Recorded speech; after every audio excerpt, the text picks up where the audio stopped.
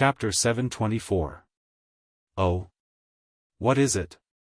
Everyone's curiosity was piqued. Take a look. As he spoke, the Ghost Emperor flipped his hand, and 2 broken Dharma treasures appeared in his palm. Everyone looked over and saw that it was a few pieces of paper and a broken flag. Those few pieces of paper should be a book-type Dharma treasure. No one knew what hit it, but it was completely broken. Only a few pages were left hanging, and they could barely make out the shape of a book. The tattered flag was in an even more miserable state. The flag had completely disappeared, leaving only a bare flagpole. Even so, it did not affect their strength at all. Everyone could feel an extremely powerful aura from the 2 broken Dharma treasures from afar. The aura was as strong as a superior-grade connate spiritual treasure. It might even be stronger. Everyone was a little moved when they saw the 2 items. They were already broken to such a state, but the aura they emitted was not weaker than a superior-grade connate spiritual treasure. How powerful were they before they were broken? A supreme-grade connate spiritual treasure would definitely not be able to do that. It had to be at least a connate cardinal treasure. These 2 treasures are fragments of the Chaos Spiritual Treasure Netherworld Treasure Record and the Underworld Banner. In the past, when the Chaos Demon God Tribulation had just erupted, I had a conflict with the 2 demon gods who had rushed out from the depths of the 9 underworlds, the Netherworld Demon God and the Underworld Demon God. In the great battle, in order to force the 2 of them to retreat as soon as possible, I used the power of the Netherworld Realm's origin to forcefully break the Dharma treasures in their hands, forcing them to leave. And this Dharma treasure fragment in my hand was obtained at that time. Faced with everyone's doubts, the Ghost Emperor of Fengdu explained the origin of the 2 Dharma treasures. I see. Hearing this, everyone had a look of realization on their faces. Obviously, they all had an impression of that great battle, but they did not expect the Ghost Emperor of Fengdu to have such a harvest. The names of the Netherworld Demon God and the Netherworld Demon God are obvious. They must be related to the Netherworld realm. In fact, that is the case. The reason why the Netherworld realm could be born, other than the nurturing of the origin of the earth, was because it had merged with the origin of many Chaos Demon Gods. The Netherworld Demon God and the Netherworld Demon God are one of them. Therefore, the Tao of these 2 devil gods is the most compatible with the Nether realm.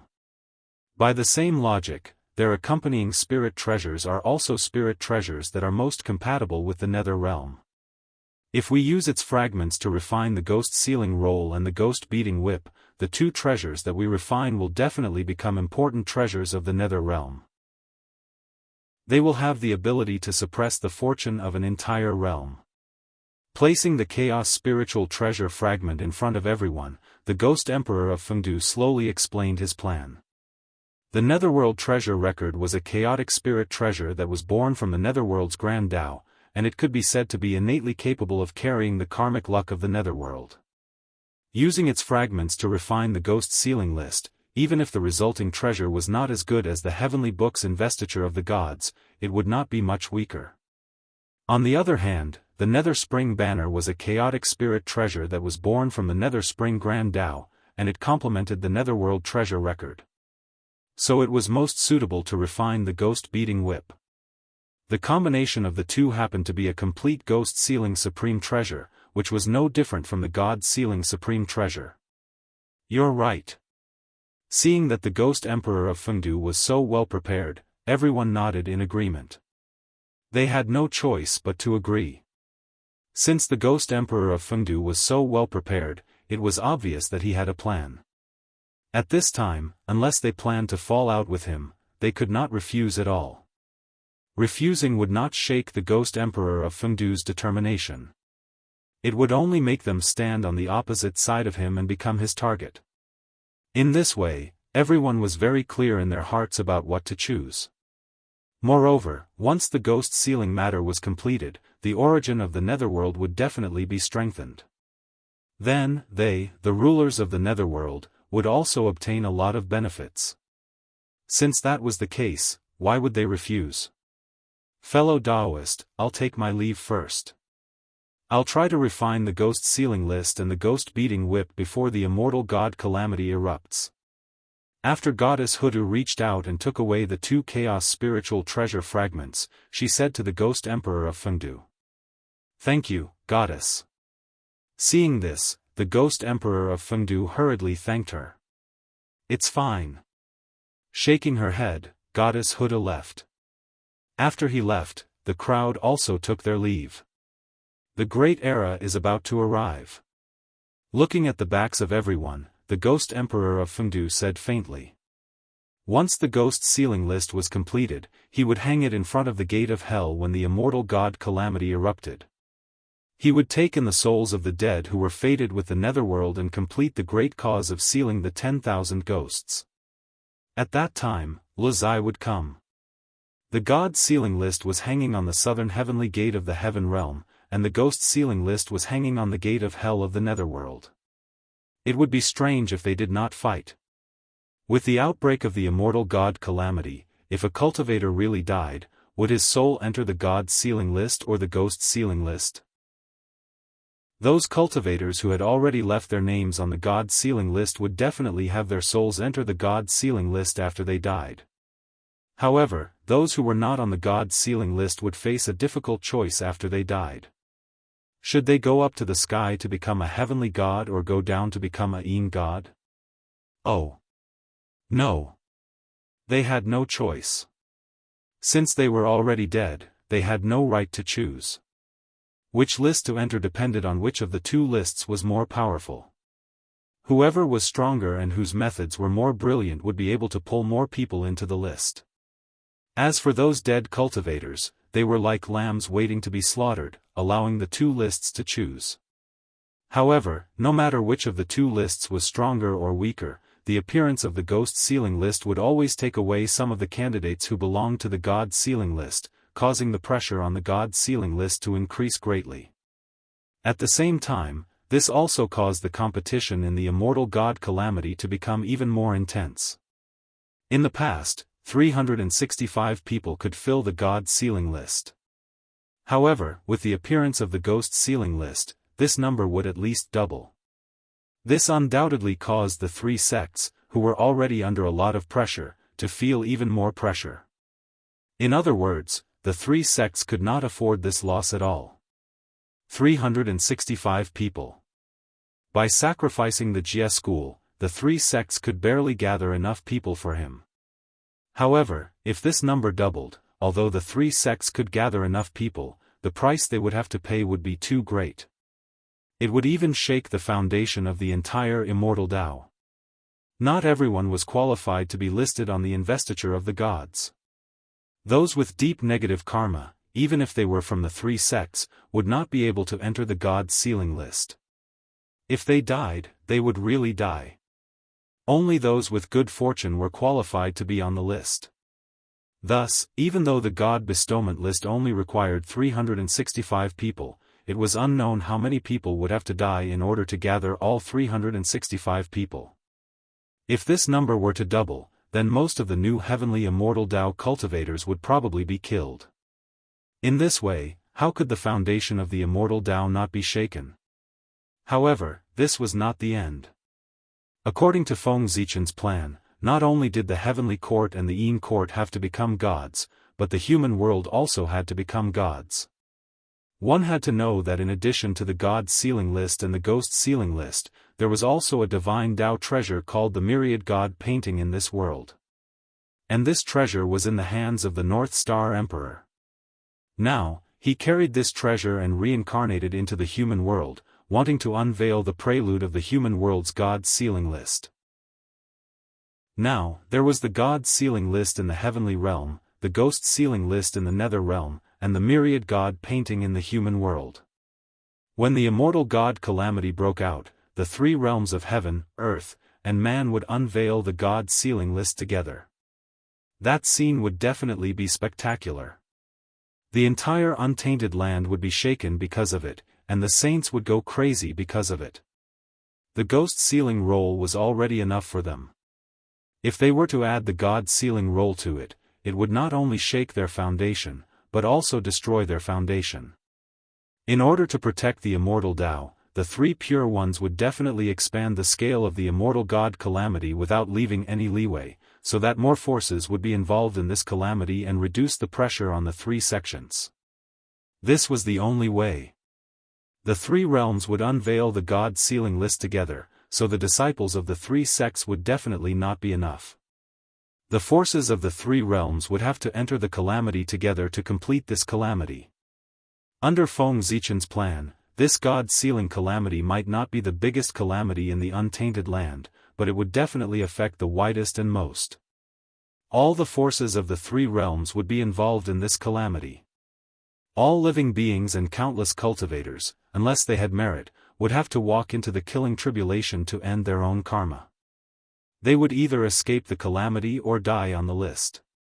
As for those with deep karma, they were destined to be turned into ashes in this great calamity and vanish into thin air. The heaven, earth, and mortal realms were all conferred gods at the same time. The scale of this investiture of the gods' cataclysm was absolutely unprecedented. Ever since the Lady of Earth entered the 6 paths of reincarnation to refine the ghost sealing list and the ghost striking whip, the netherworld realm returned to peace. Everyone returned to their respective cave residences and cultivated as usual. It was as if nothing had happened before. It was the same in the heaven realm. After the great Emperor Ziwei and the Jade Emperor returned from the Purple Cloud Palace, they had been living in seclusion and did not show any signs of nervousness in the face of the great calamity. It was as if the calamity did not exist. It was a sharp contrast to the immortals who were worried because of the calamity. Just as the heaven realm and the netherworld realm fell into a strange silence, the human realm, which had been peaceful for many years, was in turmoil. Rumble. On this day, the destiny of the human race, which had not changed for a long time, suddenly became restless. It manifested the image of a 5-colored torch flame and stirred up the entire river of destiny. Affected by this, the destiny of the Shang dynasty also became turbulent. In the sky above Shangdu, a huge Xian bird suddenly appeared and circled above the royal city, crying out continuously. Such a change naturally alarmed the human king in the Shang dynasty's royal palace. At that time, the human king, Di Jia, walked out of the palace with a solemn expression and looked in the direction of the Xian bird above his head. How could this be? Why would the Xian bird appear for no reason? In recent years, nothing major has happened in the Shang dynasty. Looking at the Xian bird that suddenly appeared, Di Jia's eyes were filled with doubt. There was a saying that the Xian bird of destiny descended and gave birth to Shang. The Xian bird was the totem of the Shang dynasty. At the same time, it was the manifestation of its destiny in the human realm. Since it was formed by destiny, it naturally would not appear unless something major happened. Every time the Xian bird appeared, it meant that something major had happened. However, no matter how Di Jia thought about it, he could not think of anything major that had happened in the Shang dynasty recently. While he was puzzled, Di Jia secretly used a secret technique and communicated with the Xian bird. Xian bird, did something major happen? A dignified voice came from Di Jia's mouth and resounded in the Xian bird's heart. However, something that shocked Di Jia happened. Although he had communicated with the Xian bird did not give an answer to his question. Instead, through the connection, it transmitted an extremely fearful emotion. It was as if some great existence was about to descend, causing the Xian bird to feel fear from the bottom of its heart and want to submit. At that moment, Di Jia only felt that it was extremely ridiculous. The Xian bird was formed by the destiny of the Shang dynasty. Its strength was comparable to that of a great perfection quasi-saint expert. Even if a saint personally came, at most, it would be fearful and not submit. The Xian bird's behavior was like something out of a fairy tale.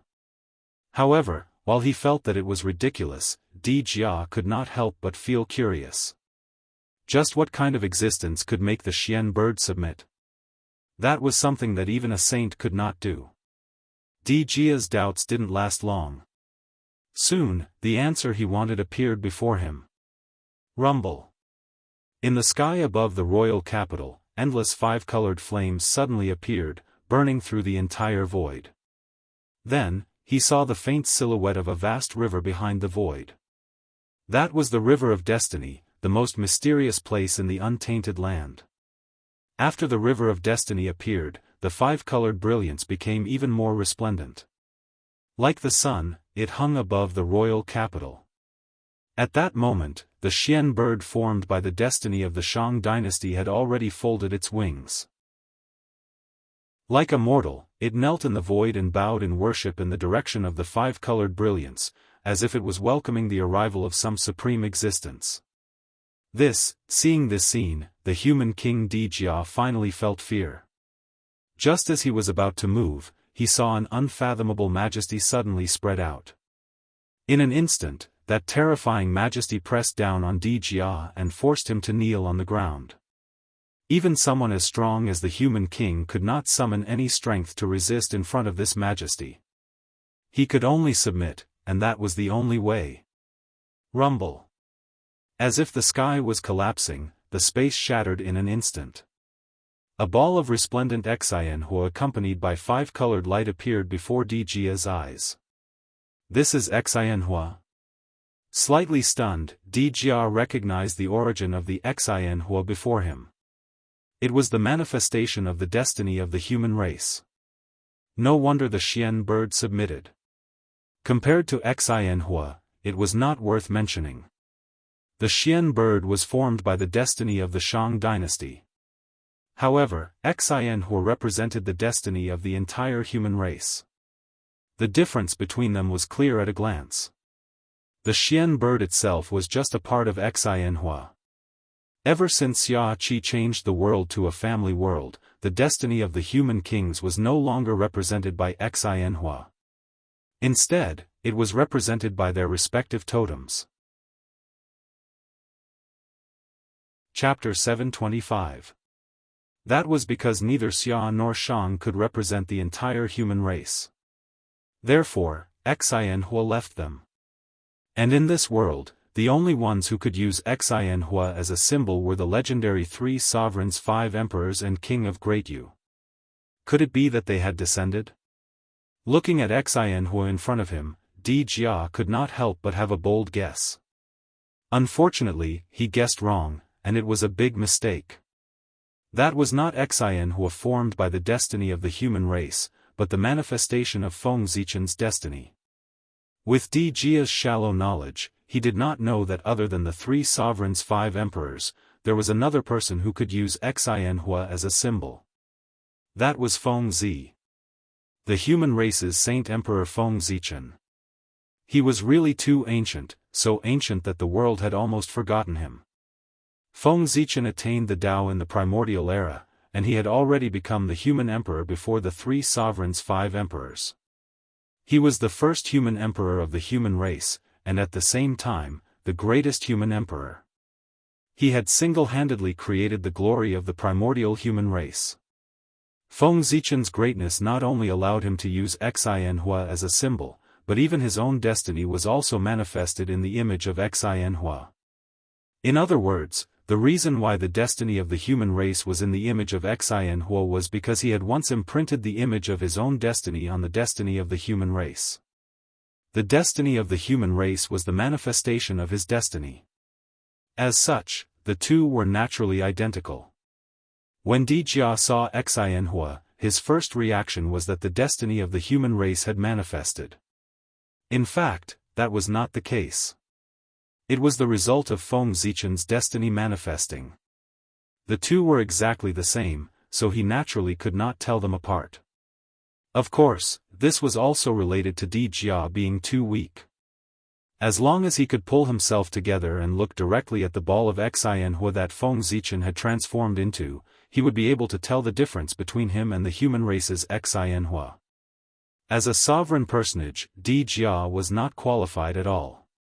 It had to be said that compared to the world of the public, it was indeed easier to produce mediocre people. Take Dijia for example. If it was during the era of the public, he would never be able to become the human king. It was only during the era of the family that he was able to steal the position of the human king by relying on his status as a member of the royal family.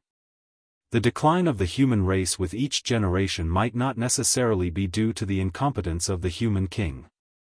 If the human kings were more outstanding with each generation, then why would the human race worry about not being able to prosper? However, it didn't matter. This was because Feng Zichen had been reincarnated.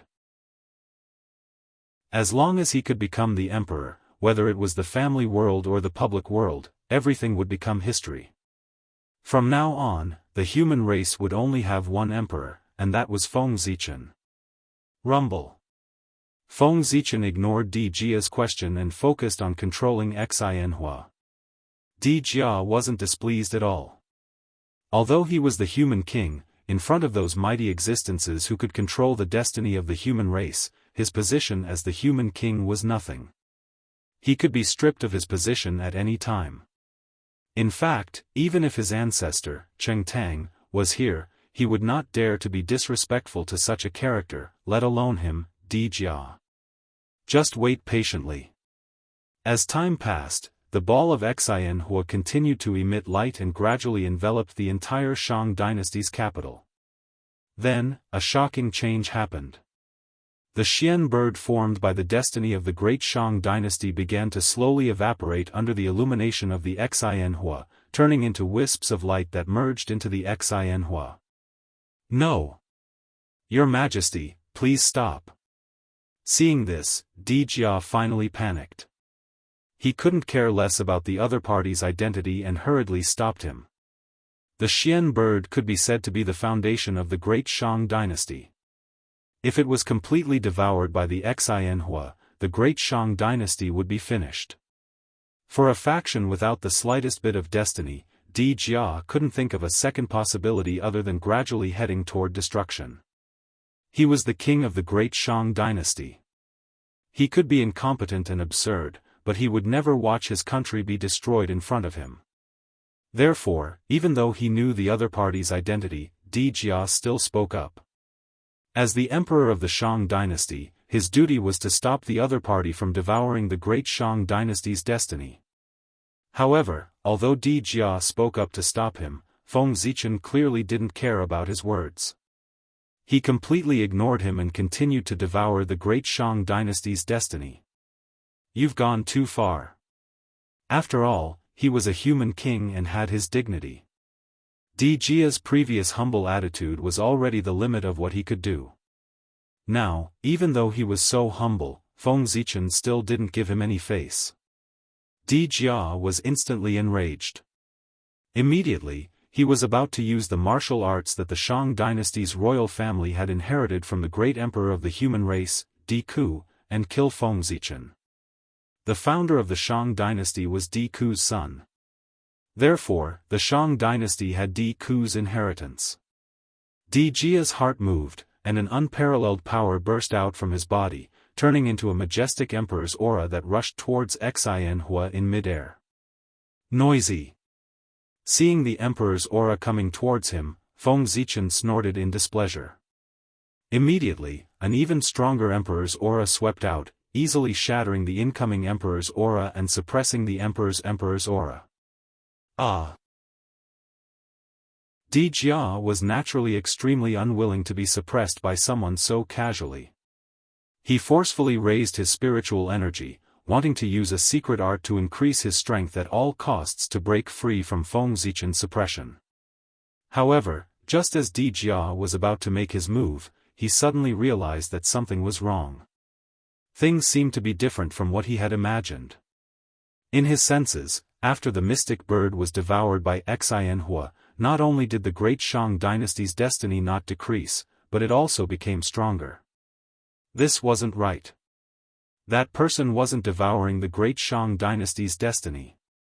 On the contrary, he was pouring the human race's destiny into the great Shang dynasty's destiny to strengthen it. Oh no! After realizing this, Di Jia didn't feel happy at all. Instead, he became even more terrified. He was scared. He was really scared. If the Great Shang dynasty's destiny weakened, the Great Shang dynasty would be in danger of being destroyed. Therefore, Di Jia was terrified. However, if the Great Shang dynasty's destiny continued to increase, his life would be in danger. For this, he was even more terrified. The more foolish a person was, the more afraid they were of death. Di Jia still cared about his life very much. Therefore, he shouted desperately, "Your Majesty, please stop.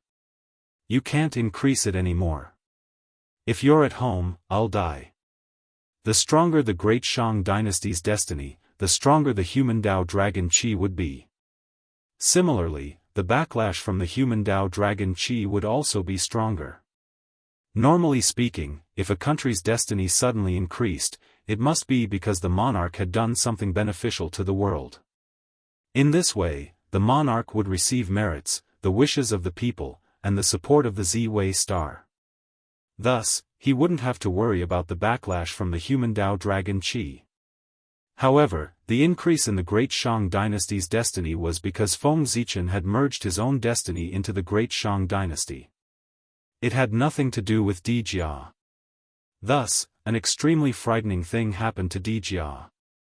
In his body, the backlash from the human Dao Dragon Qi grew stronger and stronger, but the Z-Wei star's power didn't move at all. In this way, the balance between the two was immediately broken. The backlash from the human Dao Dragon Qi directly broke through the seal of the Z-Wei star's power and pounced on Di Jia's origin, wanting to devour it. Whoosh, whoosh, whoosh, in just a few breaths' time, half of Di Jia's origin was devoured by the backlash from the human Dao Dragon Qi. The loss of source energy was reflected on his body. The outer appearance of the Emperor armor was visibly aging. In the blink of an eye, Di Jia went from youth to middle age. Moreover, he was moving towards old age at a very fast speed. His hair had turned white, and wrinkles had appeared on his face. A rotten aura spread from Di Jia's body, indicating that he didn't have long to live. He was about to die. At the crucial moment, it was Feng Zichen who noticed Di Jia's situation and saved his life. He's about to die. What a piece of trash. Although he was displeased, Feng Zichen still acted. He used a strand of Z-Wei star Qi to protect Di Jia's origin, preventing him from dying from the backlash from the human Dao Dragon Qi. Although Di Jia was crippled, he was related to Feng Zichen's future plans. He couldn't die. After an unknown period of time, the Xian bird of fortune was finally devoured by Xianhua. Then, Xianhua suddenly twisted and turned into the appearance of a Xian bird. It looked exactly like the Xian bird from before. It was impossible to tell the real one from the fake. Even Di Jia, who was very familiar with the Xian bird, could tell the difference just by looking at the appearance. It was a Xian bird to begin with, so what was the difference? However, although the Xian bird was still the same Xian bird, Di Jia clearly knew that its core had undergone a tremendous change. The power contained in this Xian bird was much, much stronger than the Xian bird condensed from the Great Shang's national fate. It was as vast and unfathomable as the starry sky. One couldn't see the end. It was too strong. Facing this Xian bird made Di Jia feel like he was facing the Great Tao. Facing the Great Tao? Thinking of this, Di Jia's heart skipped a beat. He seemed to know who this existence in front of him was. It was an existence he didn't dare to imagine at all. The Great Tao was the primordial Daoist Jingxian. Since the birth of the human race, only one person had reached that level. He cultivated to the level of the primordial Daoist Jingxian and became the Great Tao. That person was the oldest emperor of the human race. He later became one of the supreme rulers of the Eldritch world, Emperor Gokun Upper Palace Heavenly Emperor. However, in Di Jia's memories, didn't this emperor fall long ago? Why would he appear here? For a moment, Di Jia was dumbfounded. A legendary figure who had fallen long ago suddenly appeared in front of him. This brought great shock to his young heart. Feng Zichen's existence was even older than the 3 sovereigns and 5 emperors. In the hearts of Di Jia's generation, he was a myth, a legend. If it weren't for his deity position in the imperial ancestral temple that could prove his existence, the human race would think that he was a fictional character.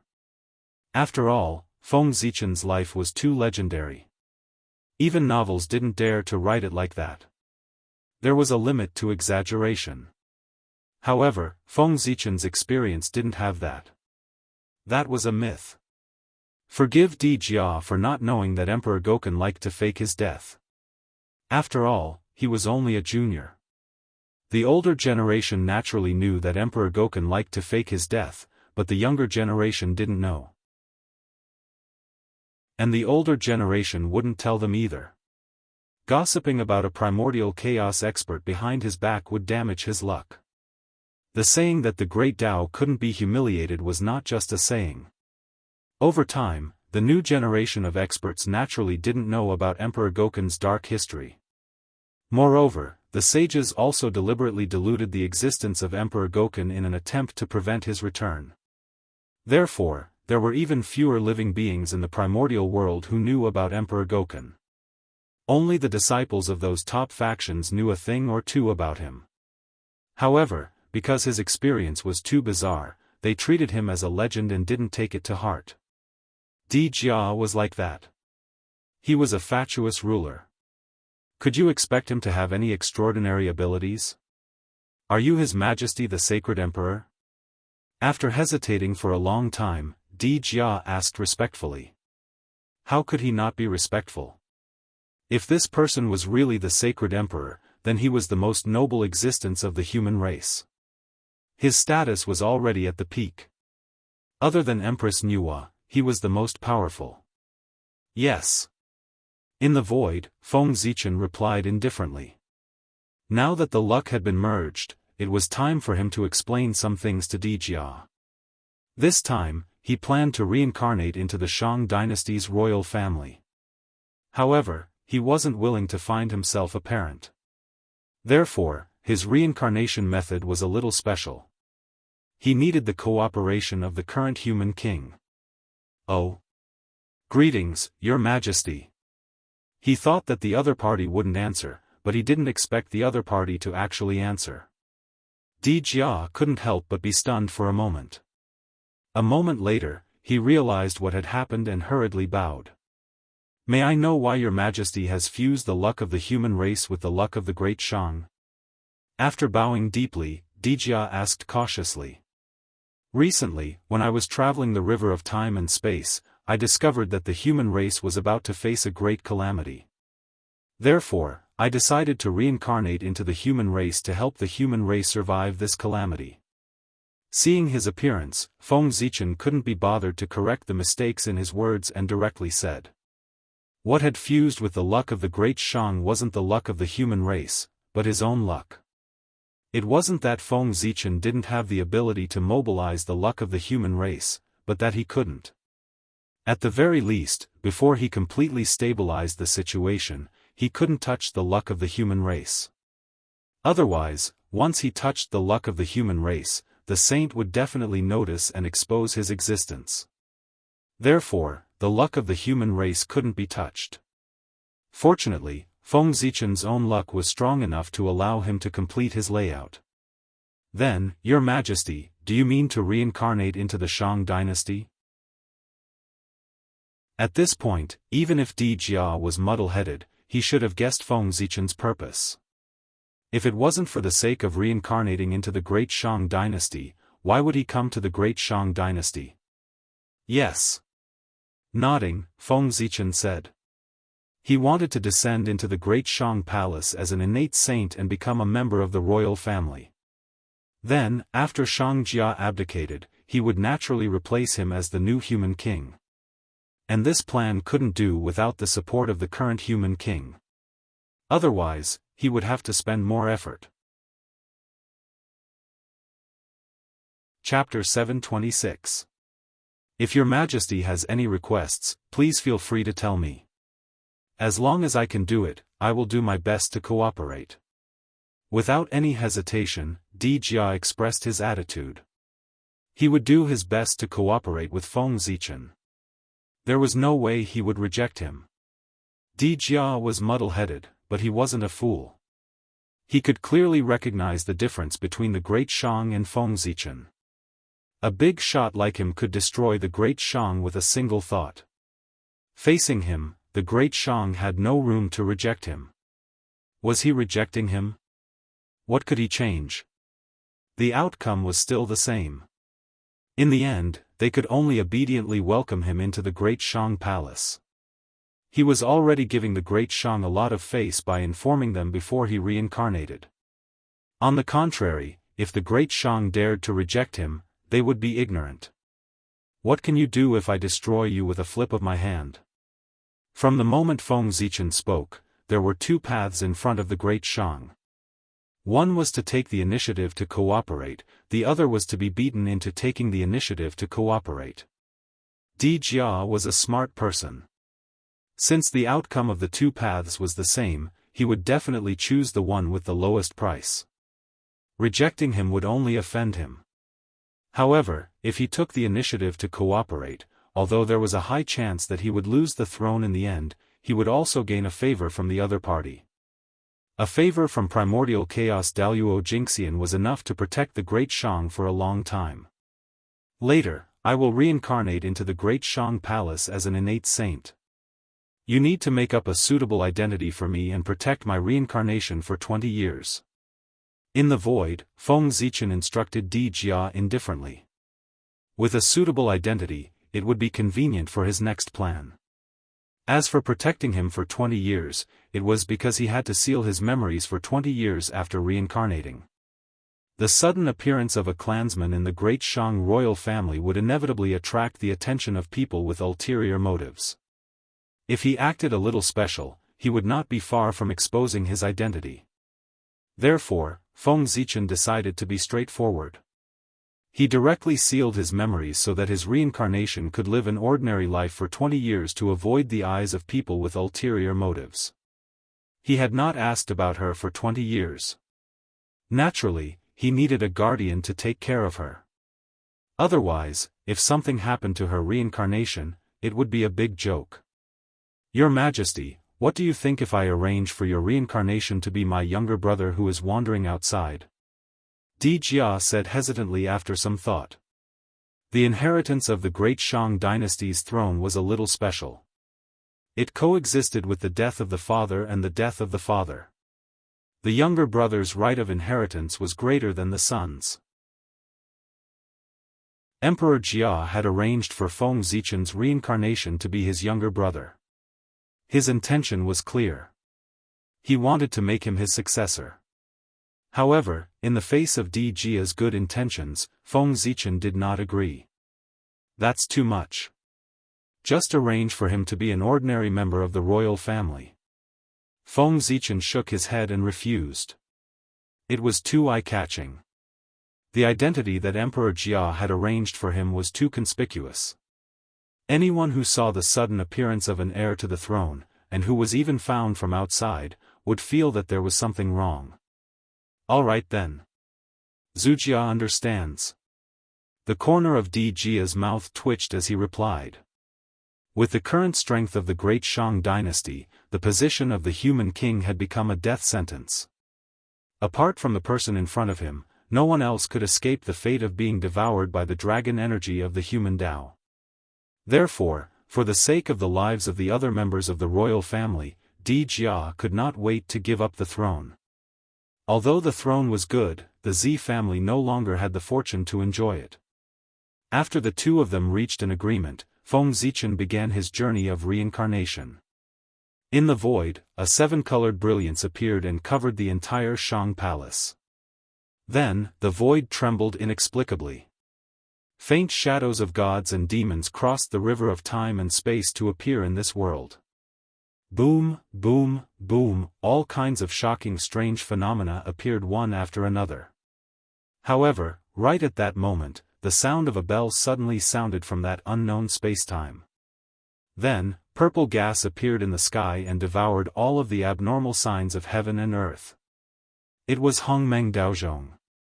It was covering up the strange phenomena to prevent Feng Zichen's reincarnation from being discovered. Whoosh! In front of Feng Zichen, Di Jia only saw a flash of purple light. Then, he could not see anything. When he came back to his senses, he realized that he had returned to the palace without him noticing. It was as if he had just been in a dream. What Xian bird? What Xianhua? What Emperor Gaochen? None of them had appeared. However, right at this moment, the sound of a baby crying suddenly came from beside Di Jia, causing him to suddenly realize that everything that had happened earlier was real. With a thought, Emperor Jia looked at the baby. What he saw caused his heart to tremble. That infant's appearance was no different from that of an ordinary infant. However, in that infant's hand was a small and exquisite imperial insignia. Di Jia had never seen the imperial insignia before. But when he saw it, his human instincts told him that it was a treasure. This was the supreme treasure of the human race, the human Dao imperial insignia. Seeing this, Di Jia was shocked. He no longer had any doubts about Feng Zichen's identity. In his heart, he did have doubts about Feng Zichen's identity. It was just that he was weak and did not dare to say anything. After all, he had time to verify it in the future. But now, after seeing the human Dao imperial insignia, he no longer had any doubts. The Emperor Gaochen could be impersonated, but the human Dao imperial insignia could not be. Even if this person was not the Emperor Gaochen, he was still one of the emperors of the human race. Thinking of this, Di Jia no longer had any doubts about cooperating with Feng Zichen. A few days later, news came from the palace. The royal family had another prince. His name was Chen.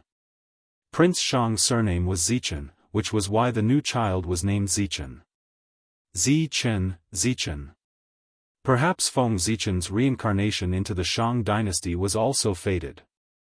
After the Emperor Gaochen's reincarnation was completed, Feng Zichen's original body in the boundless starry sky, the great Emperor of Ziwei, let out a long sigh of relief.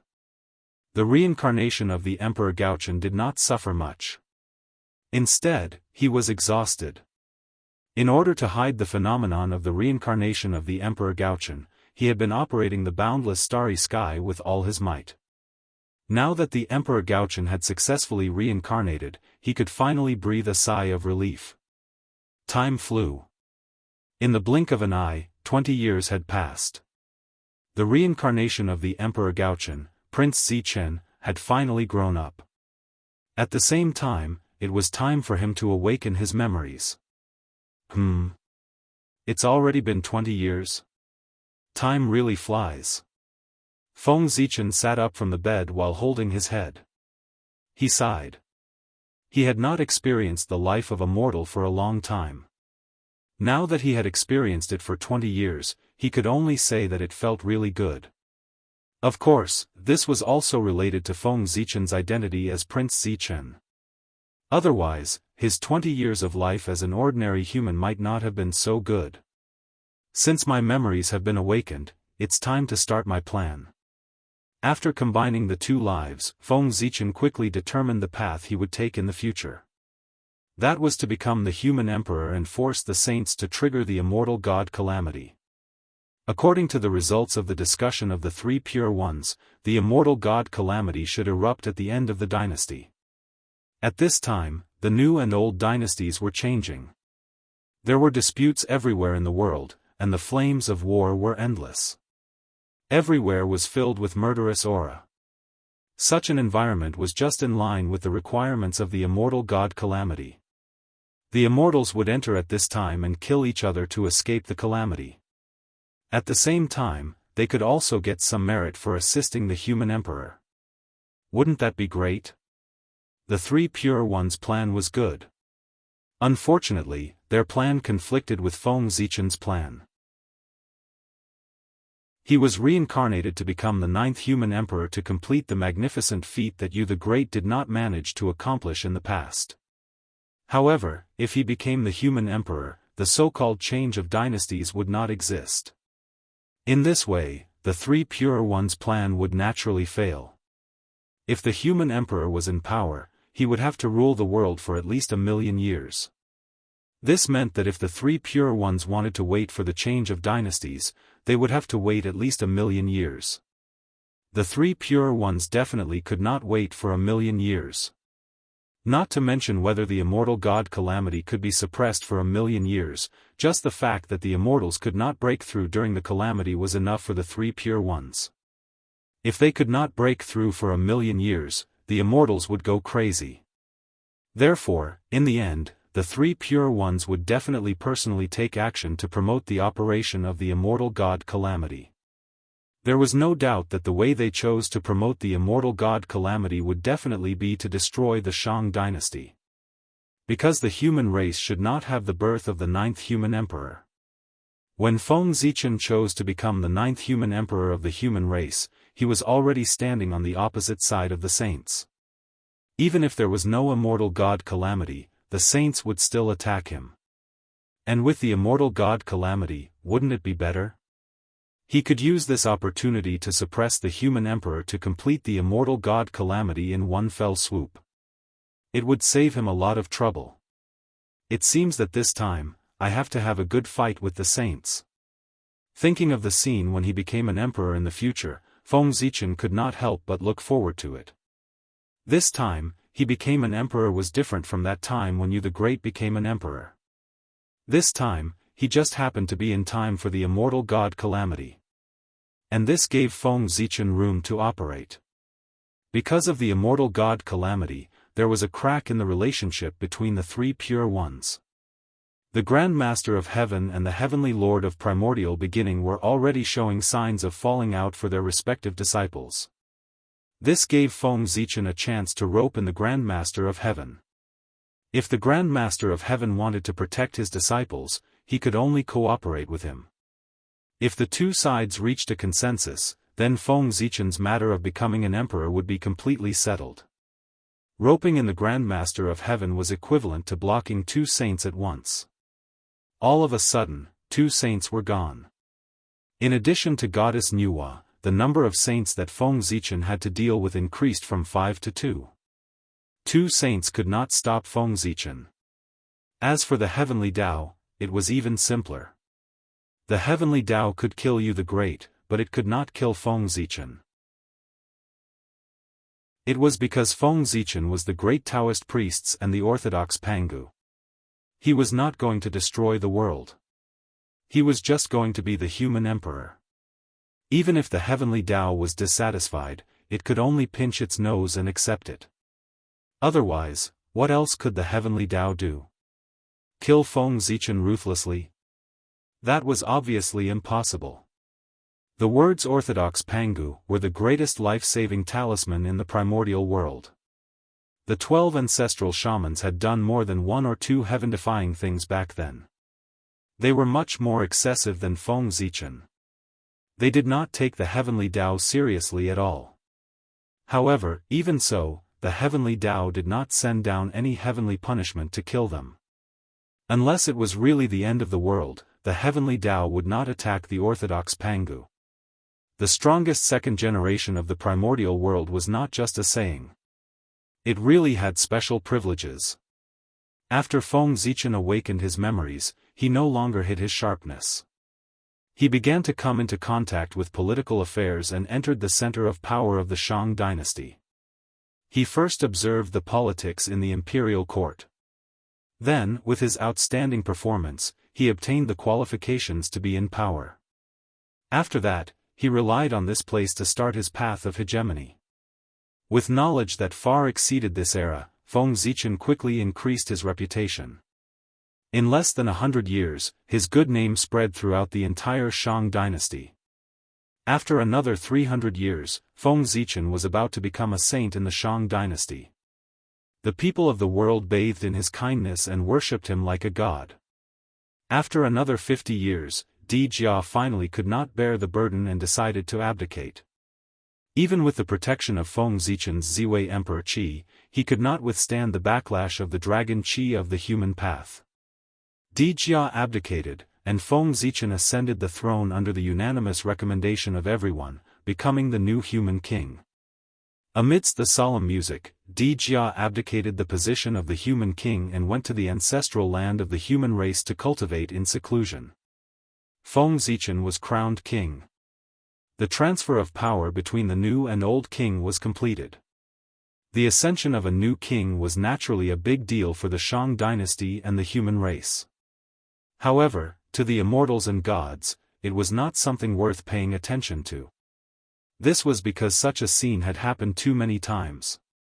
They were already used to it. Although the human king was strong, he could not live forever. He had to change every few hundred years. As long as one lived long enough, they would have experienced the change of the human king several times. After experiencing so much, they naturally did not care. Under the habitual thinking, these immortals thought that the human king of this generation would be the same as the previous human king. After a few hundred years, he would choose to abdicate because he could not withstand the backlash of the dragon chi of the human path. However, as time passed, they gradually realized that they were wrong. The human king of this generation seemed to be more outstanding than they had imagined. At first, when Feng Zichen reigned for 500 years, no one noticed anything unusual. However, when he reigned for 1,000 years, everyone gradually realized that something was wrong. This human king seemed to be quite outstanding. He actually persisted for 1,000 years under the backlash of the dragon chi of the human path and did not fall. For a time, many people began to pay attention to this human king, predicting how long he could last. Then, another 5,000 years passed. This human king was still alive. At this time, even those mighty figures began to pay attention to this human king. 6,000 years, this human king had the bearing of a Daoist. It seemed that it would not be long before another Daoist Taoist priest appeared in the human race. Chapter 727. Time flew by, and in the blink of an eye, another 5,000 years had passed. At this moment, Feng Zichen had already been in power for 11,000 years. This time had already exceeded the time that the founder of the Shang dynasty, Cheng Tang, had been in power. This undoubtedly meant that he was already stronger than Cheng Tang. That's right, more than 10,000 years was enough for Feng Zichen to recover his strength to the level of Daoist Jingxian. Rumble. As Feng Zichen's reincarnation stepped into the realm of Daoist Taoist priests, the long river of destiny trembled endlessly. The moment the fire leaped up, a large amount of destiny gushed out and flowed into the body of the mystic bird formed by the destiny of the Shang dynasty. In an instant, the destiny of the Shang dynasty skyrocketed. It was also because of this that the great divine arts practitioners of the primordial world were alarmed. They all looked in the direction of the imperial capital of the Shang dynasty in shock and bewilderment, wanting to see the origin of the human king. Unfortunately, in the sky above the imperial capital of the Shang dynasty, the mystic bird spread its wings like a cloud in the sky, blocking all the peeping gazes, making it impossible to see the true situation of the current human king. With such a commotion, the saints were naturally alarmed. They glanced at the imperial capital of the Shang dynasty from afar. No one knew what they saw, but they shook their heads and retracted their gazes. It was just another Xia Qi. This was the conclusion that the saints came to after seeing Feng Zichen. Xia Qi was the one who changed the world into his home. He was also the first human king to fall due to the backlash of the dragon Qi of the human path. Before he fell, Xia Qi was already the Daoist Taoist priests. Originally, he would not die. Unfortunately, in order to prove his excellence, Xia Qi actually chose to withstand the backlash of the dragon Qi of the human path. In the end, the human king of a generation fell on his throne. In the eyes of the saints, the current human king was completely another Xia Qi. In order to continue staying in the position of the human king, he did not hesitate to use his powerful strength to suppress the backlash of the dragon Qi of the human path. Little did they know that the result of doing so was nothing more than ending up like Xia Qi. However, the human king's luck was clearly better than Xia Qi's. That was because he had an advantage over Xia Qi. That was, he had the protection of the Emperor Star, but Xia Qi did not. The protection of the Purple Star power appeared precisely after learning the lesson of Xia Qi's fall. He believed that with the protection of the Purple Star's power, this human king would be able to last longer than Xia Qi. However, this didn't change anything. Could it be that this generation's human king could take another step forward and become the human emperor? A person who was about to die was not worthy of the saint's attention. The fact that the saint could come to such a conclusion was naturally the result of Feng Zichen's deliberate disguise. In order to deal with the prying eyes of others, ever since he became the Daoist Taoist priests, Feng Zichen had always acted as if he was doing his best to suppress the backlash of the dragon qi of the people Dao. Therefore, when the saints saw him, they felt that he was the same as Xia Qi. After all, he had two connate cardinal treasures with him. He still had the ability to deceive a saint. Quietly, another 10,000 years passed. At this moment, Feng Zichen was still the sovereign personage, showing no intention of abdicating. However, he was not in a good state right now. After enduring for 10,000 years, he was about to reach his limit. Everyone looked over and could see that the sovereign personage sitting on the throne still looked so valiant and mighty, and his body was emitting an unparalleled aura. However, the aura of decay and death that lingered around his body was all indicating his weakness. He was about to die. Under the backlash of the dragon qi of the people Dao, the current sovereign personage was about to die. At this moment, he had already entered a state of being an arrow at the end of its flight. However, he was still holding on and had no intention of abdicating. It was really enough for him to be greedy to such an extent. The expert outside the human race silently thought when he saw the current state of the human king. At this moment, not to mention the great divines, even the human experts could not stand it anymore. Thousands of years ago, when the current sovereign personage was beginning to show signs of fatigue, many human ancestors walked out of the ancestral land of the human race and came to the capital of the great Shang dynasty to persuade the sovereign personage to abdicate. These human ancestors did not come here because they were dissatisfied with the current sovereign personage, nor did they think that he was greedy for power. On the contrary, these human ancestors admired the current sovereign personage very much. They thought that he was the greatest sovereign personage of the human race after Yu the Great. It was precisely because of this that they had to rush to the capital of the great Shang dynasty to persuade the current sovereign personage to abdicate. Such an outstanding person should not be like Xia Qi, who died under the backlash of the dragon qi of the people Dao. He should have a brighter future, just like the 3 sovereigns and 5 emperors. He should advance to a higher realm and cultivate to the legendary realm of great divines. Afraid that the current sovereign personage would die under the backlash of the dragon qi of the people Dao, the human ancestors in the ancestral land could not sit still anymore. They personally rushed to the capital of the great Shang dynasty to explain the pros and cons to him, persuading him to give up the position of the sovereign personage and rush to the ancestral land of the human race to cultivate. For a time, the human connate Taoist priests gathered in the capital of the great Shang dynasty. That's right, it was the connate Taoist priests, which was also the connate Daoist Jingxian.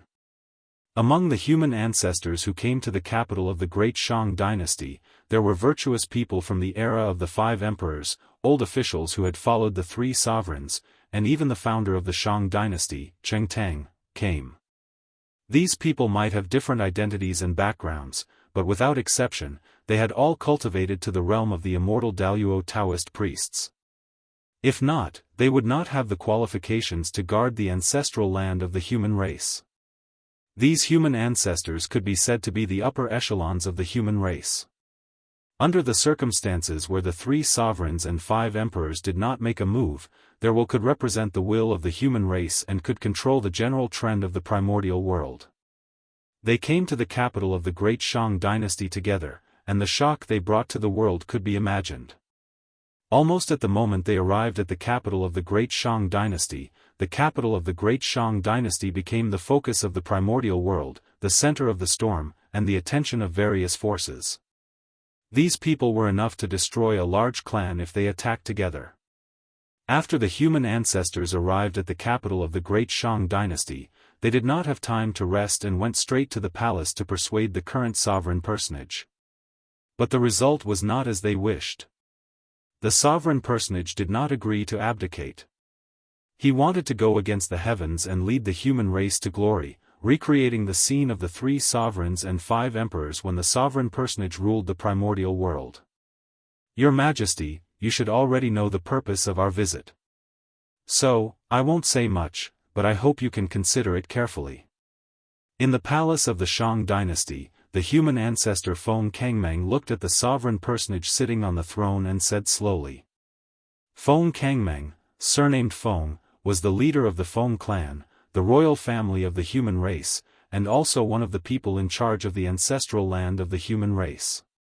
His high status in the human race was not much weaker than the sovereign personage. It could even be said that he was one of the noblest people below the sovereign personage. For him to come forward to persuade the sovereign personage, it was obvious that the ancestral land valued him. Senior, I have given up. You should go back. On the throne, the current sovereign personage, Wang Zichen, who was also Feng Zichen, looked at Feng Kangmeng and said firmly. Hearing this, Feng Kangmeng knew that it was difficult to change the sovereign personage's decision.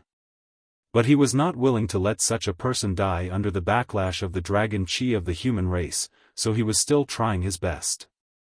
Your Majesty, do you know that your body can't hold on for much longer? Perhaps you will die in less than 100 years. Feng Kangmeng let out a long sigh and tried to persuade him one last time. It's just death. Zichen has no regrets dying for the human race. Moreover, is it certain that I will fail? What king you can't do, it doesn't mean that I can't do. Feng Zichen looked down and said firmly. Hearing this, Feng Kangmeng stood up in anger and pointed at Feng Zichen, speechless. What do you mean by what king you can't do? It doesn't mean that you can't do. Let's not talk about whether you can compare to King Yu. Just your current state, coupled with what you said just now, is not convincing at all. Surpassing King Yu? You are already an arrow at the end of its flight and will die soon. Do you know that? Looking at the current human king, Feng Kangmeng really wanted to shout out. But he could not. The human king had such ambition, and he had no reason to discourage him. Sigh. After pointing at the current human king for a long time, Feng Kangmeng did not say a word. In the end, he sighed helplessly and sat down again. Senior, you don't have to worry. Since I have the determination to become an emperor, I naturally have complete confidence. Although I am not in a good state now, it is not a problem for me to hold on for tens of thousands of years. If I still have no hope of becoming an emperor after tens of thousands of years, then I will go to the ancestral land without any advice from you elders. Seeing the other party like this, Feng Zichen had no choice but to reveal some information to prevent instability. Is this true? Hearing Feng Zichen's words, Feng Kangmeng stood up and asked in disbelief. At this moment, his mind was filled with the words, I can hold on for tens of thousands of years. I can hold on for tens of thousands of years, they seem to have underestimated this human king. He was far more powerful than they had imagined. However, after the shock, Feng Kangmeng's first reaction was disbelief. The current human king had been on the throne for more than 20,000 years. It could be said that he was the human king who had been on the throne for the longest time. If he could hold on for another tens of thousands of years, then his achievements would probably catch up to King Yu. However, being on the throne for more than 50,000 years, even with the protection of the Emperor Star's power, was not something that the Daoist Taoist priests could do. One had to know that although the human king had the protection of the Emperor Star's power, the human king was not the master of the Emperor Star. He could receive its protection, but he could not receive its full protection. This meant that there was a limit to the protection of the Emperor Star for the human king. However, there was no limit to the backlash of the dragon energy of the people Dao on the human king. Under this situation, the Emperor Star's power would gradually lose its effect. Someone had calculated that the Emperor Star's protection for the human king had an upper limit of 50,000 years. After 50,000 years, the Emperor Star's power in the human king's body would reach its limit and would not continue to increase. At this time, if the human king wanted to resist the backlash of the dragon energy of the people Dao, he would need to use his own strength to resist it, or use the wishes of the people, merits, and other special powers to weaken the power of the backlash. Apart from this, if he could condense an imperial purple qi, he could also resist the backlash of the dragon energy of the people Dao. The imperial purple qi was born from the origin of the way of the emperor. Its might was endless, and its power was immeasurable. With an imperial purple qi, he would not need to worry about the backlash of the dragon energy of the people Dao for at least 1,000,000 years. This item was the treasure to resist the backlash of the dragon energy of the people Dao. However, the imperial purple qi was extremely difficult to nurture. Apart from the Emperor Star, it could only be nurtured with the help of the imperial purple qi. However, after the 3 sovereigns and 5 emperors, only King Yu managed to nurture an imperial purple qi, and it was destroyed by Xia qi. As for the other human kings, none of them had been on the throne for 50,000 years, let alone nurturing an imperial purple qi. This human king before him, Feng Kangmang glanced at him and felt that he was indeed extraordinary. However, he did not believe that he had reached the level of being able to condense an imperial purple qi. Then why was he so confident? Was it because of his strength? Feng Kangmang vaguely had a guess. Then, he looked expectantly at the current human king, hoping to get a definite answer from him. That's right. I've broken through and surpassed the Daoist Jingxian. I'm standing in the Sage-to-be realm. Facing Feng Kangmang's expectant gaze, Feng Zichen said slowly. At the same time, a vast and boundless aura rose from his body, shaking the void and sweeping through thousands of Daos. Sage-to-be. Without a doubt, he was in the Sage-to-be realm. Feeling this power that far surpassed his own, Feng Kangmang confirmed that Feng Zichen's realm was above the Daoist Taoist priests. Sage-to-be. He could already be called a mighty figure. I've already broken through to the Sage-to-be realm. The backlash of the people Dao dragon energy will not affect me in the short term. Moreover, it won't be long before my plan in the human race is completed. At that time, I'll obtain a large amount of people Dao merit and the power of will of the people. In this way, I'll be able to hold on for hundreds of thousands of years, let alone tens of thousands of years. The throne of the human emperor will belong to me. The great cause that King Yu has yet to complete will be completed by me. I'll eventually become the 9th great emperor of the human race. In the human king palace, the current human king shouted his great wish to the sages of the human race. Good. Since the human king has the determination to become the human emperor, then we'll go all out and do our best to help the human king attain the Dao. After confirming that the human king's realm was Sage-to-be and not the Daoist Taoist priests, Feng Kangmang changed his previous attitude of persuading the human king to fully support him. Of course, the sages of the human race treated the Sage-to-be differently from how they treated the Daoist Taoist priests. If the human king was only the Daoist Taoist priests, then his chances of becoming the human emperor would naturally be very slim. They wouldn't put the human king in danger just to gamble on this slim hope. Therefore, the sages of the human race would definitely persuade the human king to abdicate. However, if the human king was a Sage-to-be, then the outcome would be completely different. The human king in the Sage-to-be realm could be said to have touched the threshold of the human emperor and had a great chance of becoming the human emperor. It should be known that throughout the history of the human race, there were only 9 people who could cultivate to the Sage-to-be realm during the human race's rule. The 3 sovereigns and 5 emperors and Yu the Great. There was no need to elaborate on the merits of these 9 people. As for the current sovereign personage, he was the 10th. With these 9 examples, the sages of the human race had reason to believe that the current human king was also qualified to aspire to the human emperor realm. They couldn't be happier that such a person wanted to attain the human emperor realm. Why would they refuse? Of course, they would fully support him. Chapter 728. No one knew what Feng Kangmang and the current human king discussed in the palace. In short, the final result was that Feng Kangmang, a sage of the human race, walked out of the palace with a helpless expression. Obviously, he had failed to persuade the human king. Although Feng Kangmang had decided to support Feng Zichen, in order to cooperate with his plan, he still pretended that his persuasion had failed. It had to be said that those who could cultivate to the level of Daoist Taoist priests were all good actors. Feng Kangmang's expression and actions were so real that no one could see any flaws. After Feng Kangmang returned, a few more sages of the human race went to the palace to persuade the human king to abdicate. However, without exception, they all failed. At this moment, everyone understood that the current human king was determined to prove his Tao and become the human emperor. Even if he died for it, he would not hesitate. When the other experts of the human race saw this, they naturally admired the human king's ambition. However, in the eyes of those powerful people, the human king's actions were a little foolish, just like Xia Qi back then. How naive was it to bet with one's life on that unrealistic possibility?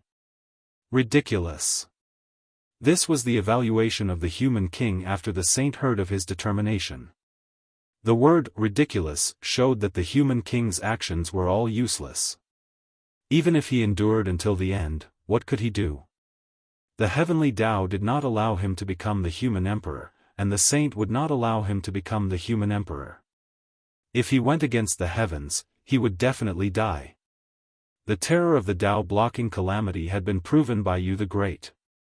Even Yu the Great, whose strength was not inferior to the 5 emperors, could not survive the calamity. How could the current human king survive it? With a cold smile, the saint no longer paid attention to the current human king. After this person died, the Shang dynasty would definitely collapse, and the immortal god calamity would begin. With a thought, the saint decided on the following procedures. He wanted to destroy the Shang dynasty after the current human king died, and use this to open the curtain of the immortal god calamity. The current human king had been in power for too long. The immortal god calamity had been delayed for too long, and it could not be delayed any longer. Otherwise, the scale of the immortal god calamity's counterattack would definitely be greater than expected. Moreover, the great Shang dynasty seemed to have flourished a little too much in the hands of this human king. The strength of the great Shang dynasty's fate was enough to move the saints. In the saint's vision, he could see threads extending from the mystic bird formed by the destiny of the great Shang to the unknown void. The mysterious and unknown long river of destiny was tightly connected to the destiny of the human race. Undetectable fortune flowed out from Xianhua's body through these lines and surged into the Xian bird's body, causing the fortune of great Shang to grow stronger and stronger. Slowly, the fortune of great Shang seemed to be fusing with Xianhua. This was a sign that the great Shang was about to take another step forward. Once Xianhua and the Xian bird were fully integrated, the human race would be able to relive the prosperity of the ancient era of the 3 sovereigns and 5 monarchs. However, this was something that the saints did not wish to see. The stronger the human race was, the harder it was for the saints to control them. Therefore, they did not want to see the human race become too powerful. After Yu the Great, in order to weaken the strength of the human race, Xia Qi established the Great Xia under the scheme of the heavenly Tao.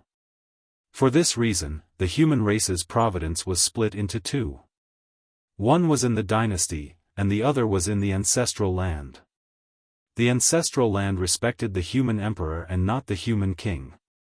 Naturally, it would not submit to the dynasty. With the strength of the dynasty, it was impossible to suppress the ancestral land. In fact, it was not even a match for the ancestral land. In this way, both sides would do their own things. Wouldn't the destiny be split in half? The heavenly Tao's move weakened the strength of the human race without damaging the destiny of the human race. It could be said to be brilliant. Why couldn't the human race produce a supreme emperor after you the Great? The backlash of the human Tao dragon Qi was one reason, but more importantly, it was because the destiny was not enough. With only half of the previous destiny, how could an existence comparable to you the Great be born? Whether it was to trigger the immortal god-killing tribulation or to prevent the great Shang from taking another step forward, after the human king died, there was no need for the great Shang to exist. Sometimes, being strong was also a sin. The saints could ignore the human king, but the sages of the human race could not. After persuading the human king to abdicate, the sages of the human race discussed and decided to help the human king. After all, he was the king of the human race. Could the sages of the human race watch him die? Therefore, no matter what, the sages of the human race had to help the human king. After thinking about it, the sages of the human race took the treasures consecrated by the imperial ancestral temple from the ancestral land and handed them to the human king. They tried to use this method to help resist the backlash of the human Tao dragon Qi. The treasures consecrated by the imperial ancestral temple were the ancient zither used by the heavenly emperor Fuxi to play music, the divine cauldron used by the earthly emperor Shennong to refine medicine, and the 3 cauldrons refined by the human emperor Xianyuan. These 3 treasures followed the 3 emperors all year round and were each tainted with a trace of the emperor's aura. In addition, they were consecrated by the human race all year round. They could more or less resist the backlash of the human Tao dragon Qi for a period of time so that he could live a little longer. Perhaps, during this period of time, the human king would think it through and change his mind and decide to abdicate.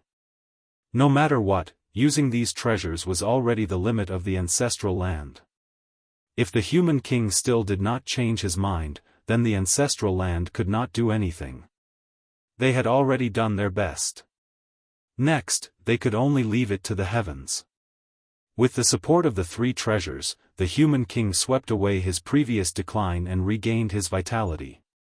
Once again, he ruled the world with an absolutely powerful posture. The human king maintained such a posture for a full 10,000 years. Only then did the 3 treasures reach their limit and could no longer continue to resist the backlash of the human Tao dragon Qi for him.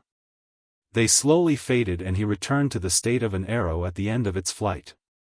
In other words, the human king was going to die of old age again. However, he still had no intention of changing his mind. But at this time, there were no more treasures to extend the human king's life.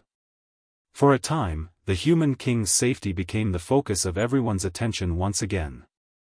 It was under such circumstances that someone proposed a bold idea. Since the treasures left behind by the 3 emperors could help the human king resist the backlash of the human Tao dragon Qi, then, could the treasures that the 3 emperors used to attain the Tao also work? As soon as this idea came out, it immediately received the unanimous approval of everyone. After having a solution, the sages of the human race directly took action. After they spoke to the human king, they hurriedly ran to the fire cloud cave to borrow the treasures of the 3 emperors and 5 emperors. If the treasures of the 3 emperors could do it, then the treasures of the 5 emperors could naturally do it as well.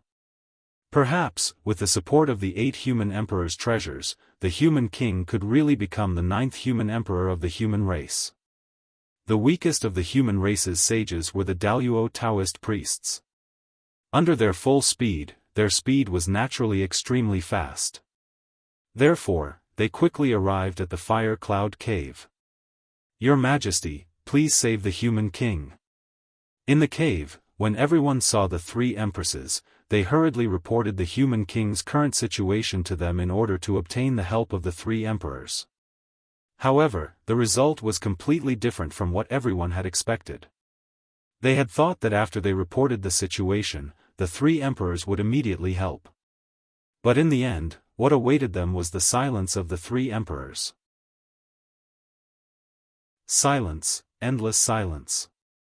In the fire cloud cave, after listening to everyone's report, the three emperors fell into a strange silence and did not say a word. Did they not intend to help the human king? No, that was not the case. It was not that they were unwilling, but that they could not. With the strength of the three emperors, how could everything that happened in the human race's territory be hidden from them? They naturally knew about the human king's situation. Long before everyone arrived, the three emperors had wanted to help the human king, but in the end, sigh. Take a look outside. The Earth Emperor Xianxia sighed and said helplessly. When everyone heard this, their minds were filled with question marks. Why did he want them to look outside for no reason? However, although they were puzzled, they still looked outside the cave as they were told. However, this glance caused them to be greatly shocked.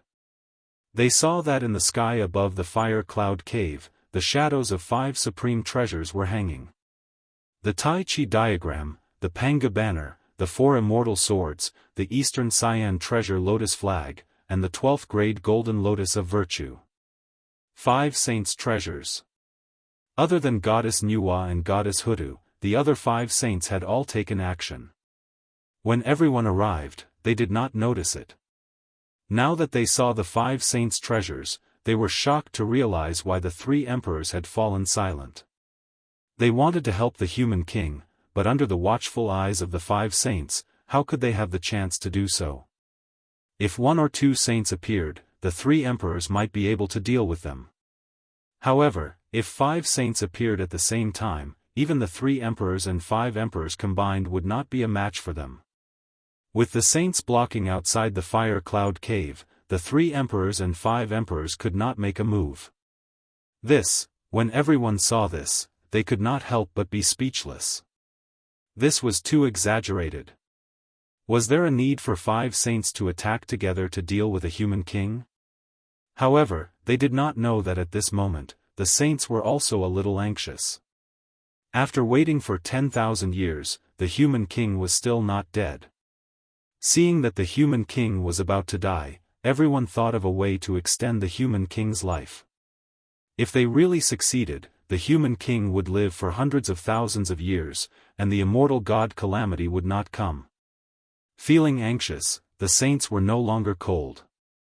They directly blocked outside the fire cloud cave, preventing the 3 emperors and 5 emperors from saving the human king.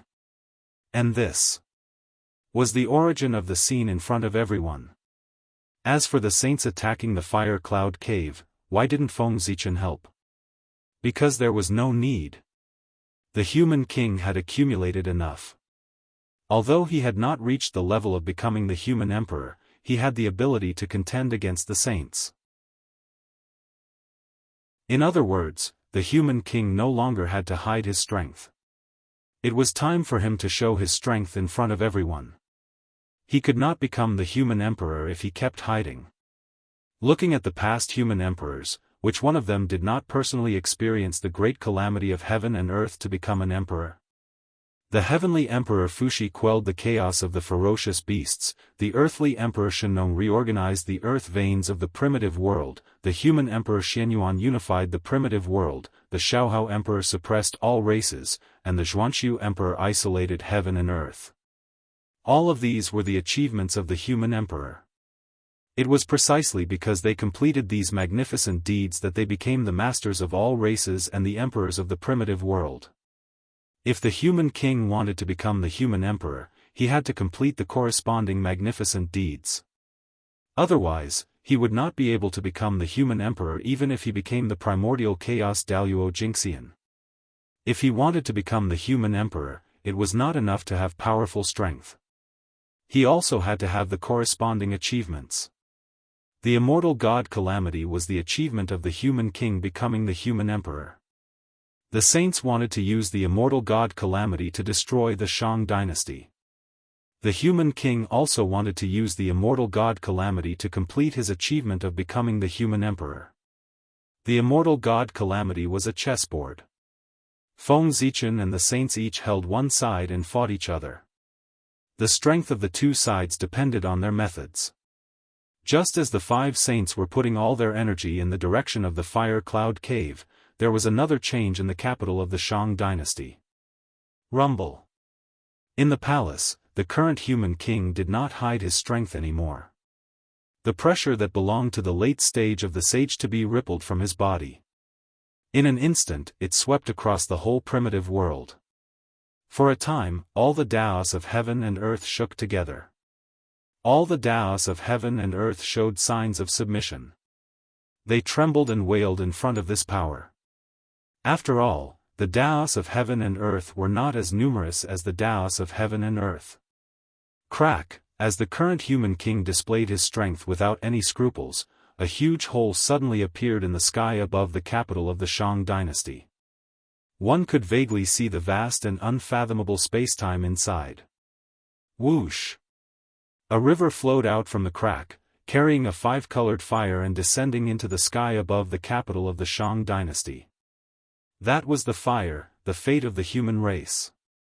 And that river was naturally the long river of destiny. The arrival of the fate of the human race in the capital of the Shang dynasty meant that the current human king had the qualifications to become the human emperor. He could be like you the Great, dominating the fate of the human race and opening his own path to becoming the emperor. Screech. Seeing the fate of the human race descending, the fate mystic bird screeched and turned into a ray of black light, fusing into the fire. Boom! In an instant, the fire's aura skyrocketed, and his figure completely stabilized, standing in the sky above the capital of the Shang dynasty. At this moment, the fire replaced the mystic bird, and the fate of the human race reappeared. The fate of the human race that had wavered for countless years after the fall of you the Great finally welcomed its master today and stabilized again. At the same time, this also meant that a new emperor of the human race had risen. With the help of the fire, Feng Zichen's strength immediately began to skyrocket. In the blink of an eye, he crossed the quasi-saint level and reached the realm of primordial chaos. That's right, it was primordial chaos Daoist Jingxian. The fate of the human race today was much stronger than back then. Back then, the fate of the human race could raise the strength of the human emperor to the level of half-step primordial chaos. Now, the fate of the human race was even stronger, so it could naturally raise the strength of the human emperor to the level of primordial chaos. This was also because Feng Zichen's current position of human emperor was not perfect. Otherwise, with the support of the fate of the human race, his strength would not stop there. He would at least reach the mid-stage of primordial chaos. Human emperor. Feng Zichen, with the help of the fire, could already be said to be the human emperor. However, he was not perfect as the human emperor and could not enjoy the same treatment as the 3 sovereigns and 5 emperors. When he was in power, he was the human emperor. But after abdicating, he could only be the human king. If he wanted to become the true human emperor, Feng Zichen still lacked a great enough contribution. The immortal god massacre tribulation was his opportunity. Conferring the title of human emperor to 10,000 gods. Chapter 729. How could this be? Outside the fire cloud cave, sensing the change in the destiny of the human race, the 5 saints found it difficult to maintain their calm. Things seemed to have gone out of their control. Not only did the human king, who they thought was about to die, not only did he not die, he even went one step further and cultivated to the quasi-saint realm and sought the position of the human emperor. It was a mess. It was all a mess. All the plans of the 5 saints were in a mess the moment the human king became the human emperor. With the birth of the human emperor, how could the immortal god-killing tribulation proceed? The feeling of things being out of control made the 5 saints extremely uncomfortable. Saints should be strategizing and controlling the overall situation. They should not be so passive. With this thought in mind, the 5 saints wanted to take action. They wanted to take advantage of the fact that the human king had just been promoted and his destiny had not stabilized to seriously injure him and drive him off the throne. They wanted to set things right and lead everything back on the right track. so that the development of things would return to the trajectory that they had arranged beforehand. Boom! Boom! Boom! In the void, the 5 saint treasures trembled together. A supreme power burst out from their bodies, shattering endless space and billions of laws. They turned into a vast torrent that swept towards the human world. But at this moment, a burst of carefree laughter came from the fire cloud cave. Ha! I can't let you hurt the emperor of my race. At the same time, the 3 supreme treasures of the human race, the Khanate 8 trigrams diagram, the Shenong ruler, and the Xianyuan sword, flew out from the fire cloud cave and attacked the saint treasures in the void. At the same time, the fire cloud cave started to tremble violently. Then, 8 indomitable figures stood up from the cave and appeared in the myriad worlds. Rumble! In an instant, an invincible aura burst out. It was vast and ancient, containing unparalleled power. It swept across the universe and suppressed the past, present, and future. It was the 3 sovereigns and 5 emperors. They had made their move. The 3 sovereigns and 5 emperors had not expected the change in the Shang dynasty. They were thinking of a way to help the human king, but before they could think of a way, the human king had already solved the problem himself. This was really beyond their expectations. The current human king had really brought them too many surprises.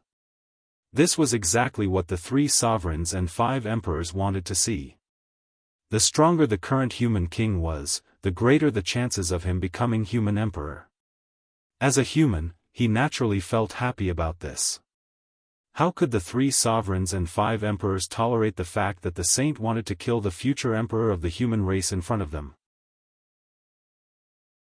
It was inevitable that they would make a move. Previously, it was the saint who had stopped them from helping the human king. Now that the tables had turned, it was their turn to stop the saint and prevent him from attacking the human king. Whoosh! The moment the 3 sovereigns and 5 emperors appeared, the laws of heaven and earth stopped moving. Even time and space froze. In the face of this power, the 5 sages' magic treasures first trembled for a moment before slowly calming down. Then, the 5 sages quietly appeared before the 3 sovereigns and 5 emperors. A tremendous pressure descended upon the 5 martial saints, trying to devour the 3 sovereigns and 5 monarchs. Fellow Daoists, since you're here, why don't you come in for a chat? If news of you leaving like this were to spread, wouldn't it be said that my fire cloud cave doesn't treat guests well? At this moment, Fuxi smiled and stepped forward. His tone was neither servile nor overbearing. Clearly, he placed himself in the same position as the saint. That was right. The 3 sovereigns were absolute saints, the top karmic position in the world. In terms of strength, they might not be as strong as the saint, but in terms of status, they were equal to the saint. In other words, apart from strength, the 3 sovereigns enjoyed the same treatment as the saint. This was what the heavenly axiom said, and it could not be false. In this way, the 3 sovereigns were naturally not afraid of the saint. So what if they offended the saint? Could the saint kill them?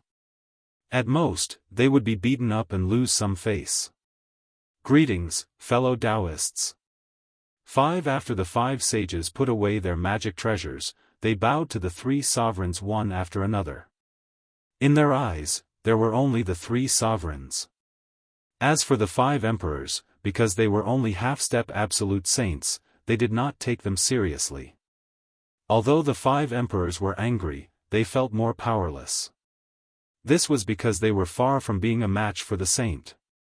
Even if the 5 of them joined forces, it was the same. Therefore, the saint dared to look down on them. No. Perhaps the saint did not look down on them. It was just that he did not notice them and ignored them. This was the arrogance that only the saint was qualified to have. Apart from existences of the same generation, they could ignore all living beings below primordial chaos. Since fellow Daoist has invited us, Poor Wei and the others will come in for a chat. The imagined battle did not erupt. In the face of Fuxi's invitation, the Grand Pure One unexpectedly agreed. Actually, this was the right choice.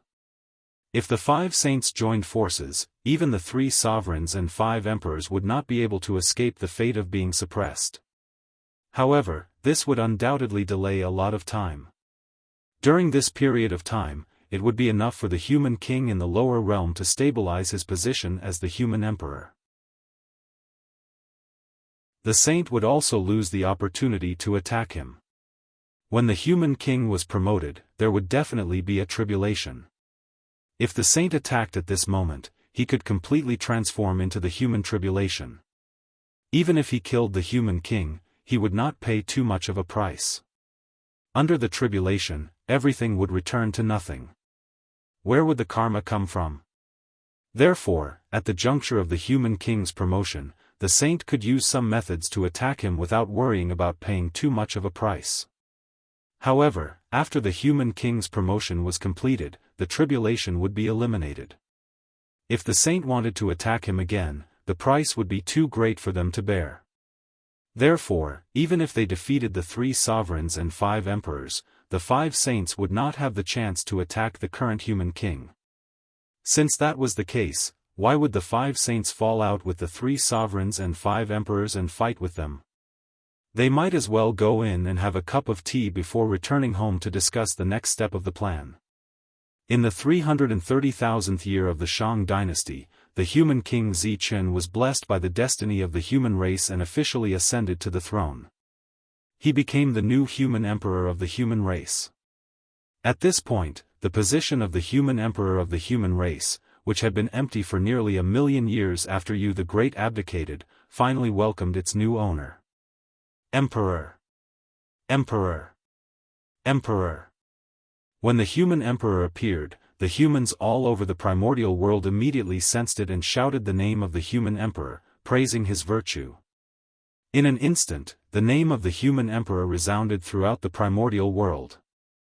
When Feng Zichen returned to the Shang dynasty's capital, the living beings here, whether it was the former officials of the Shang dynasty or the experts from the ancestral land of the human race, all bowed to him and said, "Greetings, Your Majesty."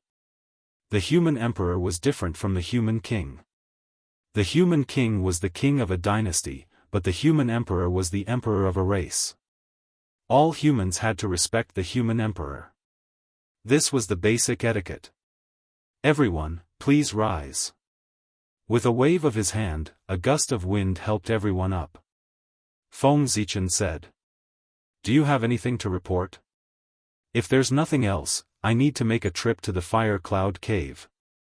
Looking at everyone, Feng Zichen asked. Since he had become the human emperor, he naturally had to make a trip to the Fire Cloud Cave. It was also a kind of inheritance for the new emperor to meet the old emperor. "We're fine." Everyone shook their heads when they heard that, indicating that they had nothing to report. Seeing this, Feng Zichen's figure flashed and disappeared in front of everyone. He arrived outside the Fire Cloud Cave. "Yo! The human emperor is here."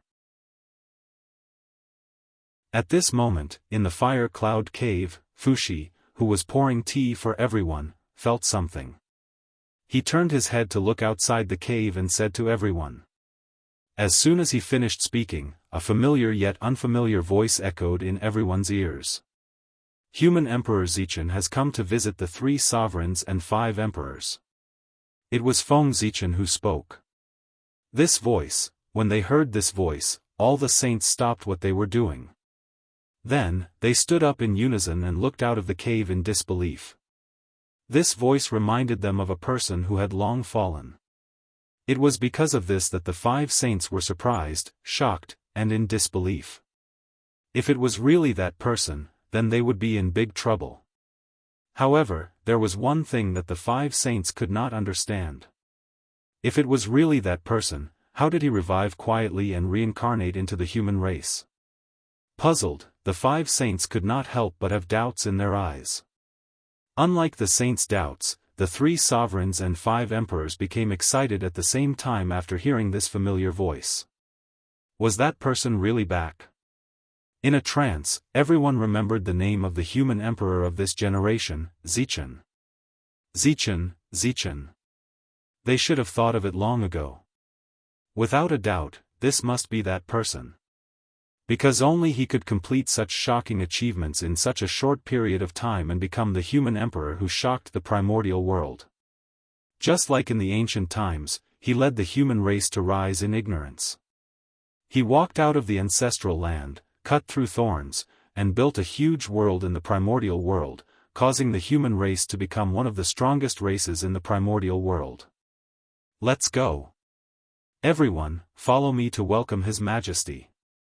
With an answer in his heart, Fuxi said to the people around him excitedly. Of course. The other human emperors agreed when they heard that. Fellow Daoists, do you want to go together? Although he was excited, Fuxi did not forget that there were still guests. Therefore, he turned his head and asked the Grand Pure One and the others. Of course, we'll go together. Poor Wei and the others haven't seen that fellow Daoist for a long time. The Grand Pure One nodded and said meaningfully. Alright, let's go together. Just like that, the group of 13 people walked out of the fire cloud cave in a grandiose manner to welcome the legendary human emperor. It's really you. Gaochen. Outside the fire cloud cave, the heavenly lord of primordial beginning, Zhuan-Ti, and the other two were shocked when they saw the familiar face. Their expressions suddenly turned ugly. They could not forget how the primordial god had fallen in their hands that day. For that, the three of them had paid an unimaginable price. The influence brought about by the murder of the celestial emperor had not been completely dispelled until today, and it had been affecting them all this time. Why did the heavenly lord of primordial beginning, Zhuan-Ti, and the other two lose their intelligence and do all kinds of unwise things? It was because of that. Even if a saint killed the heavenly emperor, it was impossible for him to escape unscathed without paying a price. The consequences of killing the heavenly emperor had always affected them.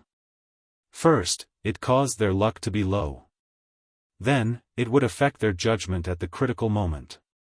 Why do you think Daoist Zhuan-Ti foolishly ran to Haotian?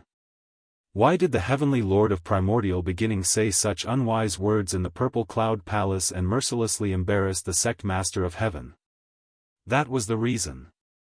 The heavenly lord of primordial beginning had the intention to kill Haotian in the purple cloud palace, but Dao ancestor Hong Jun did not do anything to him. It was because he saw that his condition was not right that he did not argue with him. Otherwise, did he really think that Dao ancestor Hong Jun was a good person? If the five-element sacred beasts heard that, they would definitely spit on his face. Damn it, if Dao ancestor Hong Jun was a good person, would they end up like this?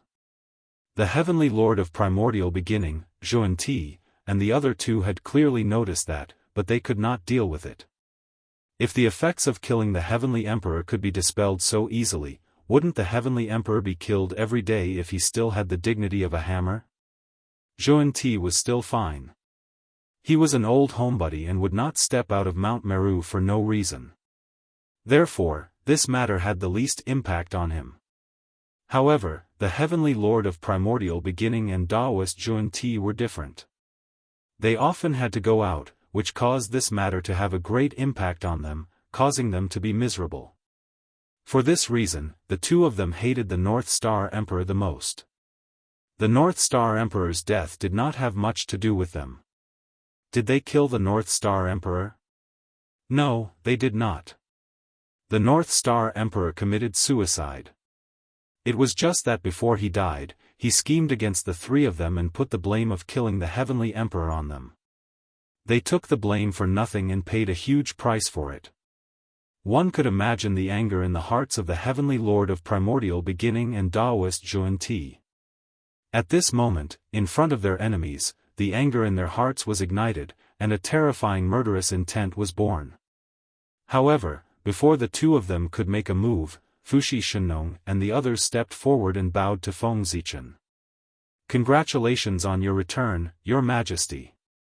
Congratulations.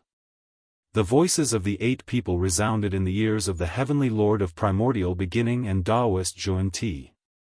It was like a basin of cold water that extinguished the anger in their hearts. This was not the time to make a move. Fellow Daoists, it's been a long time. After the 8 people bowed, Feng Zichen returned the greeting. At this moment, there was no need for him to hide his identity.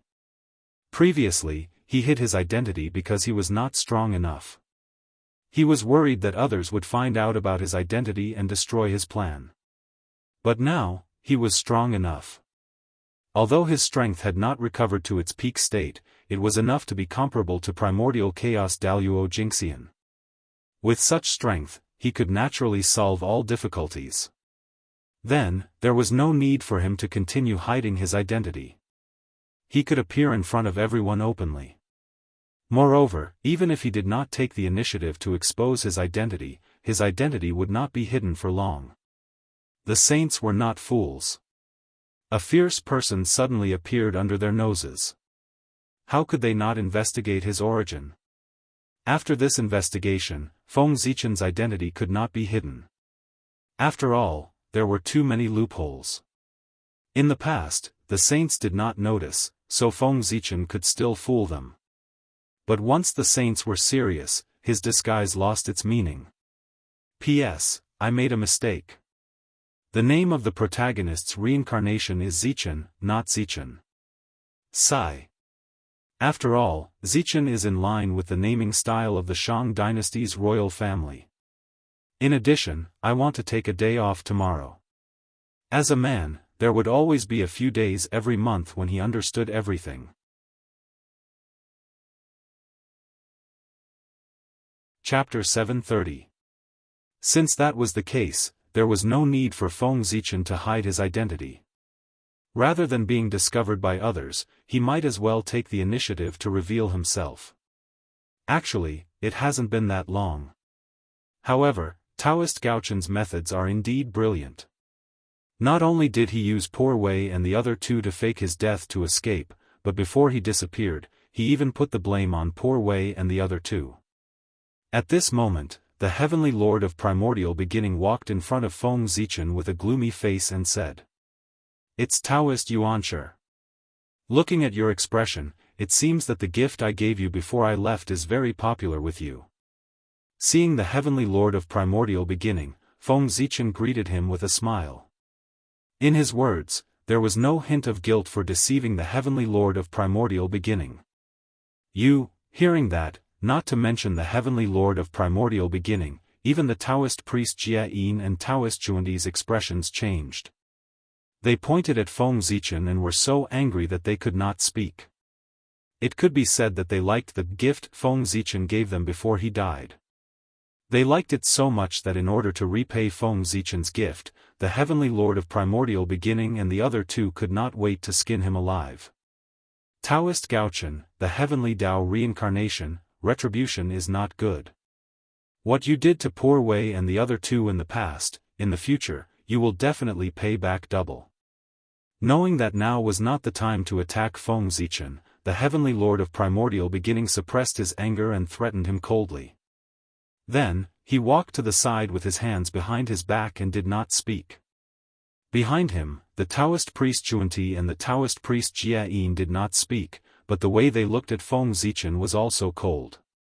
Obviously, their plan was the same as the Heavenly Lord of Primordial Beginning. They wanted to give Feng Zichen retribution in the future. Feng Zichen was very disdainful towards the threat of the 3. If the Heavenly Lord of Primordial Beginning and the other 2 had the ability to deal with him, they would not have waited until today. How dare you! The primeval Lord of Heaven and the other 2 were enraged when they saw Feng Zichen behaving in such a manner. But at this moment, a cool feeling suddenly rose from the depths of their hearts. In the blink of an eye, it flowed through their bodies, calming the anger in their hearts and calming the 3 of them down.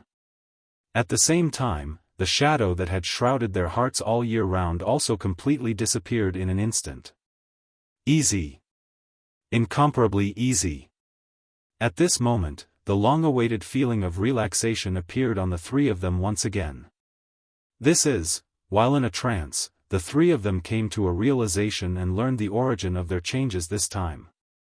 That was the effect of killing the Celestial Emperor. It had disappeared. Since the North Star Emperor had returned, it meant that he was still alive. If the North Star Emperor didn't die, the Heavenly Lord of the Origin and Zhuan Ti wouldn't have killed the Heavenly Emperor. In this way, the many curses that the Heavenly Tao had attached to the three of them would naturally disappear. Once the curse was gone, the three of them felt their spirits clear up. The saint's calm state of mind once again appeared on them, allowing them to look at everything calmly. If one looked into the eyes of the Heavenly Lord of Primordial Beginning and the other two, they would realize that there was no longer any anger in their eyes. There was only endless calmness. After the saint's state of mind recovered, Feng Zichen's words could no longer shake the Tao hearts of the three of them. No matter what he said, the three of them could deal with it calmly. It wasn't that they didn't care, but they remembered it in their hearts. They would wait for the right time to settle the score with Feng Zichen. Fellow Daoist North Star is already the Primordial Emperor and the Supreme of Heaven and Earth. Why didn't you return to the Heavenly Court to take charge of the North Star Palace this time? Instead, you lowered your status and went to the Shang dynasty to become the human emperor? After the few of them caused a ruckus, the Grand Pure One stepped forward and asked Feng Zichen. As soon as the Grand Pure One said that, be it Feng Zichen or the three sovereigns and 5 emperors, they all looked displeased and looked at him with unfriendly gazes. Lowered my status? Why can't the Emperor of the human race compare to the Emperor of the Heavenly Court and the Primordial Emperor? Did the Heavenly Tao say that? Why don't I know? Without answering the Grand Pure One's question, Feng Zichen caught the loophole in his words and questioned him unhappily. Saint, please tell me, how are we inferior to the Emperor of the Heavenly Court? Could it be that the 4 heavenly gods are the supreme beings of heaven and earth? Then, the 3 sovereigns of the human race are grass by the roadside and not worth mentioning? After Feng Zichen, the 3 sovereigns and 5 emperors asked the Grand Pure One with ugly expressions. The poor way has misspoken. Fellow Daoists, please calm down. Knowing that he had misspoken and been caught by the other party, the Grand Pure One did not quibble and admitted his mistake. The Grand Pure One admitted his mistake so straightforwardly that Feng Zichen, the 3 sovereigns, and 5 emperors had prepared a lot of words, but they did not know how to say them. Fellow Daoist, you're being too serious. Just be careful in the future. Also, although the human race is not strong, the 3 sovereigns are second saints personally conferred by the Heavenly Tao. Their status is the same as yours. The human emperor of our race is also publicly acknowledged as the Emperor of Earth. He is the master of all races and is protected by the human Tao. Fellow Daoist, you have underestimated the Emperor of our race today. In the future, you will have to fight to settle this karma. Please understand, fellow Daoist. After thinking for a long time, Feng Zichen said that. As the saying goes, trouble comes from the mouth. The Grand Pure One's words just now had already formed karma with the human race. If he did not get back at them. In the future, if this matter were to spread, where would the human race's face be? If the human race did not do anything when their emperor was being looked down upon, they would definitely be mocked by all living beings.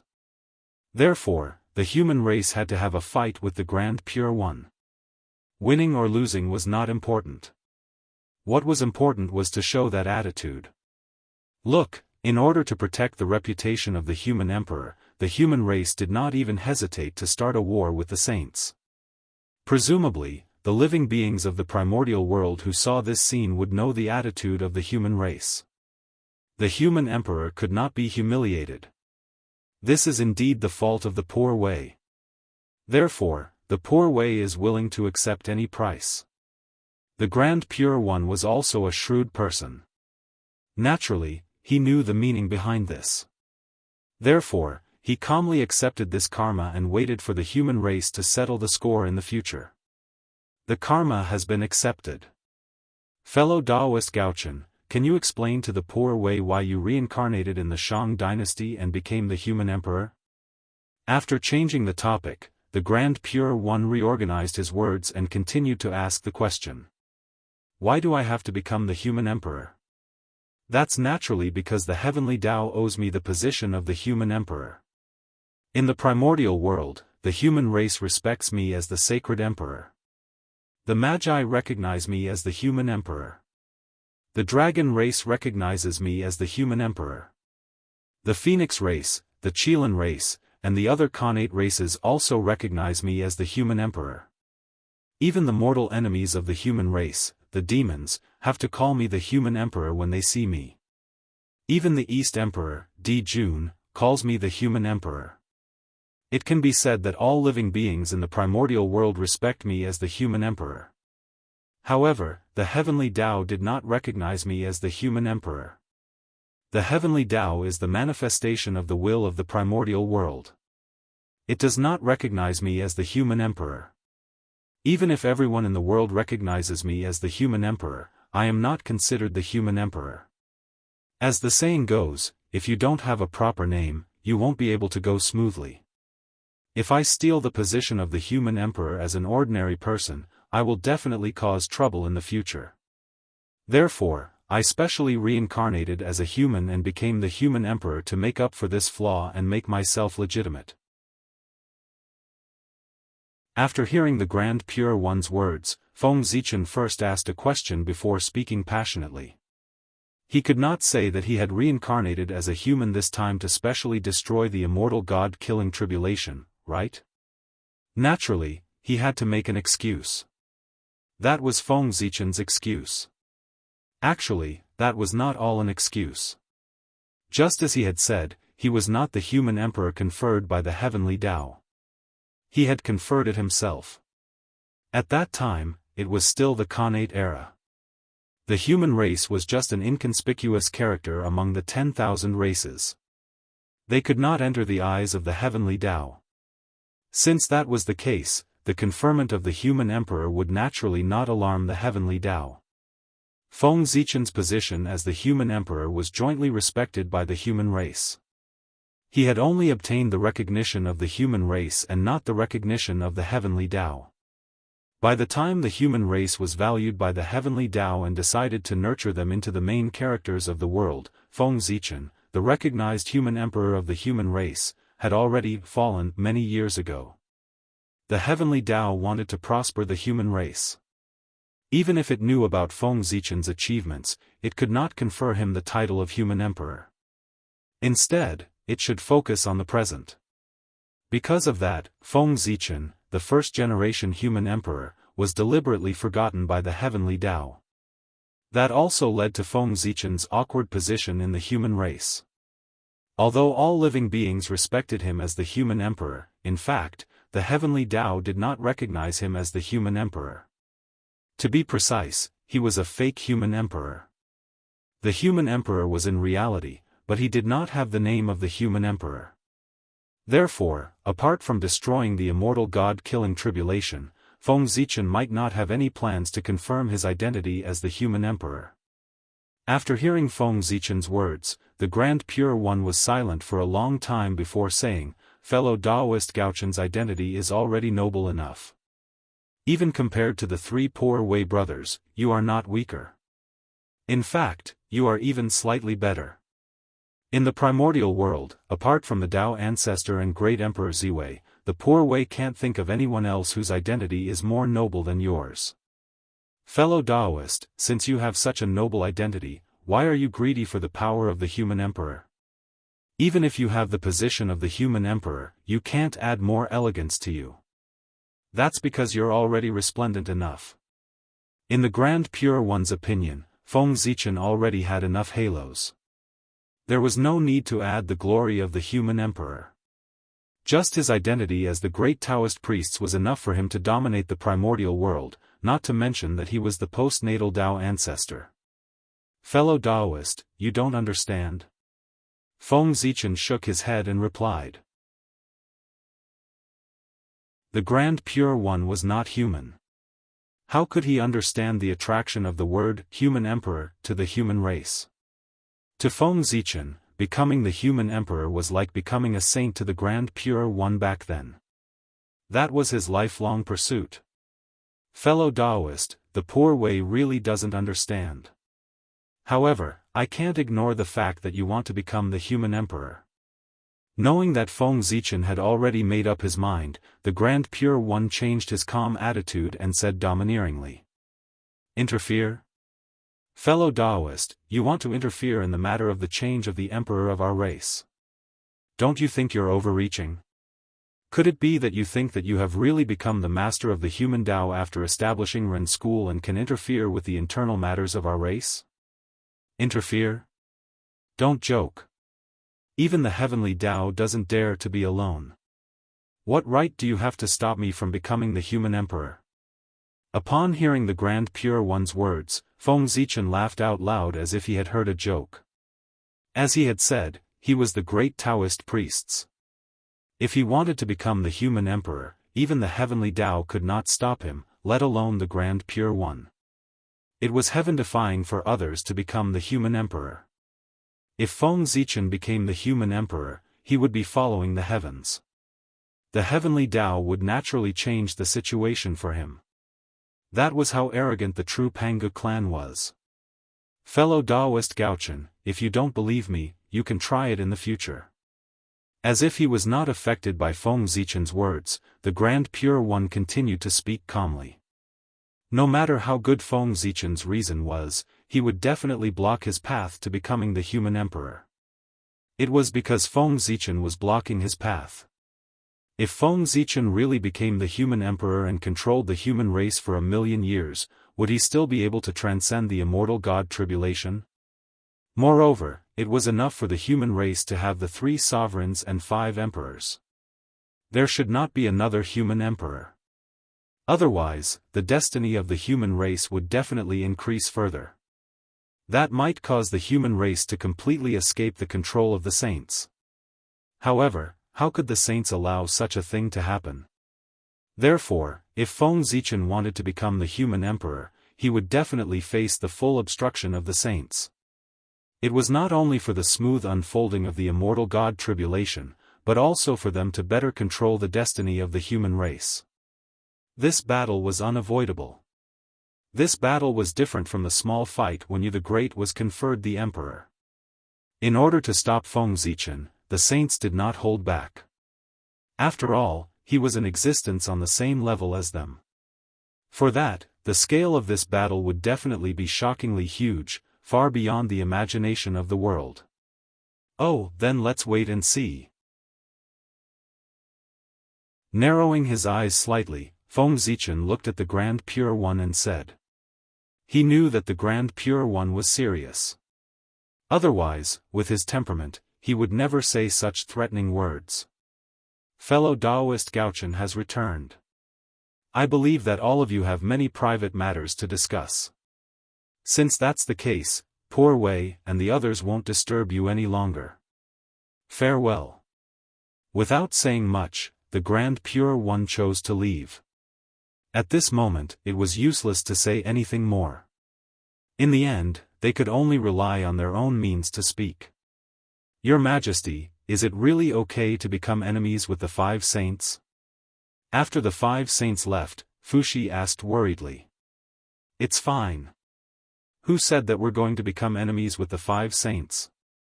How do you know that none of the 5 saints are on our side? Facing Fushi's doubts, Feng Zichen smiled mysteriously and said.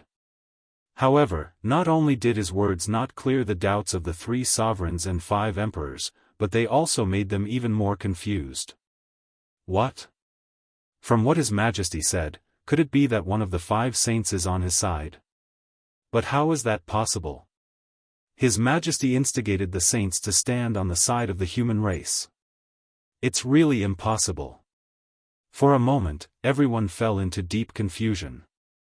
On the other hand, after the initial confusion, Fushi seemed to have suddenly figured something out.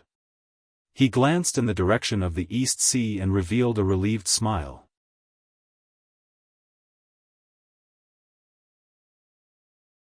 Chapter 731. After all, he was one of the few wise men in the primordial world. Just from Feng Zichen's words, Fushi could roughly guess his plan. However, even though he had a guess in his heart, Fushi did not say it out loud. It was good that he was clear about this matter. Once he said it out loud, it would inevitably cause unknown changes. Everyone, the human race still has things to deal with, so I won't stay here for long. When everything is over, let's have a good gathering. After chatting with the 3 sovereigns and 5 emperors for a while, Feng Zichen said goodbye. Your Majesty, you can go ahead if you have something to do. Seeing that Feng Zichen was about to leave, the 3 sovereigns and 5 emperors hurriedly stood up to send him off. It's a pity that we're trapped in the fire cloud cave and can't leave easily. We can't help your Majesty much. We can only watch your Majesty run around for the human race alone. Otherwise, we'll definitely have a good fight with that saint. Outside the fire cloud cave, Fushi said regretfully as they were about to part ways. Although the 3 sovereigns were absolute saints and had the same status as saints, it was not without a price. Although it was said that they were cultivating in seclusion in the fire cloud cave, they were actually suppressing the destiny of the human race in the fire cloud cave and could not leave easily. In other words, the 3 sovereigns and 5 emperors were trapped in the fire cloud cave. They could only leave for a short time when the human race faced a great calamity. They could not leave at all other times. For this reason, even if the 3 sovereigns and 5 emperors wanted to go down to the lower realm to help Feng Zichen, they could not do it. Fellow Daoists, don't be anxious. You won't be free for long. When the 5 saints can't do anything to me even after using all their means, they will definitely launch a great calamity of the world to interrupt my path to the human emperor realm. At that time, it'll be time for you to make a move. Hearing Fushi's complaint, Feng Zichen laughed and said. At the moment, the 3 sovereigns and 5 emperors did not have the chance to leave the fire cloud cave. However, when the battle between Feng Zichen and the sage became more and more serious, it would be difficult for the 3 sovereigns and 5 emperors to not take action. The chaotic battle between primordial chaos Zenith Heaven Golden Immortals was an unimaginable calamity for the entire untainted land, not to mention the human clan. When the great calamity arose and the human race was in danger, the 3 sovereigns and 5 emperors naturally had to walk out of the fire cloud cave and carry out their duty to save the world. If what your Majesty said is true, then Fushi is looking forward to the arrival of that moment. Fushi chuckled and said with great yearning. Don't worry, I won't keep you waiting for too long. After finishing his last sentence, Feng Zichen's figure slowly dissipated. He had already left the fire cloud cave and returned to the capital of the Shang dynasty. On the other side, after leaving the fire cloud cave, the Grand Pure One's expression became unusually ugly. He was no longer as calm and composed as when he faced Feng Zichen previously. Clearly, the Grand Pure One was not as confident as he appeared to be in stopping Feng Zichen from becoming the human emperor. He was not completely confident that he could stop Feng Zichen. That was different from stopping Yu the Great from becoming an emperor. Yu the Great was going against the heavens to become an emperor. The saints had the mandate of heaven, so they could naturally stop him from becoming an emperor without any pressure. However, Feng Zichen was different. From the moment he decided to become the human emperor, the heavenly Tao had already tacitly agreed to his identity. It was waiting for him to gather enough luck so that it could crown him as an emperor. At that moment, if the saints attacked Feng Zichen, the heavenly Tao would not stop them, but it would not help them either. In other words, in the battle between the saints and Feng Zichen, the heavenly Tao would choose not to help either side. The outcome would depend on the methods of both sides and who was better. Facing Feng Zichen, who was blessed by the destiny of the human race, the thought of it made one's scalp tingle. If the saints wanted to win this battle, it would be difficult. That was because they had to face not only Feng Zichen but also countless experts of the human race. Who in the world would dare to disobey the Saint Emperor's orders? At that time, Feng Zichen would give an order. The experts of the human race who had been in seclusion for many years would probably jump out one after another and come to the capital of the great Shang dynasty to pay respects to the Saint Emperor.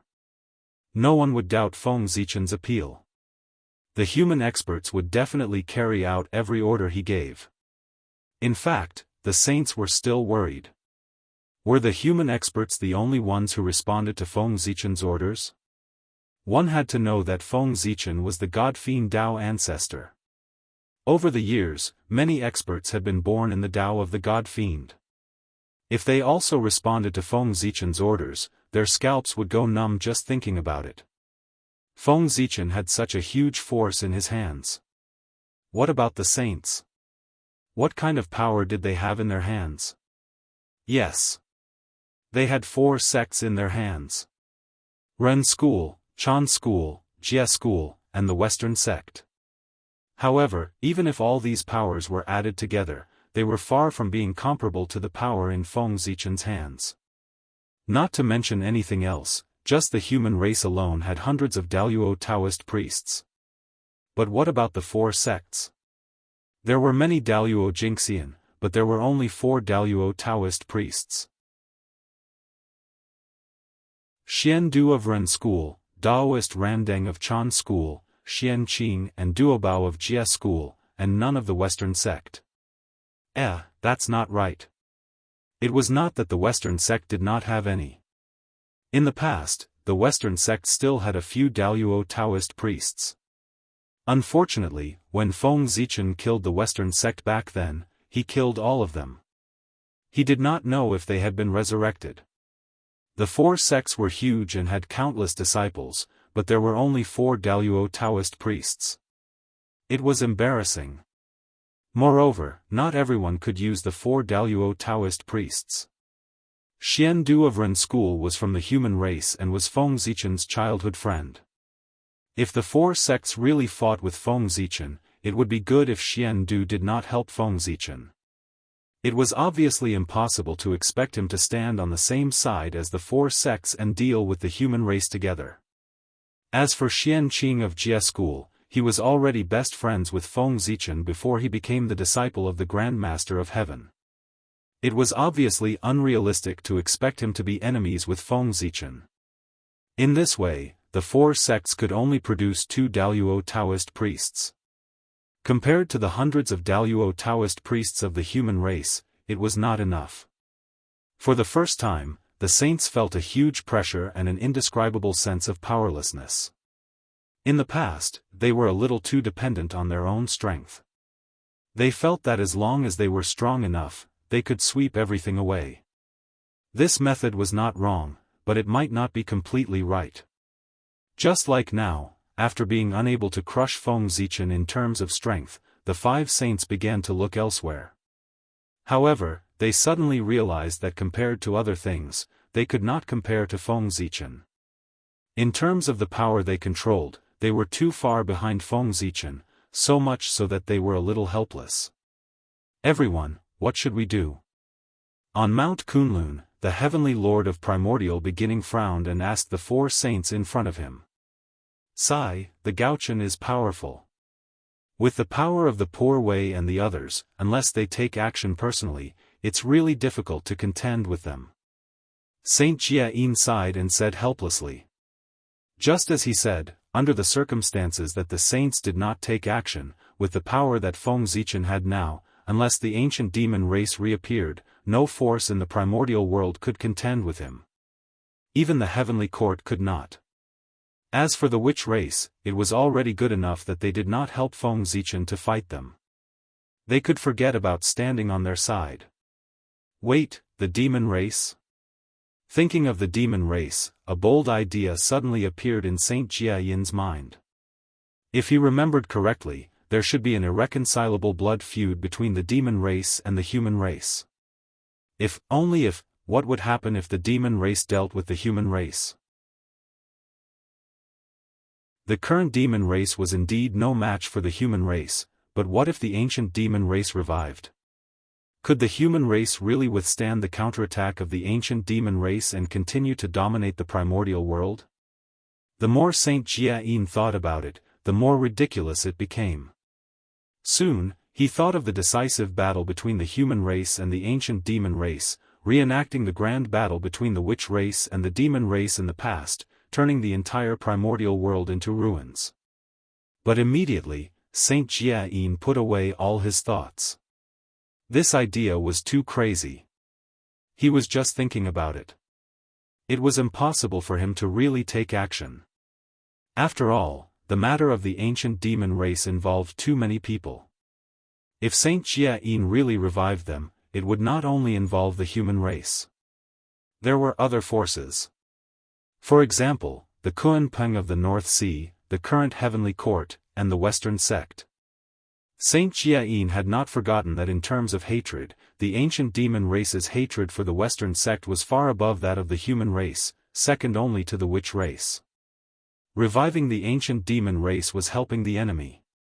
However, since the ancient demon race could not be revived, the remaining demon race forces could be used.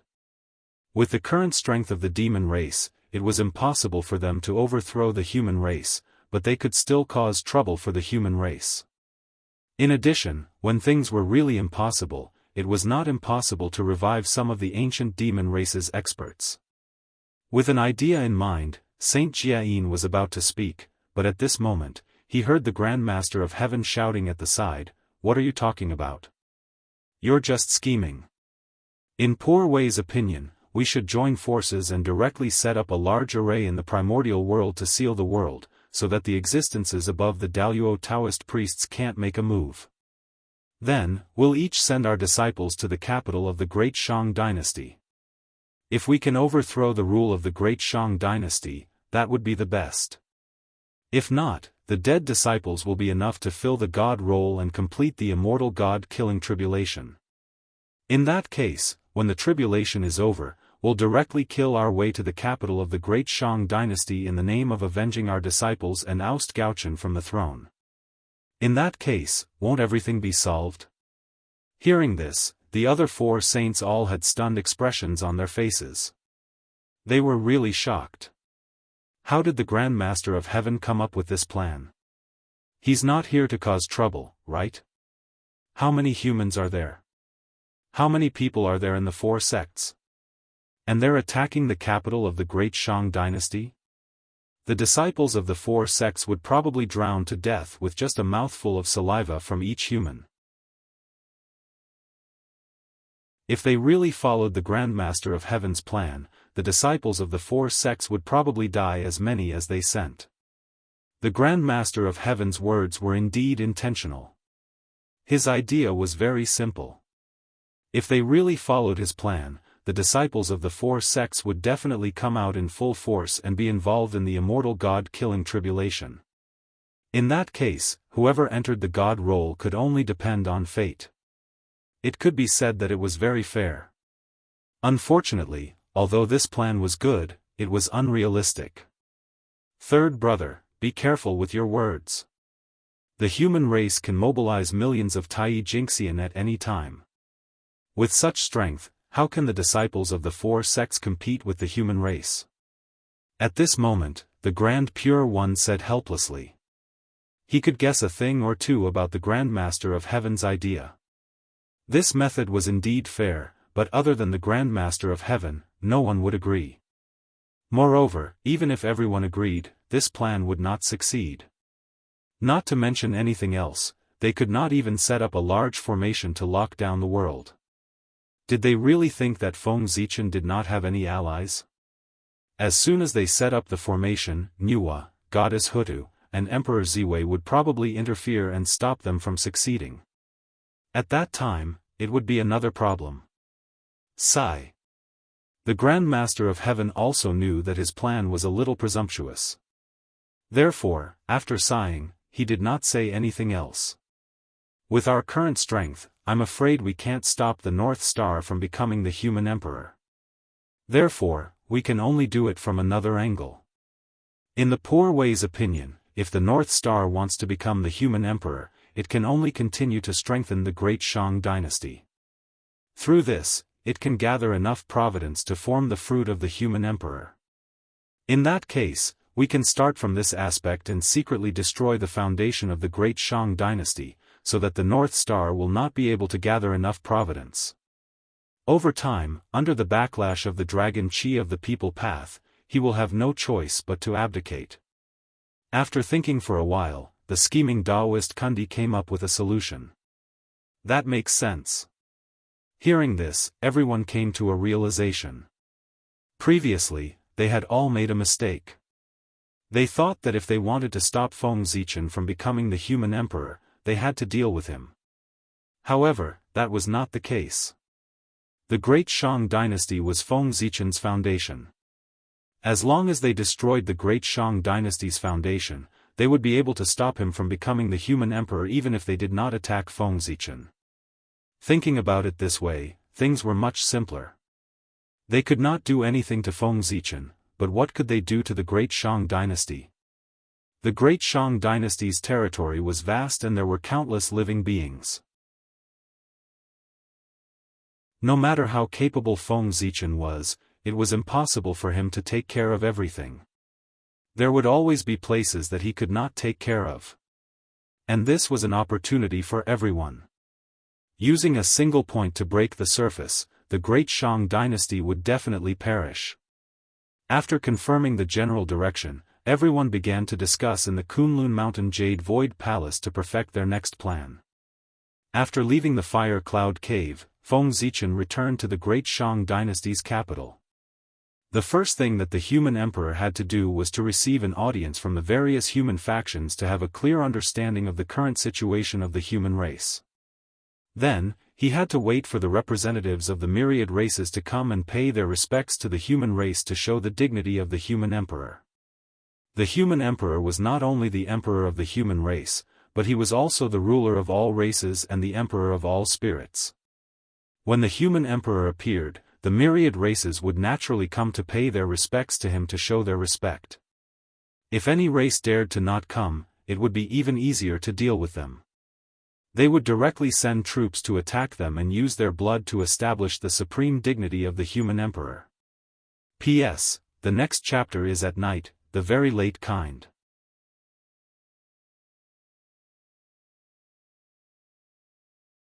Chapter 732. In the Human King Palace, Feng Zichen sat on the throne and accepted the worship of the representatives of the human clan. At this moment, the news that he was the reincarnation of Emperor Gaochen had spread among the Daoist Taoist priests. Therefore, after knowing this, the human clan in the ancestral land, the human clan in the Seven Stars continent, the human clan in the Heaven realm, and the human clan in the Undying volcano, people from all walks of life sent representatives to the Shang capital to worship the human emperor. Even the Sorcerer clan, the Dragon clan, the Phoenix clan, and other Khanate clans sent representatives to the capital.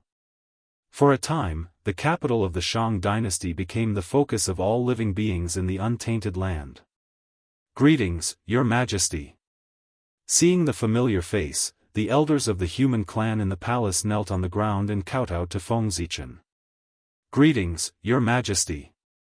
Seeing this, the juniors of the human clan who had never seen Feng Zichen also knelt down and kowtowed. You may rise. Feng Zichen raised his hand gently and helped everyone up. Greetings, Your Majesty. After everyone got up, they kowtowed to Feng Zichen again. However, this time, they did not kowtow. Yes. I'm back. Everyone, it's been a long time. Looking at the familiar faces below, Feng Zichen felt a little emotional. As time passed, there were fewer and fewer people in the human clan who were familiar with him. Perhaps, if he did not show up for a long time, the human clan would forget him one day. Time. It was the most terrifying weapon in the world. First, he reminisced about the past glory of the human clan. Then, they talked about business. Your Majesty, since you have become the human emperor, when will you go to the ancestral land and take control of the human emperor palace again? At this time, Feng Kangmeng stepped forward and asked. In his opinion, it was extremely inappropriate for Feng Zichen to still be in the capital of the Shang dynasty. Since ancient times, the human emperors had ruled the world from their ancestral palace. Only there, protected by the earth veins, the stars in the sky, and the chi of heaven and earth gathered there, was worthy of the identity of the human emperor. On the other hand, the imperial capital of the great Shang dynasty was merely the land of the king. It could raise the king of men, but it could not raise the emperor of men. The human emperor felt a little wronged here. That's true. It's been a long time since I've been to the human emperor palace. It's time for me to go back and take a look. Hearing this, Feng Zichen paused for a moment before replying. The human emperor palace was established by him back then. The rule of the human emperor ruling there was also set by him. Now that he had become Renhuang, he naturally had to return to the human emperor palace. It was inappropriate for him to stay in human palace. Furthermore, even if all races were to pay homage to the human emperor, they would not come to the capital of Grand Shang. Instead, they would go to the ancestral land of the human race. Because this was the rule. Everyone, pass down my orders. I will return to the human race's ancestral land soon and take charge of the human sovereign palace. With a thought, Feng Zichen ordered. Yes. When everyone heard this, they naturally had no objections and responded in unison. After receiving the order, the next thing to do was to arrange for the human emperor to return to the human emperor palace. On the shore of the East Sea, in the human race's ancestral land. At this moment, there were tens of thousands of golden rays and multicolored light. Hundreds of Daoist priests of the human race appeared together and escorted an ancient emperor back to the ancestral land. Buzz! Buzz! Buzz! Sensing the familiar aura, everything in the ancestral land began to tremble. There was a faint sense of excitement reverberating in the air. The spirits prostrated themselves on the ground as if they were worshipping and welcoming the return of their emperor. Emperor! With the arrival of Feng Zichen, the human race in the ancestral land began to cheer and praise his name. It was as if they were expressing the joy in their hearts. Rumble! At this moment, the human race's ancestral land began to shake. Dazzling human path light shot up into the sky and shook the earth. The human path in the unseen world seemed to have been summoned and suddenly appeared in the human race's ancestral land. An indescribable yet extremely shocking power suddenly descended upon them. At this moment, the living beings in the ancestral land were all encouraged and gained great courage. The human path had descended. Although they did not notice any abnormalities, the moment the inspiring power descended, everyone understood that the human path had descended. Whoosh! Wisps of light emerged from the void and condensed into a dazzling divine halo. It hung behind Feng Zichen's head, making him look even more sacred. This was the human path halo, a gift from the human path to Feng Zichen. With this halo, no one below the primordial chaos could hurt Feng Zichen. Under the primordial chaos, any divine abilities, spells, and curses were ineffective against him. In other words, only the power of the primordial chaos could break the protection of the human path halo and hurt Feng Zichen. With the human path halo, Feng Zichen was in an invincible position. Damn it! Why does the human path love him so much and give him such a divine ability? The arrival of the human path was such a big matter, so of course, it could not be hidden from the saints' perception. Therefore, they immediately looked over. Then, they saw a scene that made them envious. The human path had given Feng Zichen the human path halo. With the saints' eyesight, it was not difficult to see the creator of the human path halo. This was an extremely powerful defensive divine ability that could be immune to all attacks below the primordial chaos. Even if it could not completely block a primordial chaos divine ability, it could weaken it by 20 to 30%. How could such a divine ability not be enviable? At the same time, this also intensified the saint's determination to oust Feng Zichen. He had not completely become the human emperor yet, but he already had such a phenomenon. If he completely condensed the human emperor Dao fruit, what would his phenomenon be like? Even the saints would have to retreat when they saw him. Human Emperor Palace. Since Yu the Great, no one had entered the Human Emperor Palace. At this moment, it finally welcomed its new master, who was also its original master, Feng Zichen. On this day, on the first day of the first year of the Zichen Saint Emperor calendar, the human race's Saint Emperor Feng Zichen entered the Human Emperor Palace and began his career of ruling the human race again. It was also on this day that the human race entered a new era. The human emperor was in power. The myriad races that were still in the primordial world hurriedly prepared a big gift. The patriarch personally led the team to the human race's ancestral land to pay respects to the human emperor. As for some of the more ancient Khanate races, after learning that Feng Zichen had returned, their patriarchs rushed back from the heaven realm and personally went to the human race's ancestral land to attend the human emperor ceremony. Even the patriarch was not qualified to come here. This was because the more ancient the race, the more they knew how terrifying Feng Zichen was. He was someone who dared to fight with the Eastern Emperor before he attained the Tao. He had even killed his way to the Western sect alone. The consequences of offending him were probably more serious than offending the saint. On the other hand, some of the younger races did not pay much attention to Feng Zichen because they did not know much about him. They casually sent their clansmen over. However, no one dared not to pay respects to the human emperor even though they did not pay attention to him. Even if the younger generation was not sensible, they were not fools. When they saw so many people of the older generation going to pay homage to the human emperor, they naturally understood that the other party had a great background and was far from being someone they could provoke. After the worship of the myriad races, Feng Zichen finally had time to deal with the human race's matters. Next, he began to carry out a bold reform of the human race. First, he had to repair the teleportation array. In the past, under Feng Zichen's suggestion, the ancestral Magus Emperor Jianghu had used his supreme divine ability to set up teleportation arrays on all the space nodes in the primordial world, thus connecting the entire primordial world. To the primordial world, this was a great achievement. Therefore, after completing this feat, the ancestral Magus Emperor Jianghu had a deeper understanding of the Tao of space and obtained the opportunity to become a primordial chaos immortal. The appearance of the teleportation array was indeed convenient for all living beings in the primordial world. However, the good times did not last long. With the outbreak of the battle between the Magi and the demon race, it actually triggered a world-destroying catastrophe, causing the world to be in danger of being overturned. Since the world was about to be destroyed, those teleportation arrays naturally could not be spared.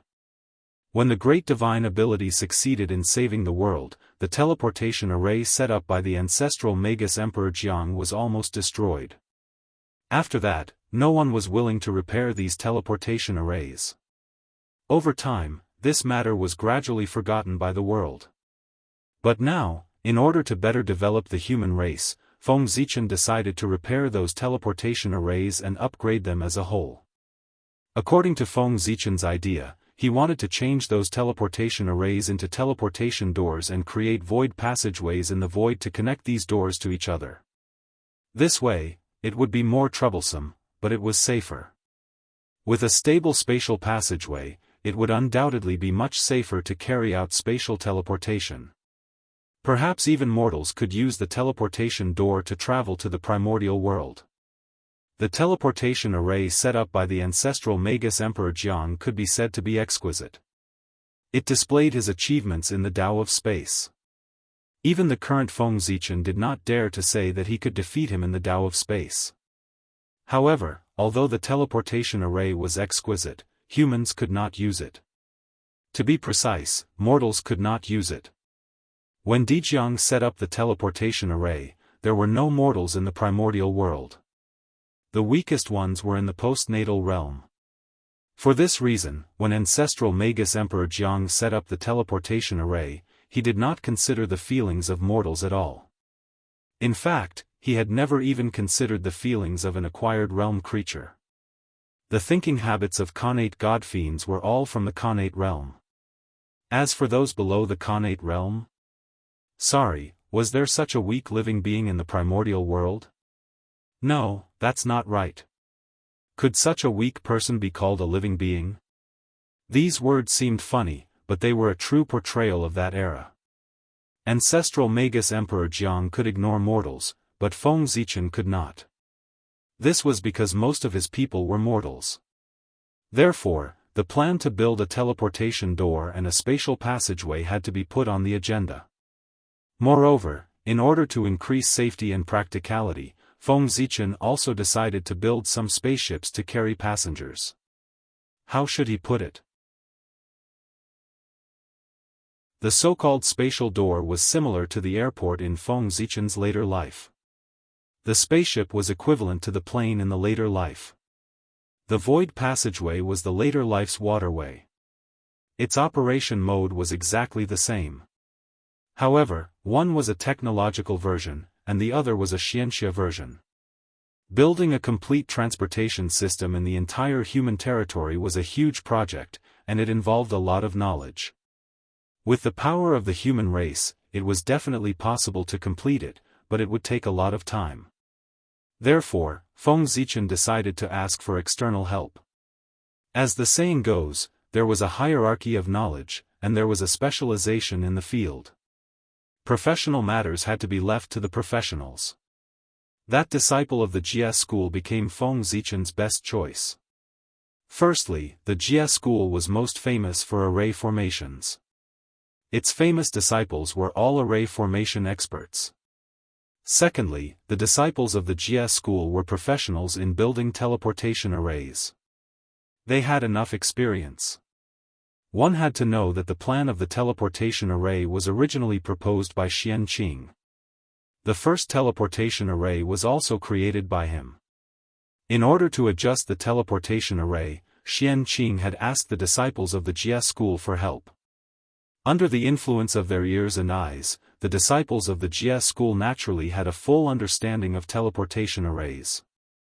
The first teleportation network in the primordial world, the teleportation array that covered the entire East Sea, was built by the disciples of the Jia school. He believed that with this experience, it would not be difficult for the disciples of the Jia school to build a teleportation door system for the human race. Of course, the purpose of Feng Zichen asking the disciples of the Jia school to help was not as simple as building a teleportation door. This was just an excuse. An excuse that could allow the human race to be related to the Jia school. In Feng Zichen's mind, there were many ideas from the future waiting to be realized. For example, Xianxia cars, telephones, networks, and so on, they all needed the support of array formations. And these could not be done without the help of the disciples of the Jia school. In Feng Zichen's eyes, the disciples of the Jia school were all talents like engineers who could complete his thoughts. As long as the disciples of the Jia school built a teleportation door for the human race, they would be related to the human race. After that, when Feng Zichen asked them for help again, the loyal disciples of the Jia school could not refuse. Over time, when the disciples of the Jia school created all the strange ideas in Feng Zichen's mind, they would be inseparable from the human race. Think about it, the results of the disciples of the Jia school had integrated into all aspects of the human race and become an indispensable part of it. At this time, who would believe that the Jia school had nothing to do with the human race? That was not the way to fool people. When that time came, the Jia school and the human race would be one.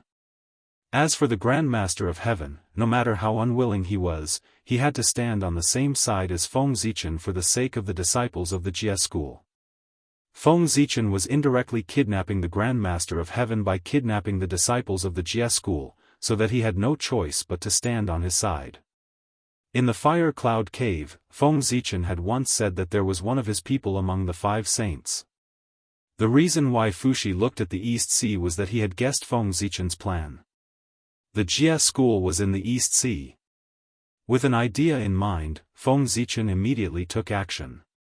He asked Feng Kangmang to bring his letter to the East Sea to seek help from Xian Qing. If he went directly to the Jia school, there was a high chance that Duobao would reject him. However, if he found Xian Qing first, Feng Kangmang would definitely succeed. Although Xianxia was no longer in the Jie school, his influence in the Jie school had not weakened at all. With his help, there was no reason for the Jie school to refuse.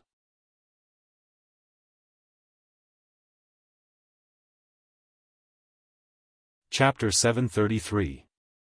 Now that the Grand Master of Heaven was not in Jie school, Xianxia could be in charge of half of Jie school. That gave Feng Zichen a lot of room to operate. He could do whatever he wanted.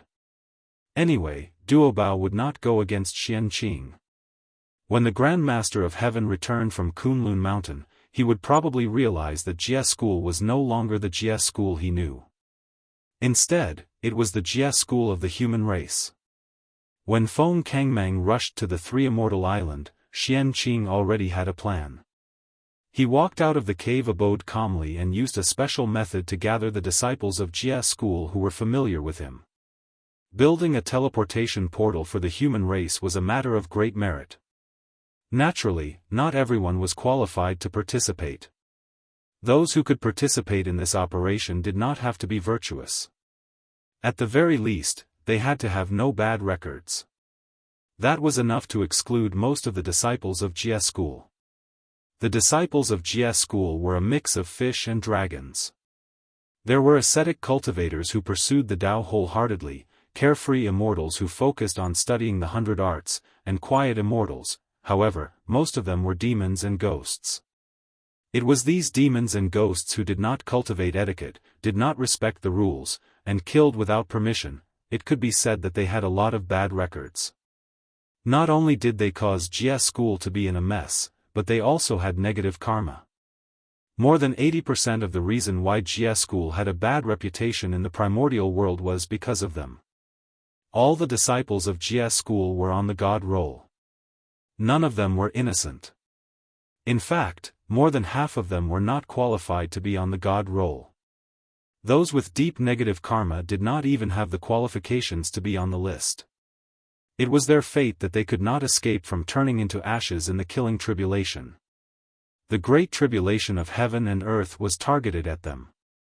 What was the great tribulation of heaven and earth? It was because there was too much karma in the world, too chaotic, and too heavy that the heavenly Tao could not withstand it. Therefore, the heavenly Tao launched a great tribulation, causing the primordial world to change and the world to collapse to complete the goal of cleaning up all karma. When the great tribulation erupted, the first to be targeted were those with deep negative karma. If they did not die in the tribulation, who would die in the tribulation? They could not let those who had contributed die, right? Those with deep negative karma were people who had committed many evil deeds. It was a worthy death for them to die in the tribulation. It also happened to show the fairness of the heavenly Tao. Usually, the heavenly Tao might not pay attention to you when you committed all kinds of evil. However, once the great calamity erupted, these people would be the primary targets of the heavenly Tao. This was the so-called good will be rewarded with good, and evil will be repaid with evil. It's not that there's no retribution, it's just that it's not time yet. Therefore, in life, one should not seek to do many good deeds, but one should seek not to do any bad deeds. After receiving Xianxia's message, the disciples of the Jie school who were familiar with him did not dare to be negligent. They put down what they were doing and rushed to Penglai Island. On the other hand, Xianxia wasn't idle either.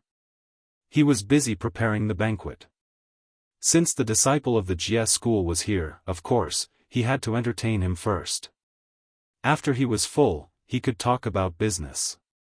After being in the primordial world for so many years, Xianxia was more or less affected by the pride of the living beings of the primordial world. When he did things, he was quite particular about ostentation. Before the banquet began, he was already busy. First, he ordered people to go to the orchard to pick immortal fruits. Then, he ordered the boy to take out immortal pills and immortal wine. When Xianxia was done with his preparations, the disciples of the Jie school arrived one after another. The East Sea had an extremely perfect teleportation system. Therefore, it was very convenient for the disciples of the Jie school to come and go. The first to rush over was the three Shao sisters, who were closest to Penglai Island. They were one of the most outstanding disciples of the Jie school. Then, it was the three true disciples of the Grand Master of Heaven, the goddess of Golden Spirit, the goddess of Wudong, and the goddess of Turtle Spirit. These three people had the best relationship with Xianqing. After all, they were the disciples that the Grand Master of Heaven had taken in before he became a saint. They were basically taught by Xianqing. It would be strange if they didn't have a good relationship. After these people, Zhao Gongming, Fairy Han Ji, Fairy Rosy Cloud, and the other inner sect disciples also arrived. Although there were many disciples of the Jie school, only a few dozen people that Xianqing had his eyes on could be called over by him. They were either peerless talents, noble characters, or virtuous people. In short, they were all 1 in 100 people of the Jie school. Although these people were few, they could represent the entire Jie school. There were only a few other disciples who could stand shoulder to shoulder with them. Moreover, they were all negative karma and were not valued by Xianqing. After everyone arrived, the banquet began. During the banquet, Xianqing was not in a hurry to talk about business with everyone. Instead, he drank and had fun with everyone first. When the atmosphere was about right, Xianqing said, "Junior brothers, now that I have a matter of great merit on hand, I still lack some help. Are you willing to help? Listen, what is the art of speaking? This is it." Feng Zichen was clearly the one who asked for help from the Jie school. However, when it came to Xianqing, it became a matter of great merit that needed their help. How was this a request? It was clearly a gift. It had completely changed from passive to active. What was a matter of great merit? It was something that was beneficial to the primordial world. Once they participated in such a matter, everyone would more or less be able to share some merit after the matter was completed. And merit was a hard currency in the primordial world. When everyone heard that, they immediately became excited and asked, "Eldest senior brother, don't keep us in suspense. Quickly tell us what the good thing is. Wasn't it a good thing to be able to obtain merit? Junior brothers, you all know that senior brother and the human emperor are best friends. A few days ago, when senior brother was chatting with him, I heard him mention unintentionally that he wanted to build a huge teleportation system in the human race. When the poor Wei heard that, she thought that this move could not only promote the development of the human race, but also further strengthen the dignity of the human emperor. Isn't it a matter of great merit? At this time, the poor Wei thought that the teleportation system of the East Sea was jointly built by you, junior brothers. Since junior brothers can build the teleportation system of the East Sea, it should not be difficult to build a teleportation system for the human race. Therefore, the poor Wei asked for this matter from the human emperor so that junior brothers can get some merit. What do you think of this matter? After everyone quietened down, Xianqing said slowly. In an instant, the image of a hard-working senior brother who was always considerate of his junior brothers was established by Xianqing. Ah, senior brother has been wronged. It's us who have burdened senior brother and made him lose face in front of his good friends. The disciples of the Jie school were touched when they heard that. At this moment, they had already imagined the scene of Xianqing asking the human emperor for this matter. Such a matter of great merit was extremely precious. If it spread, there would definitely be many people fighting to do it. However, for their sake, their eldest senior brother had actually taken this matter from the hands of the human emperor. Needless to say, even if Xianqing had a good relationship with the human emperor, he must have paid a huge price in order to do this. Thinking of this, everyone was even more touched. We will never forget senior brother's kindness. Everyone thanked Xianqing with a big bow. At this moment, they were all immersed in being touched. No one felt that there was anything wrong with helping the human emperor. In fact, there was nothing wrong with it. Because that was what the disciples of the Jie school had always done. Under Xianqing's guidance, the the disciples of the Jia school often participated in the development of the human race. Or they made some small inventions to promote the development of the human race. Or they entered the imperial court to help the human emperor govern the world. There were really too many such things. The disciples of the Jia school used this method to obtain merit. Over time, they got used to it. And it was precisely because they were used to this method of obtaining merit that they did not feel that there was anything wrong with Xianqing's words. It had always been like this. What was wrong with it? Hey! Junior brothers, please get up. I'm already very satisfied that you don't blame me for agreeing on your behalf. How can I accept your gratitude? Xianqing said hurriedly as he swept out a breeze to help everyone up. What are you saying, senior brother? After hearing such a matter of great merit, senior brother thought of us immediately and did not hesitate to ask for this matter for us. We can't thank you enough. How can we blame you? Even beasts know kindness. If we blame senior brother because of this, wouldn't we be worse than beasts? Yun Shao hurriedly stepped forward and said agitatedly after hearing Xianqing's words. Yes. Yes. Fellow Daoist Yun Shao is right. If poor Wei and the rest blame senior brother because of this, wouldn't they be worse than beasts? Behind Yun Shao, the disciples of the Jia school also chimed in. Junior sister, don't be agitated. It's good that you don't blame me. Xianqing hurriedly comforted everyone when he saw how agitated they were. After a while, when everyone quieted down, Xianqing continued, since all of you have no objections, I'll call the messenger of the human race over and ask him to bring you to the ancestral land of the human race to discuss this matter with the human emperor. As he spoke, Xianqing looked at everyone and waited for their reply. We'll do as senior brother says. Everyone nodded and replied. No one would refuse anything that had to do with merit, not to mention building a teleportation system for the human race. They had no reason to reject at all. After the ancient times, merit had become more and more difficult to obtain. All right. Xianqing nodded and instructed the boy to call Feng Kangmang over to get to know everyone. Greetings, fellow Daoists. In the hall, Feng Kangmang greeted them in a manner that was neither servile nor overbearing. Greetings, fellow Daoist. Seeing this, the disciples of the Jia school greeted him one by one. In front of Feng Kangmang, the disciples of the Jia school did not dare to be arrogant. Although they were disciples of the sages, the other party was the Daluo Taoist priests, who was far more powerful than them.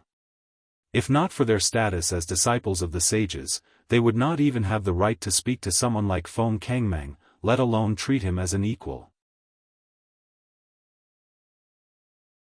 At this point, one had to say that those connate divine demons were really unlucky to have become disciples of the sages. Not only did they not reap much benefits, but they also delayed their cultivation. They were almost crippled. After getting to know each other, Xianqing asked Feng Kangmang to lead the disciples to the ancestral land of the human race to discuss the details of building a teleportation system. Junior brother, since you're here, why don't you show yourself? Could it be that senior brother needs to personally invite you out? Not long after the crowd left, Xianqing suddenly shouted to the empty hall. Then, the space in the center of the hall began to twist and distort. An otherworldly figure gradually materialized from the void and materialized. Greetings, senior brother. After the Daoist appeared, he bowed respectfully to Xianqing. From what the Daoist said, the person who came was Duobao, the only Daluo Taoist priests of the Jia school. This time, although Xianqing invited all his junior brothers to come here for a discussion, Duobao was not among them. Duobao was already the Daluo Taoist priests, and the merit was not very useful to him. Moreover, he was not as gullible as the other disciples. Therefore, Xianqing did not invite him this time. Unexpectedly, although Xianqing did not invite Duobao, Duobao came uninvited. Xianqing invited so many people to the gathering. As the eldest disciple of the Jia school and the acting sect master, if Duobao did not notice, he would be neglecting his duty. "Junior brother, what are you doing sneaking here?" Xianqing waved his hand and asked Duobao to find a seat to sit down. "It's not what I'm doing, but what are you doing, senior brother?" Duobao did not sit down. He just stood there and asked Xianqing in confusion. "Oh? Junior brother, what do you mean?" Xianqing had a headache facing Duobao's question. He pretended to be puzzled and asked. "Senior brother, you understand. You know that the human emperor is not on good terms with master and uncle masters. They are hostile to each other, but you still want to let junior brothers get involved in the affairs of the human race. What are you trying to do? Do you still have master and uncle masters in your eyes?" Duobao asked loudly when he saw Xianqing pretending to be stupid. "What does the poor Wei want to do?" "Of course, it's to save the lives of junior brothers." Xianqing was unhappy with Duobao's behavior, but he still suppressed his anger and explained to him. "Save lives?" Duobao was puzzled when he heard that. The immortal god-killing tribulation has descended. Other than the two of us, all the disciples of Jia school are in danger of dying. For this, I asked my junior brothers and sisters to go to the human race to seek merit so that they can have a chance of survival in the killing tribulation. Is there anything wrong with that? Although Xianqing had the intention of using his junior brothers, his starting point was indeed for their own good. After all, having merit or not was completely different in the killing tribulation. Those with merit could turn misfortune into luck and misfortune into luck. They could survive the killing tribulation without any danger. Those without merit could only rely on fate. But how are you going to explain to Master? Now, Master and Uncle Masters are thinking of ways to stop the human emperor from taking another step forward.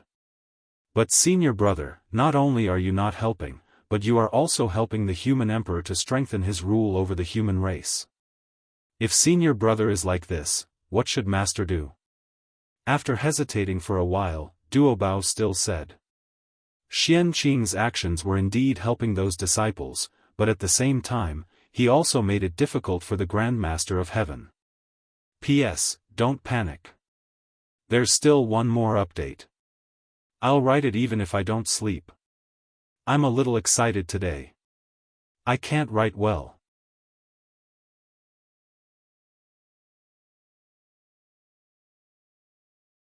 Chapter 734. It was obvious that the elders of the sect were racking their brains to plot against the human emperor. However, as a junior, Xianqing was actually helping the enemy. He kept pulling them back and creating difficulties for their plan. Was that appropriate? Obviously not. There's nothing to explain about that. Even if the poor Wei doesn't let the junior brothers do it, someone else will take over the matter of building a teleportation system for the human race. In the end, it will be done by the human emperor and become his merit. Since the outcome is already decided and we can't change anything, why can't the disciples of the Jia school complete this matter of great merit? It's better to let the disciples of the Jia school benefit than to let outsiders benefit, right? Since Xianqing dared to let the disciples of the Jia school go to the human race to help, he must have thought of an excuse in advance. He would not let anyone catch him. Just as Xianqing had said, the matter of the human emperor building a teleportation system for the human race was a foregone conclusion. Outsiders could not change or destroy it. The karma of destroying great merit was so strong that ordinary people could not bear it. Because they could obtain merit, if the disciples of the Jia school did not go, there would be plenty of people in the primordial world. The human emperor did not have to worry about not being able to build a teleportation system. If the disciples of the Jia school did not go, it would not affect the human emperor's plan. Instead, it would cause them to miss out on merit. Since that was the case, why should the disciples of the Jia school go? If they went, they would only make the Grand Master of Heaven feel uncomfortable, but they would be able to benefit these disciples. However, if they did not go, these disciples would not be able to get anything. Sigh. I already know senior brother's intentions, but it's not easy to explain to master. Duobao sighed and said helplessly. Since he had already said so much, he had nothing to say. What could he do? Continue to blame Xianqing? It didn't make sense. Xianqing's words were already very clear. What he did just now was completely selfless. He was thinking for his junior brothers and sisters. It was really impossible to blame him. Junior brother, don't worry. If master blames me, I will bear it alone. I won't implicate those junior brothers and sisters. Compared to the safety of those junior brothers and sisters, so what if the poor Wei is punished by master? Either way, the poor Wei won't die. However, if those junior brothers and sisters die in the tribulation, they will truly die. Seeing how worried Duobao was, Xianqing comforted him instead. He was not afraid of being punished by the sect leader of Tongtian. If the sect leader of Tongtian punished him because of this, wouldn't his disciples' heart turn cold? Therefore, even if the sect leader of Tongtian came back, there was a high chance that he would not punish him. In fact, he would even praise him. How could a master have the heart to punish a senior martial brother who loved his junior martial brother so much? One had to know that this was the primordial world, not the future. The status of a direct disciple was not inferior to that of a biological son. In fact, it was even slightly higher. The relationship between orthodoxies was much more stable than the relationship between bloodlines. Senior brother, you, hearing this, Duobao was completely moved. He felt a strong sense of guilt in his heart. His senior martial brother had done so much for his junior martial brothers and sisters, but he still suspected that his senior martial brother's true purpose was to help his good friend, the emperor, attain the Tao. How despicable was that? When he thought of how well Xianqing treated him, the guilt in Duobao's heart grew even stronger. He bowed deeply to Xianqing and said sincerely, Duobao is here to thank senior martial brother on behalf of my junior martial brothers and sisters. If master wants to punish senior martial brother after he returns, I will plead for senior martial brother even if I have to risk my life. Duobao's bow could be said to be a display of his true feelings. His words came from the bottom of his heart. He was really moved by Xianqing's actions. Junior martial brother, please get up. There's no need for this between you and me. Xianqing said emotionally as he stepped forward to help Duobao up. At this moment, not to mention Duobao, even he was moved by himself. As the eldest senior martial brother of the celestial sect of wonders, he was really too perfect. It could be said that he was worried about the future of his junior martial brothers and sisters. There was no other person like him in the entire primordial world. How could one not be moved by such a scene? That's not right. At this moment, Xianqing suddenly realized that as the eldest senior martial brother of the celestial sect of wonders, he was not perfect enough. Since he was the eldest senior martial brother of the celestial sect of wonders, he definitely could not only care about Jie school. Chan school should also help him a little. Only then could he match his character. Therefore, he had to help the disciples of Chan school. Otherwise, it would inevitably make the heavenly lord of primordial beginning unhappy. Thinking of this, Xianqing suddenly said to Duobao, who was beside him, Junior martial brother, is there anything else? If there's nothing else, why don't you follow me to meet the junior martial brothers of Chan school? Hearing that, Duobao could not help but frown. Unlike Xianqing, as the eldest disciple of Jie school, his relationship with the disciples of Chan school was not very good. Senior martial brother, why are you meeting them? One or two of them. They're not big, but they're quite arrogant. They didn't learn anything about second uncle master's ability, but they learned his temper completely. They look down on this and that all day long. They're very arrogant. In the end, senior martial brother, look. Didn't they provoke someone they can't afford to offend? Not only were they tortured to death, but they also triggered the immortal god-killing tribulation and implicated all the disciples of the heaven immortal Tao. Why are you meeting such people? You're making yourself angry for nothing. Speaking of the disciples of Chan school, Duobao was full of anger and complained to Xianqing. Junior martial brother, calm down. No matter how many mistakes they have, they're still our junior martial brothers. We can't treat them as enemies. As for why senior martial brother wants to see them, it's naturally to save them. The immortal god-killing tribulation has descended. The disciples of Jia school are not the only ones who have entered the tribulation. There's also the disciple of Chan school.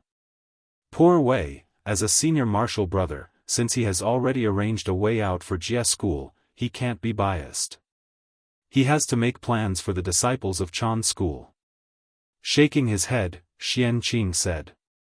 What? Senior martial brother wants to plan for the disciples of Chan school? As soon as Xianqing finished speaking, Duobao exclaimed in disbelief. Even his tone changed as if he had been greatly shocked. That's right. Xianqing nodded and said affirmatively. Then, he used his divine ability and summoned the disciples of Chan school to see him. As the eldest senior martial brother of the Xian sect, Xianqing naturally had the means to contact all the disciples of the Xian sect. That was the privilege given to him by the Dao ancestor. Duobao frowned and was about to say something, but before he could speak, Xianqing glared at him fiercely. Seeing this, even if Duobao was dissatisfied, he did not dare to say anything. In just a few days, the disciples of Chan school came together and rushed to Penglai Immortal Island. Xianqing personally went out of the island to welcome them. When Duobao saw that, he naturally followed closely behind. However, as soon as they saw the people of Chan school, Xianqing and Duobao frowned. There was no other reason. The disciples of Chan school were not all here. 2 of them were not here. One of the 12 golden immortals of Chan school was missing. The great Daoist master Numinous Treasure did not come. The in-name disciples of the heavenly lord of primordial beginning were also missing one person. The old man of the South Pole did not come. Seeing this, the faces of the 2 people who had rushed over excitedly darkened. If not for Xianqing holding him back, Duobao would have scolded him. Greetings, eldest senior brother. Greetings, senior brother Duobao. The disciples of Chan school were also a little embarrassed. After greeting the 2 of them, they did not say anything else. Why aren't the great Daoist master Lingbao and the old man of the South Pole here? Xianqing asked Guang Chengzi with a dark face. He was angry, but he did not even call him junior martial brother. He directly called him by his name. This, eldest senior martial brother, the 2 junior martial brothers are seriously injured and can't go far. Please forgive us. Guang Chengzi was still thinking about his junior martial brother, so he spoke up for them. However, before he could finish, he was stared at by Xianqing's cold gaze and could not continue. In the poor Wei's opinion, they just don't want to come. They don't take senior martial brother seriously at all. What serious injuries? How can they be injured on Mount Kunlun? At the side, Duobao shouted with a displeased expression. Hearing that, Xianqing's gaze became even colder, causing Guang Chengzi to break out in cold sweat. Guang Chengzi, tell me the truth. Why didn't they come?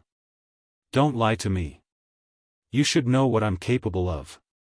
Senior martial brother's pre-celestial divination was taught by senior martial uncle. Staring at Guang Chengzi, Xianqing asked word by word. Under Xianqing's gaze, Guang Chengzi felt a lot of pressure. He did not know how to answer. He could not tell the truth. The great Daoist master Numinous Treasure had always hated Xianqing because he was punished by the heavenly lord of primordial beginning back then.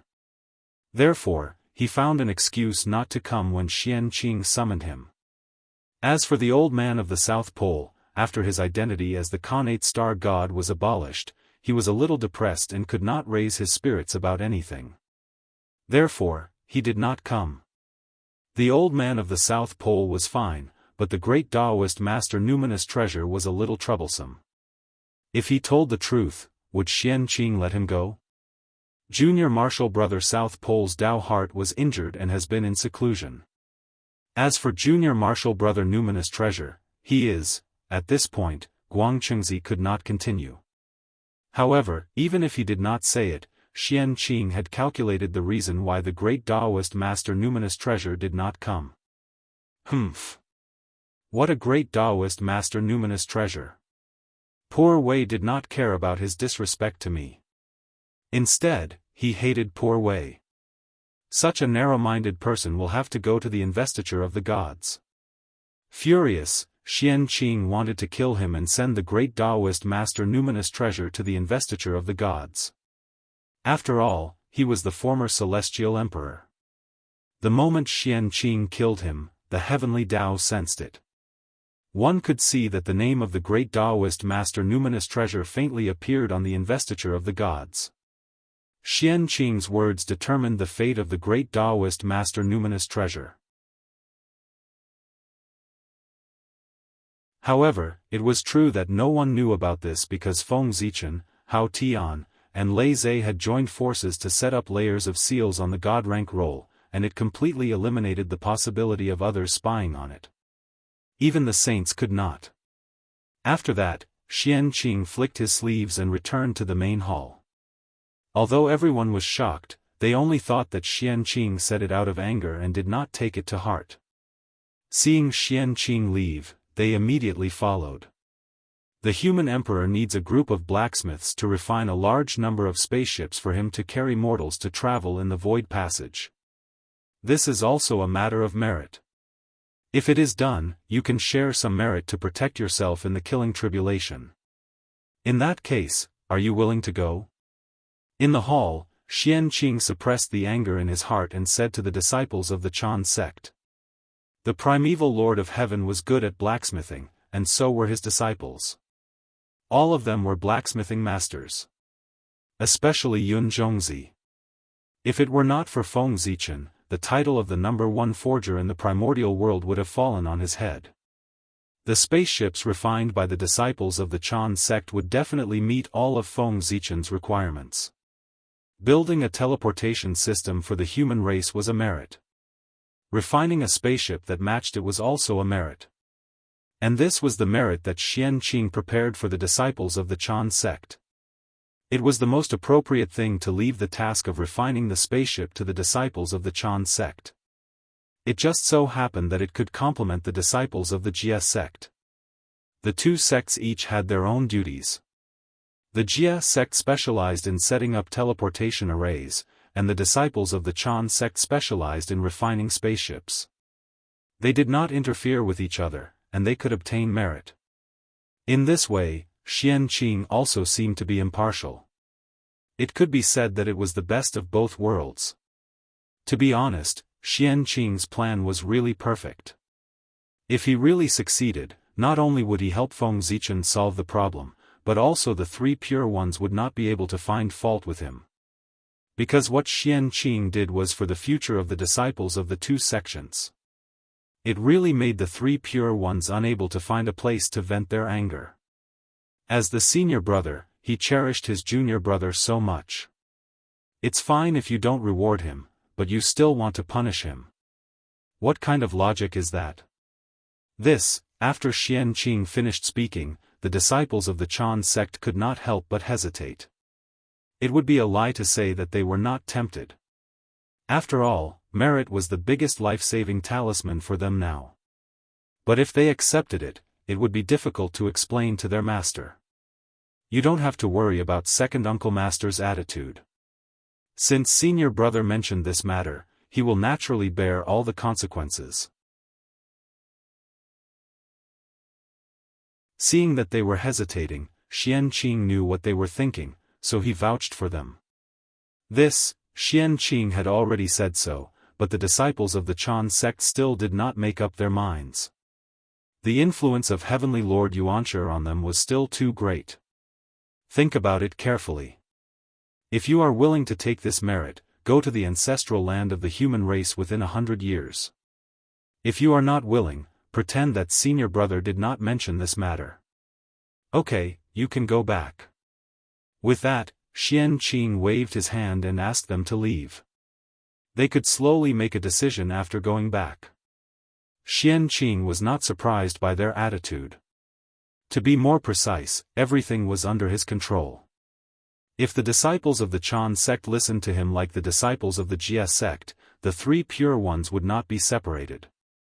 Xianqing was sure that even if he told the disciples of the Chan sect how to obtain merit, there would not be more than half of them who would go to the ancestral land of the human race. The disciples of the Chan sect had a different way of thinking from others. It was difficult for outsiders to understand.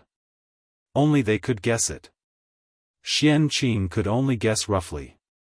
At this time, there was a problem. Xianqing knew that he could not persuade the disciples of the Chan sect, so why did he do something useless?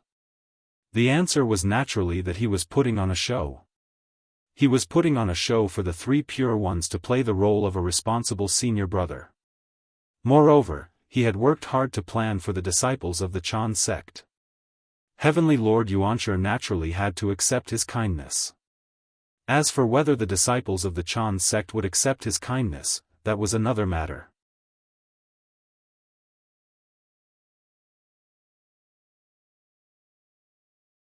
Chapter 735. In the ancestral land of the human race, after Feng Zichen sent away the disciples of Jia school, he welcomed the disciples of Chan school. Just as Xianqing had expected, not all the disciples of Chan school had arrived.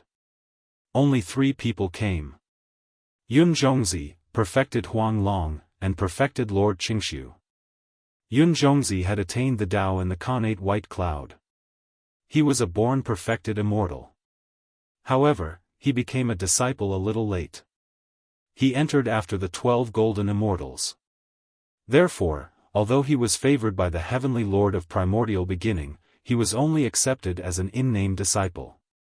Since he was an in-name disciple, he had much more freedom. He did not have to worry about the heavenly Lord of primordial beginning like the 12 golden immortals of Chan school. Perfected Huang Long was from the dragon race. With Feng Zichen's identity as the grandson-in-law of the ancestral dragon, how could perfected Huang Long not come after hearing that he needed help? Feng Zichen did not expect the 2 of them to come. However, the arrival of perfected Lord Qingxiu surprised him. To be honest, Feng Zichen had always suspected that perfected Lord Qingxiu was the incarnation of the Grand Pure One. Look, even their names are so similar. Unfortunately, Feng Zichen could not find any evidence. However, it did not matter. Regardless of whether perfected Lord Qingxiu was the incarnation of the Grand Pure One, it was not an important matter to Feng Zichen.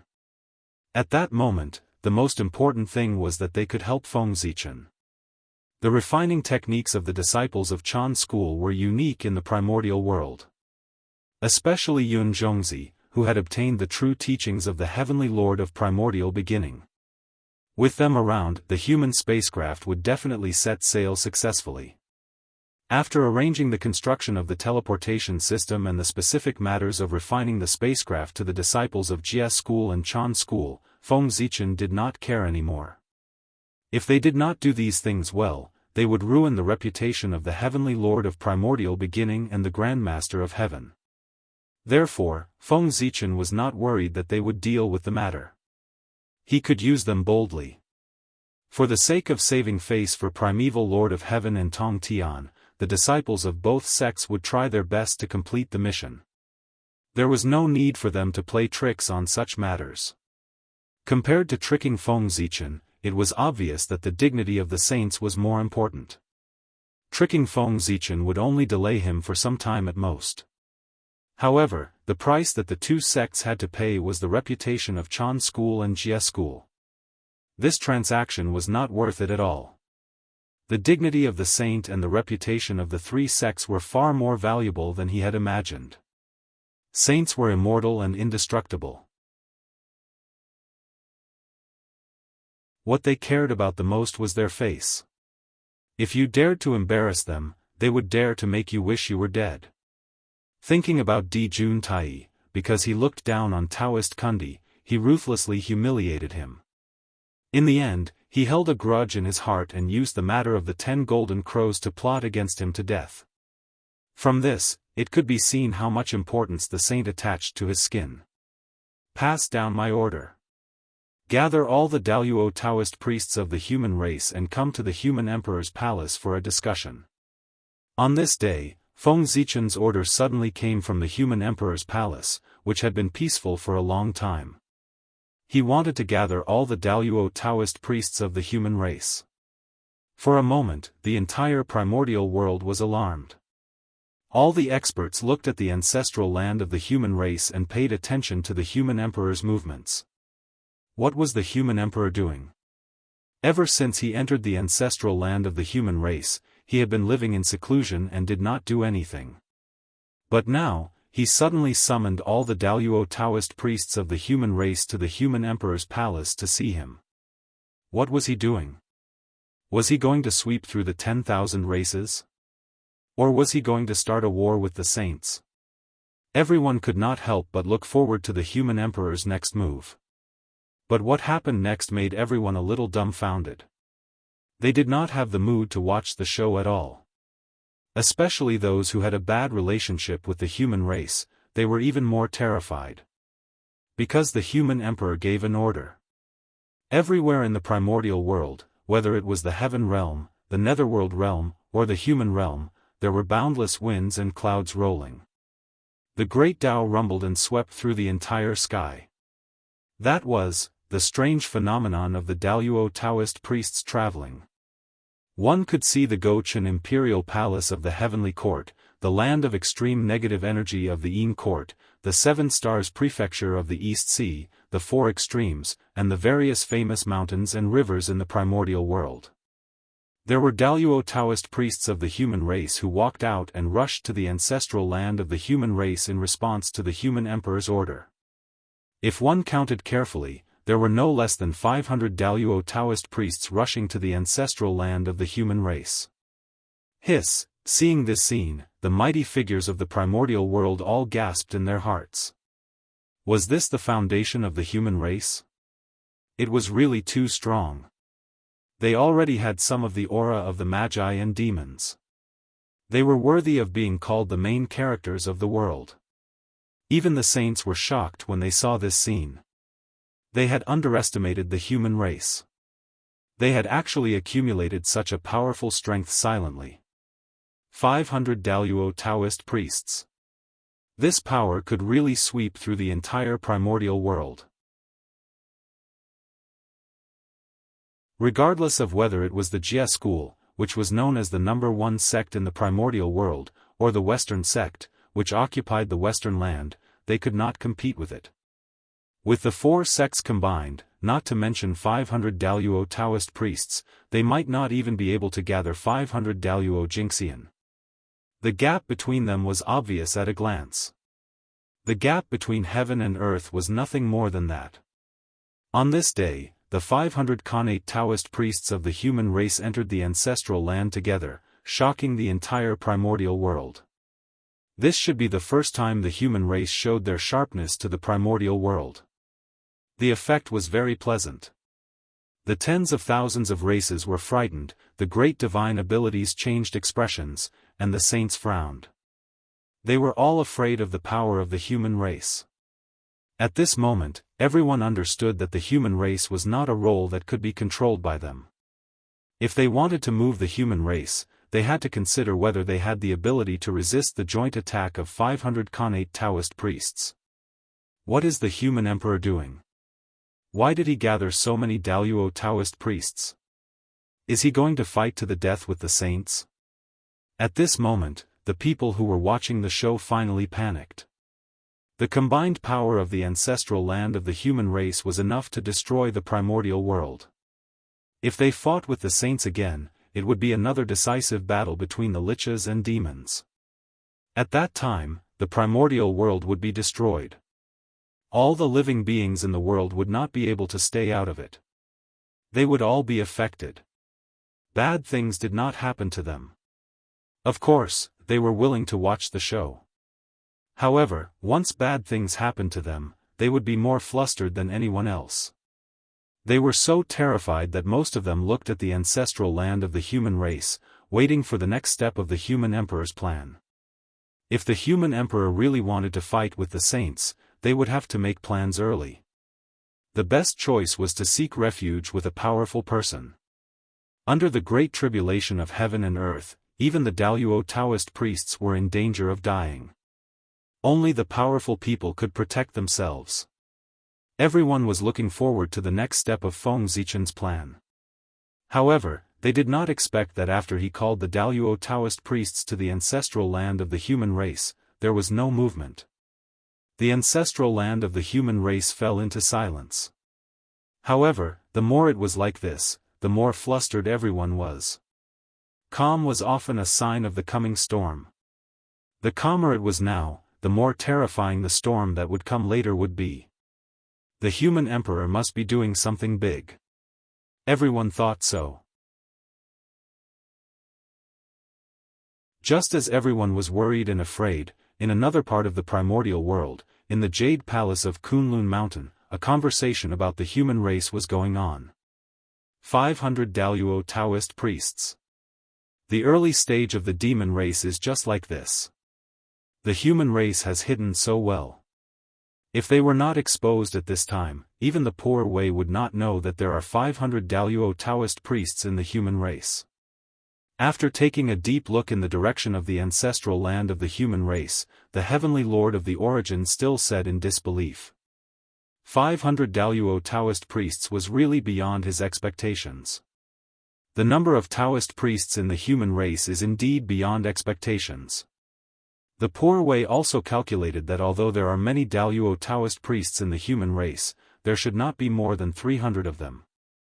But now, 500 Daoist Taoist priests in the human race have appeared, which is more than 200 more than the poor Wei expected. This, sigh, it seems that we have underestimated fellow Daoist Gaochen.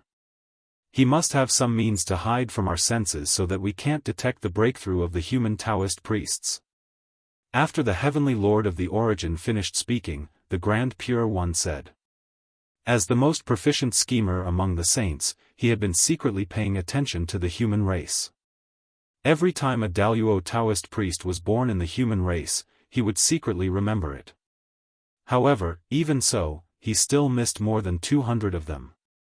Obviously, the Grand Pure One's methods were not as brilliant as Feng Zichen's. Otherwise, such a situation would not have happened.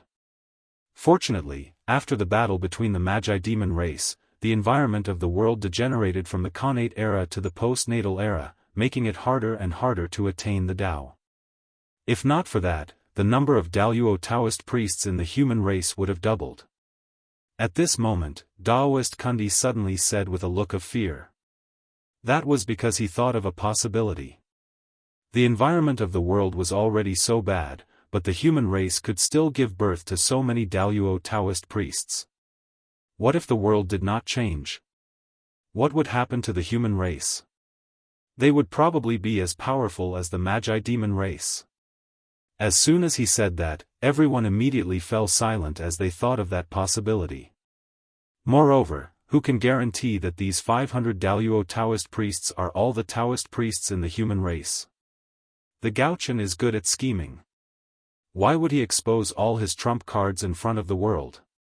After a moment of silence, Saint Jia-yin said leisurely. Hearing that, everyone's heart skipped a beat. That's right, the Gaochen was such a smart person. Why would he expose his trump cards when the situation was unclear? There must be other Daoist Taoist priests in the human race hiding in the dark. Thinking of that, everyone was even more determined to suppress the human race. The human race had become a big problem. If they did not suppress them, they would probably become another Magi-demon race.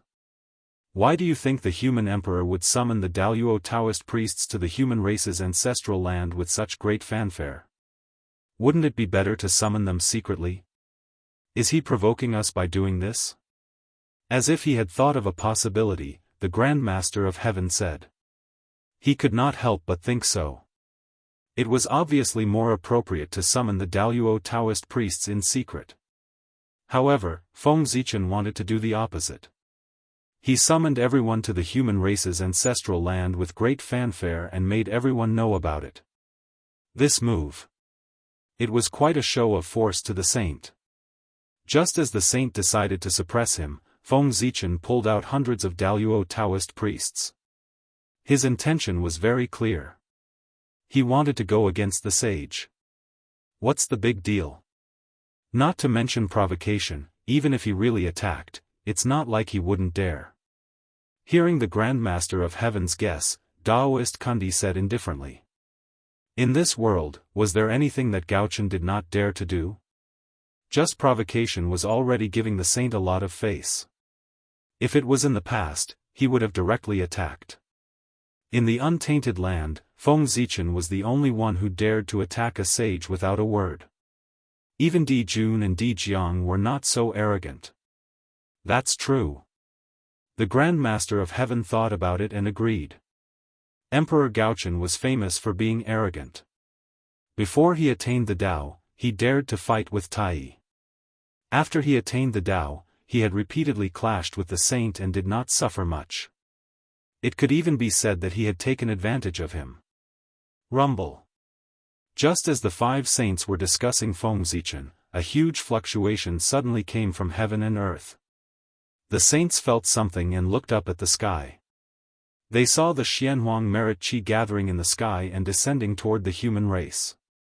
Seeing this, the five saints were stunned at first, but they immediately understood what had happened. Feng Zichen's plan had succeeded. The disciples of the Chan school and the Jie school had completed the construction of the human race's teleportation system and officially put it into operation. For this, heaven and earth had specially given merit to reward the disciples of the two schools. Good job, Xianqing. Daoist Grandmaster of Heaven really taught a good disciple. After being stunned for a moment, Daoist Kundi shouted at the Grandmaster of Heaven with a face full of anger. The saints knew everything in the world with just a thought. Xianqing's plan could not be hidden from their senses. Of course, this also had something to do with Xianqing not hiding it at all. Xianqing thought that he had done this matter openly and with a clear conscience. Since that was the case, why did he hide it? There was nothing that could not be told. Ha! Cough, cough. Daoist Kundi is right. Xianqing's actions are indeed a little too much. When we return to Golden Ao Island on behalf of the poor Wei, we will definitely punish him severely. To be honest, after learning about Xianqing's plan, the Grandmaster of Heaven's first reaction was not anger, but joy. Look! He almost laughed out loud just now. Xianqing's plan could be said to have solved one of the Grandmaster of Heaven's worries. Ever since he returned from the Purple Cloud Palace, he had been worried. The Grandmaster of Heaven knew what his disciples were like. Therefore, he also knew that some disciples were destined to be on the God roll, and some would die in the tribulation. The Grandmaster of Heaven had already planned to give up on these disciples. But his outstanding disciples, such as the three direct disciples, the three Shao Immortals, Zhao Gongming, and the like, should not be on the roll. Therefore, the Grandmaster of Heaven had been thinking of ways to protect them. But he did not expect that before he could think of a way, Xianqing had already solved it for him. How could the Grandmaster of Heaven not be happy? It was just that he did not want to laugh out loud because of the occasion. He had to pretend to be angry for everyone to see. Seeing that the Grandmaster of Heaven almost laughed out loud, Daoist Kundi was undoubtedly even angrier. P.S. There's one more update, but it's very late. So, go to sleep. You can read it tomorrow.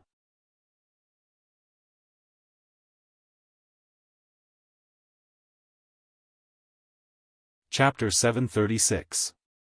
What was Xianqing trying to do? They were thinking of ways to deal with the North Star, but not only did Xianqing not want to help, he even stabbed them in the back. Now, the North Star had completed this matter of great merit with the help of the disciples of the two sections. It was undoubtedly one step closer to achieving the Tao fruit of the human emperor and became more difficult to deal with. Xianqing was stabbing them in the back this time. Originally, when they were dealing with the North Star, they did not know where to start. Now that Xianqing did this, it undoubtedly made it more difficult for them to deal with the North Star. That was unbearable. All right. Daoist Kundi, don't say any more. Poor Wei and the others will teach Xianqing a lesson after this matter is over. At that moment, the Heavenly Lord of Primordial Beginning said unhappily. He was very angry, very angry. Of course, he was not angry at Xianqing, but his disciples. The Heavenly Lord of Primordial Beginning was very satisfied with Xianqing. Looking at his performance in this matter, no one could find any fault with it. He was impartial between the Jie sect and the Chan sect. That made the Heavenly Lord of Primordial Beginning very satisfied. There was no difference between sects in his heart and only the disciples of the Xian sect in his eyes. That was the demeanor of the eldest senior brother of the Xian sect. The more satisfied he was with Xianqing, the more dissatisfied the Heavenly Lord of Primordial Beginning was with his disciples. What people were most afraid of was comparison. Compared to Xianqing, the disciples of the Chan sect could not stand it at all. Look, Xianqing had taken the initiative to send merit to them, but the disciples of the Chan sect did not want it. Are they stupid? The moment he knew that the disciples of the Chan sect had chosen, the Heavenly Lord of Primordial Beginning really wanted to call his disciples over and ask them loudly. Are you stupid? Why don't you go to heaven if you don't want merit that is sent to you? But he could not. He cared about his reputation. Even if his disciples were in the wrong, he could not reprimand them in front of everyone. Let's not talk about this anymore. Even if Xianqing does not let his disciples do it, the human emperor will find someone else to do it. It will not affect his plan. So, it's meaningless to talk about Xianqing's merits now. It's better to think about how to deal with the North Star. Seeing that the Daoist Kundi still wanted to say something, the Heavenly Lord of Primordial Beginning's words. In his opinion, what Xianqing did this time was not wrong. Instead, it was meritorious. When he saw that things were not going well, he immediately changed his attitude and went with the flow, thinking that he was seeking the greatest benefit. That was very in line with the way the Grand Pure One dealt with the world. The success of the North Star plan was inevitable. Seeing that he couldn't stop them, Xianqing decided to join in and seek benefits for his side. This was obviously the way of a smart person. It was also the most practical method. The Grand Pure One was the most practical person among the saints. He always looked at the results, not the process.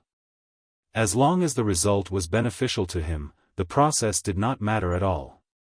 Daoist Kundi was not an iron-headed person. Since the three pure ones had said so, he naturally would not pursue the matter. 500 Daluo Taoist priests.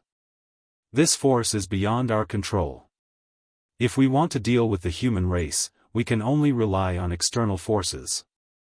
In order to prevent Daoist Zhuan Ti from being surrounded by the three pure ones, Saint Jie Yin hurriedly changed the topic. External force? Could it be demon race?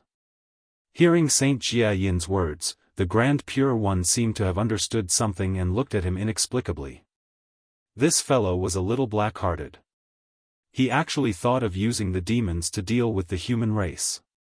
There were not many external forces that could threaten the human race in the entire primordial world. It was not difficult for the Grand Pure One to guess. Apart from the three connate races, there were only the Magi and demon races. The three connate races and the Magi were allies of the human race. They would definitely not attack the human race. That left only the Yao race. Speaking of the demons, the North Sea demons and the 10 demon gods of the ancient heavenly courts could produce about 100 Daluo Taoist priests. This force was indeed very suitable to restrain the human race. The Grand Master of Heaven and the Heavenly Lord of Primordial Beginning could naturally think of what the Grand Pure One could think of. They looked at Saint Jiayin with strange gazes as if they were meeting him for the first time. This Saint Jiayin was quite something. He did not expect that under his compassionate appearance, he was also hiding a bellyful of evil tricks. One could not judge a book by its cover.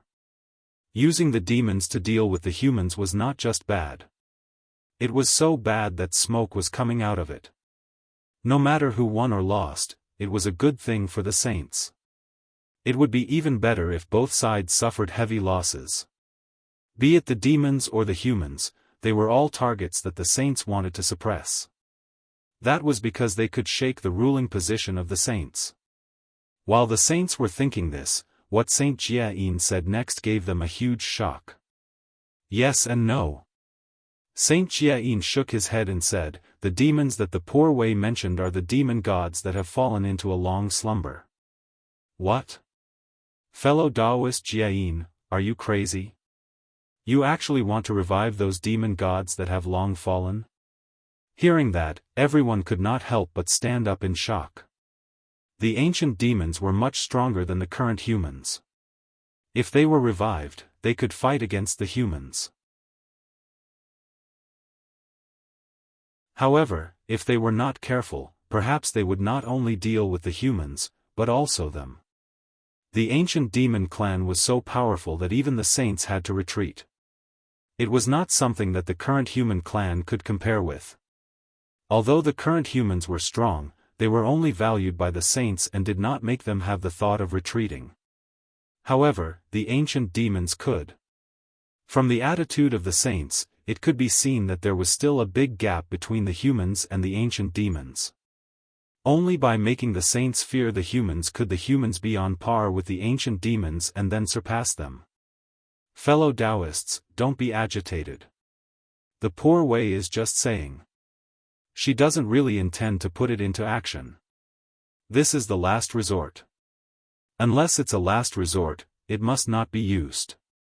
Seeing that everyone was so agitated, Saint Jiayin hurriedly explained. It's good that you know the severity of the matter. Hearing that, everyone heaved a sigh of relief and sat down again. It was no wonder that they were so nervous. The ancient demons had touched on the taboo in the hearts of the saints, Dijun and Tai. A revived ancient demon god was not terrifying, nor was it worthy of the saints' fear. Even if all the fallen ancient demon gods were revived, it would be the same. The strength of the saints was not something that mere ancient demon gods could shake. What really made the saints fear were the two people that they could not forget, Dijun and Tai. No, to be more precise, it should be Tai, the existence that had once been invincible in the primordial world. Tai's strength was recognized by the primordial world. Even the three pure ones had been defeated by him in a one-on-one battle. His strength could not be measured by common sense. He was not a saint, but he was better than one. It was because they were afraid of Tai that the saints were unwilling to revive the ancient demon gods. If the ancient demon gods were to revive, the first thing they would do would not be to attack the human race or the witch race. Instead, they would think of a way to revive Tai and Dijun. Therefore, the saints would never allow the ancient demon gods to revive. In fact, not to mention the fallen ancient demon gods, even the 10 great demon gods who were still alive were under constant surveillance by the sages. Their purpose was naturally to prevent these demon gods from secretly reviving Dijun and Tai. To this day, there was still no news of Dijun and Tai in the primordial world. This was the work of the saints. In an unknown corner of the primordial world, the saints had set up countless methods to prevent the return of Tai and Dijun. If it were not for the witch race still having goddess hoodoo, the saints would also interfere with their return, even if it were the 11 ancestral wizards. The ancestral Magi Palace could stand in the primordial world for so many years not because the saints could not see it, nor because they had the merit of suppressing the primordial world. Instead, it was because goddess hoodoo was behind them. If it were not for this, the saints would have destroyed the ancestral Magi Palace long ago. Di Jun and Tai were at a disadvantage because the demon race did not have a powerful figure like Goddess Hudu. As a result, after they died, they were targeted in all kinds of ways, making it difficult for them to return. The ancient demon gods can be used as trump cards. We won't use them for the time being. However, the current North Sea demon race and the 10 great demon gods can be used. Also, the human race has dominated the primordial world for so many years. Many races are dissatisfied with them and want to replace them. And these races that are dissatisfied with the human race are also targets that we can use. With their strength, although they can't touch the foundation of the jade human race, they can create some chaos for the human race. The more chaotic the human race is, the greater our chances and the lower our chances of success. With the discussion of the 5 saints, a complete plan against the human race was sorted out by them. Then, it was time to implement it. Just as the saints were discussing how to deal with the human race, the ancestral land of the human race was bustling. From afar, one could see that in the sky above the ancestral land of the human race, endless wind and clouds were gathering, constantly surging and surging. There were also huge waves of connate Daoist rhymes rushing up from the ancestral land, colliding and intertwining in the air, deducing all kinds of mysteries of the great Tao. This was the aura that the human Taoist priests naturally emitted. Every Daoist Jingxian could be said to be the incarnation of their corresponding great Tao. Naturally, their bodies carried the aura of the great Tao. And when 500 Daoist Taoist priests gathered together, the aura of the great Tao on their bodies overlapped, creating a strange phenomenon. At this moment, the human race's ancestral land seemed to have turned into a supreme Tao domain. Inside, thousands of Daos intertwined, the connate Daoist rhymes filled the air, and endless luck gathered. How could it not be a Tao domain? 500 incarnations of the great Tao gathered together. The Daoist rhymes on their bodies could turn a mortal land into a sacred land, not to mention the extraordinary ancestral land of the human race. It was not an exaggeration to say that it was a Tao domain. At this moment, the cultivators in the human race's ancestral land were very lucky. Cultivating here was more than 100 times faster than cultivating in the outside world. Especially the cultivators who cultivated the connate Tao. Cultivating here was as if they had returned to the ancient connate era. Not only did they get twice the results with half the effort, but they also had a deeper understanding of the connate Tao. At this moment, what were Feng Zichen and the Daoist Taoist priests of the human race doing? Could it be that they were discussing how to deal with the saint as everyone thought? Of course not. Feng Zichen was discussing the Tao with them. 500 Daoist Taoist priests were indeed a very powerful force, but in front of the saints, it was completely not enough. Unless each of them had a supreme-grade connate spiritual treasure, the 500 human Taoist priests would not be able to defeat the saints with one hand. In that case, why would Feng Zichen send them to their deaths? It should be known that the 500 Daoist Taoist priests could be said to be more than 70% of the power of the human race in the untainted land. They could not be lost. At present, the number of Taoist priests of the human race was definitely more than 500. Just as the saints thought, Feng Zichen could not expose all the resources of the human race, so he had to leave something behind. Therefore, Feng Zichen deliberately hid some Daoist Taoist priests. In fact, there should be about 600 Daoist Taoist priests of the human race. 500 of them were in front of Feng Zichen, while the other 100 were hidden by him. They were hidden in the boundless starry sky. In this era, it was not easy to cultivate Daoist Taoist priests, but it was not very difficult for Feng Zichen. Because not only did he have a lot of resources, but he was also willing to spend them. Just by relying on resources, Feng Zichen could cultivate many Daoist Taoist priests. Over the years, the production of the boundless starry sky had been used by Feng Zichen on these Daoist Taoist priests. This was the reason why there were so many Daoist Taoist priests of the human race. It should be known that countless years had passed, and under the hard work of the god Pangu, the boundless starry sky had returned to its peak, and there was a trend of further improvement. However, Feng Zichen had been keeping it a secret, so no one knew about it. Back then, the demon race relied on the boundless starry sky to cultivate 3,000 Daluo demon gods. Now, Feng Zichen controlled the boundless starry sky that was stronger than before.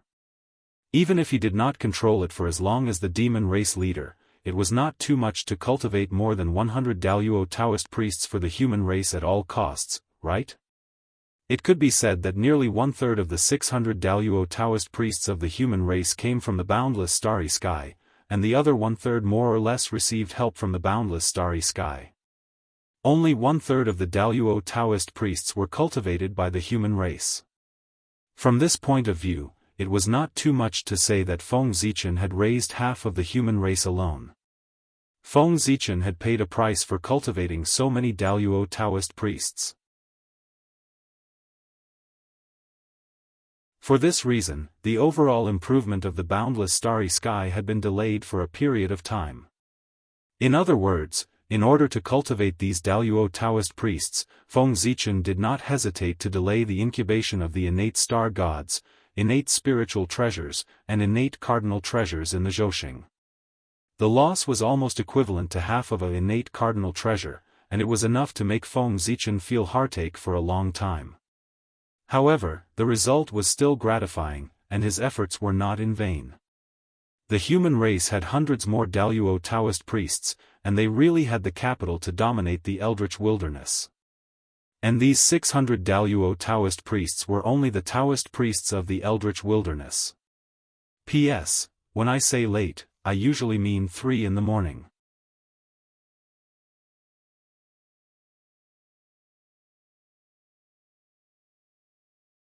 Chapter 737. Outside the primordial world, in the realm C, there were still 400 Daluo Taoist priests of the human clan. These were all direct descendants of Feng Zichen, the foundation of the path of gods and demons, and the greatest trump card of the human clan. In total, there were more than 1,000 Daluo Taoist priests of the human clan. Although this force was still incomparable to the shaman and demon clan at their peak, it was definitely enough to contend with them. The human clan had already risen. But this was not enough. Although the human clan was becoming stronger, the saints were not standing still. They were also becoming stronger.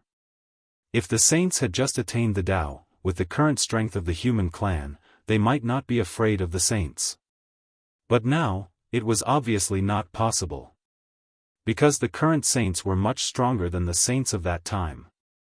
If the human clan did not want to be afraid of the saints and get rid of their control, they had to continue to become stronger. Become stronger. Become stronger. Become stronger again. Feng Zichen gathered these Khanate Taoist priests of the human clan. His purpose was not to fight the saints as everyone thought, but to increase the strength of the human clan. As for why all living beings would think so, it could only be said that they were scaring themselves. Becoming stronger was not something that could be done overnight, but a gradual process. In ancient times, the human clan had the 5 elements Tao scripture, which was used as a foundation to increase the strength of the human clan. But the human clan at that time was much stronger than the human clan now. Moreover, the 5 elements Tao scripture was a foundation cultivation method that matched the path of gods and demons. Now, it was still a little outdated. For this reason, Feng Zichen specially called these Daluo Taoist priests over. He wanted to combine everyone's wisdom to deduce a new cultivation method that was suitable for the entire human clan to cultivate and popularize it among the human clan. He wanted to use this cultivation method to spread martial arts throughout the world and popularize martial arts among the human clan. If everyone in the world was like a dragon, how could the saints dare to continue scheming against the human clan? This cultivation method could be said to carry Feng Zichen's great ambition. Everyone worked together and spent 1,000 years to create a cultivation method. It was called the World's Martial Arts Master Guide, and Feng Zichen called it the Martial Arts Code. With the martial code completed, Feng Zichen first engraved it on the heavenly steel of martial arts. Then, he used a supreme divine ability to scatter it all over the human race for the human race to browse. As soon as the martial arts codex appeared, the human race's luck shook. Although it didn't increase by much, it became more stable. Compared to the slight change in the human tribe's providence, the change in the martial path's providence was much greater. It increased by several times, overshadowing the heavenly immortal Tao in one fell swoop before gradually coming to a stop. And this was only the beginning. With the popularization of martial arts in the human race, the fate of martial arts would become stronger and stronger until it was replaced by the immortal Tao of the celestial sect and became the mainstream of the untainted land. After deducing the martial arts codex, Feng Zichen did not let everyone leave. Instead, he pulled them along to deduce the human path Abhijna. What was the human Tao divine ability? It was a divine ability that was useful to the human race. God for human use. Feng Zichen wanted to integrate the divine ability into the daily lives of the common people. Cultivators could soar through the clouds and summon the wind and rain. But mortals could not. A cultivator could travel between a city and a place in a short time, but a mortal would need several days or even several months to do so. Cultivators could not eat or drink, but mortals could not. Cultivators did not need to work at sunrise and rest at sunset, but mortals had to. And what Feng Zichen wanted to do was to change this situation. He wanted to study some divine abilities to save the ordinary human race from endless labor so that they would have time to cultivate martial arts. Feng Zichen popularized martial arts, causing the human race to enter the stage of cultivation. But mortals had to run around every day for their livelihood, so how could they have time to cultivate? Therefore, Feng Zichen wanted to change this situation. The human path Abhijna was born for this. Integrating the Abhijna into the daily lives of ordinary people would help them reduce the time they had to work and have more time to cultivate. To put it bluntly, the so-called human path Abhijna was the Xianxia version of high-tech. When there was a drought, use the Abhijna to rain. When there were too many weeds in the ground, use the Abhijna to remove the weeds. When the weather was too hot, use the Abhijna to cool down. When the weather was too cold, use the Abhijna to heat up. In short, it was to use the Abhijna to control the environment, turning it from uncontrollable to controllable. It was said to be an Abhijna, but it did not have to exist in the form of an Abhijna. Naturally, it had to be as convenient as possible. It could be a talisman, a magic artifact, or an array disc. For example, a talisman that could automatically adjust the temperature. Wasn't that much more convenient than an air conditioner? Wasn't a flying boat powered by a cultivation pill more convenient than a car? Could a car fly? An array disc that could automatically drive dust was much more useful than a sweeping robot. And so on. The technology that Feng Zichen had seen in his previous life would be recreated by his extraordinary means. These were the tasks that Feng Zichen had given to the human race, Daoist Taoist priests, to turn them from ideas into reality. In the ancestral land of the human race, Feng Zichen used his supreme Abhijna and pulled the human race, Daoist Taoist priests, into his dream, bringing them to experience the elegance of an interstellar civilization. Everyone, you've all seen the scene in my dream, right? After waking up from the dream, Feng Zichen said to the people below. I saw it. It was very exciting. This is a civilization that is different from the immortal path system. It seems to have developed external forces to the limit. It can give us a lot of inspiration. After coming back to their senses, everyone said with some unfinished words. They had really taken a good look at this journey in the dream realm. They had never thought that there would be other civilizations in the world. The optical computer, the network, the spaceship, the mecha, the genetic modification, it really gave them a refreshing feeling. It was a pity that it was just a dream. It was all illusory and did not exist. Otherwise, if they could be allowed to comprehend in that interstellar civilization for tens of thousands of years, then they might have the possibility of taking a step forward. The collision of civilizations and the impact of ideas would ignite the sparks of wisdom. And these sparks of wisdom would be the capital for everyone to take a step forward. It's good that you've seen it. Then I'm relieved. What do you think of what you saw in the dream? Was it both real and illusory? Nodding, Feng Zichen asked. Your Majesty, please forgive us. We are ignorant and can't tell whether what we saw in the dream is real or not.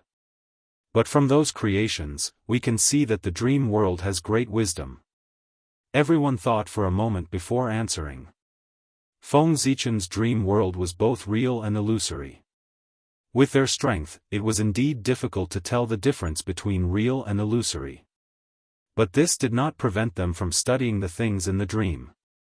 Based on their many years of cultivation experience, it was indeed a civilization that was different from the immortal path system. It did not seem to belong to the primitive world. Perhaps, everything in the dream before did not exist. But at this moment, since it can be seen by you, then it is real. The charm of cultivation lies in this. Turning the illusory into reality, refining the false into the real, and turning the impossible into the possible. After listening to everyone's answer, Feng Zichen said slowly, but he was guiding them on the true meaning of cultivation. There was nothing that cultivation could not do. If there was, it meant that you were not strong enough. Refining the false into the real was to turn all the illusory into reality. Even if it was just a dream, it could be turned into reality. Thank you, Your Majesty, for your guidance. Hearing this, everyone bowed. It's fine. I have a request for guiding you. Since you have seen everything in the dream, you should know how important it is to the human race. So, I want you to use the immortal path to refine it for the human race to use. So, can you do it? Waving his hand, Feng Zichen asked. We will not disappoint Your Majesty. Everyone stood up and promised Feng Zichen. After all, they were Daoist Taoist priests. It was not difficult for them to refine what they saw. Feng Zichen's request was not difficult for them. Since you are confident, I will not say anything else. I just hope that you can understand that the future of the human race lies in your hands. After saying that, Feng Zichen's figure disappeared in front of everyone. The mission had been given, so there was no need for him to stay here. After all, he was the human emperor. There were many things to do. After leaving everyone, Feng Zichen returned to the human emperor's palace and summoned the disciples of the Jie school and the Chan school. His purpose was to thank them for their contributions to the human race. Secondly, he had a new mission to give them. That was to build a city for the human race. That's right, it was to build a city. Build a huge city during the ancient human race. In ancient times, Feng Zichen led the human race to build many huge cities in the primordial world to resist the invasion of foreign races. The huge city of the human race was connected to the stars and the dragon vein. It gathered the power of the two to nurture the dragon chi and resist foreign enemies. It was really mysterious. Unfortunately, after the ancient war, the human race was no match for the power of the demon race and was forced to fall into depravity. The huge city that was built previously was also destroyed in the hands of the demon race. It became a great regret of the human race.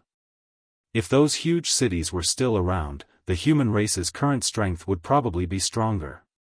Now, Feng Zichen had regained control of the human race. Naturally, he had plans to build a huge city.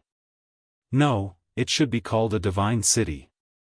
That was because the conditions to build a huge city were much better than in ancient times. In ancient times, to build a huge city, one had to first explore the terrain and find the location of the dragon vein. But now, there was no need for that. There were 365 universe divine palaces in the human territory. And these heavenly cycle temples were the best coordinates.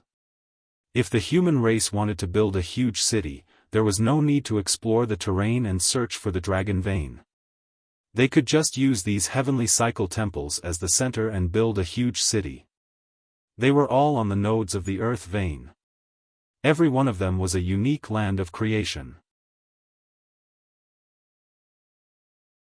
The starlight of the heavenly cycle temples hung up and drew in endless stellar power. The huge city built here could no longer be called a huge city. It should be called a divine city. As for why the disciples of Chan school and Jie school were allowed to build divine cities for the human race, other than to rope them in, it was more because they were more familiar with the huge cities of the ancient human race. Back then, when Feng Zichen built the huge city for the human race, he had completely refined it as a Dharma treasure. This move could be said to be the peak of the knowledge of the primordial world cultivators. It turned out that Dharma treasures could be refined in this way. This groundbreaking move attracted many people to come and observe the huge city of the human race to understand its structure and refining methods. The disciples of Chan school and Jie school were among them. Therefore, after the ancient human race fell, the disciples of the two sects became the people who knew the huge city of the human race the best. In the entire human race, there were not many people who knew the huge city of the human race better than them. Most of the people who knew more than them were dead, and a small number were in the realm C. For this reason, the disciples of the two sects became Feng Zichen's best choice. He was not afraid that the disciples of the two sects would reject him. That was because when the human race fell and the demons destroyed the traces of the human race, the disciples of the two sects had secretly taken away a few huge cities of the human race for collection. What was karma? This was it. With this karma, Feng Zichen was not afraid that the disciples of the two sects would reject him. Who asked them to be greedy back then? At the right time, the human race became the main characters of the world. The geographical advantage was 365 heavenly cycle temples. The people and the disciples of the two sections. According to this, it was the best opportunity for Feng Zichen to build a divine city. He had no reason to refuse. Under the threat of karma, the disciples of the two sects finally agreed to build a divine city for the human race. However, the human race still had to be responsible for the materials needed to build the city. In this regard, Feng Zichen had no objection. This was what he should do. With the current foundation of the human race, it was more than enough to take out the materials needed to build a divine city. It was an exaggeration to say that it was a drizzle, but it was not to the extent of hurting the muscles and bones. After all, the human race had not developed in vain all these years. They had accumulated some foundation. Now, what Feng Zichen wanted to do was to convert the foundation of the human race into strength. Time passed quickly. In the blink of an eye, 1,000 years had passed. After 1,000 years of preparation, the project of building a divine city was finally put on the agenda by the disciples of the two sects and began to take action. 1,000 years was enough for martial arts manuals to spread among the human race, causing many changes to the human race.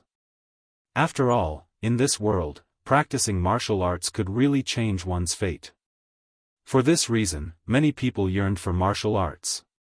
Now that there was a better introductory cultivation method, everyone naturally practiced it enthusiastically. For a time, there was a craze for practicing martial arts in the human race. More and more people practiced martial arts. The prosperity of martial arts naturally affected the other orthodoxies. The path of gods and demons and the path of immortals all showed signs of weakening. The path of immortals was fine. Its foundation was deep. Even if it weakened, it would not shake its foundation. However, the path of gods and demons was not good. It had been abandoned by the times and was about to become a legend. If it were not for the fact that the martial arts were also created by Feng Zichen, the situation of the path of gods and demons was enough to make him vomit blood. The decline was too great. It was almost extinct. In the ancestral land, the Daoist Taoist priests also had some results. They were making the final adjustments and putting them into use. Everything was developing in a good direction.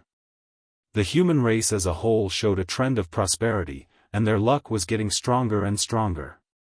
If nothing unexpected happened, Feng Zichen would be able to successfully condense his own human emperor Dao fruit in tens of thousands of years. Unfortunately, unforeseen events always happened inadvertently. It was the sages. They were going to attack the human race.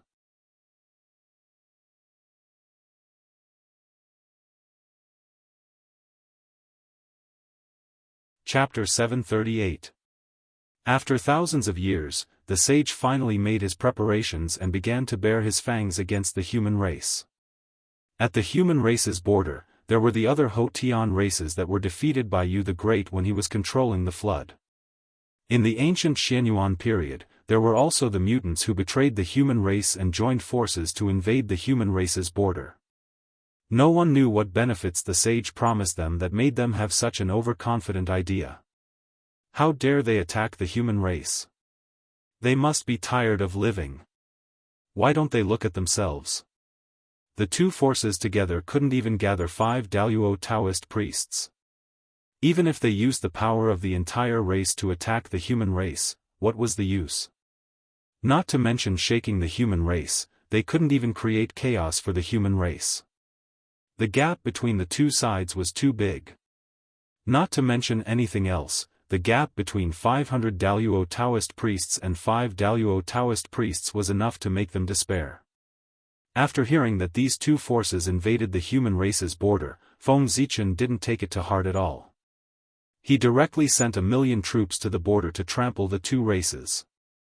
The human race's military system was created by Feng Zichen by imitating the Heavenly Court's military system. In other words, mortals were not qualified to join the army. Those who were qualified to join the army had to at least have the cultivation of a celestial immortal. And these were only the most ordinary soldiers.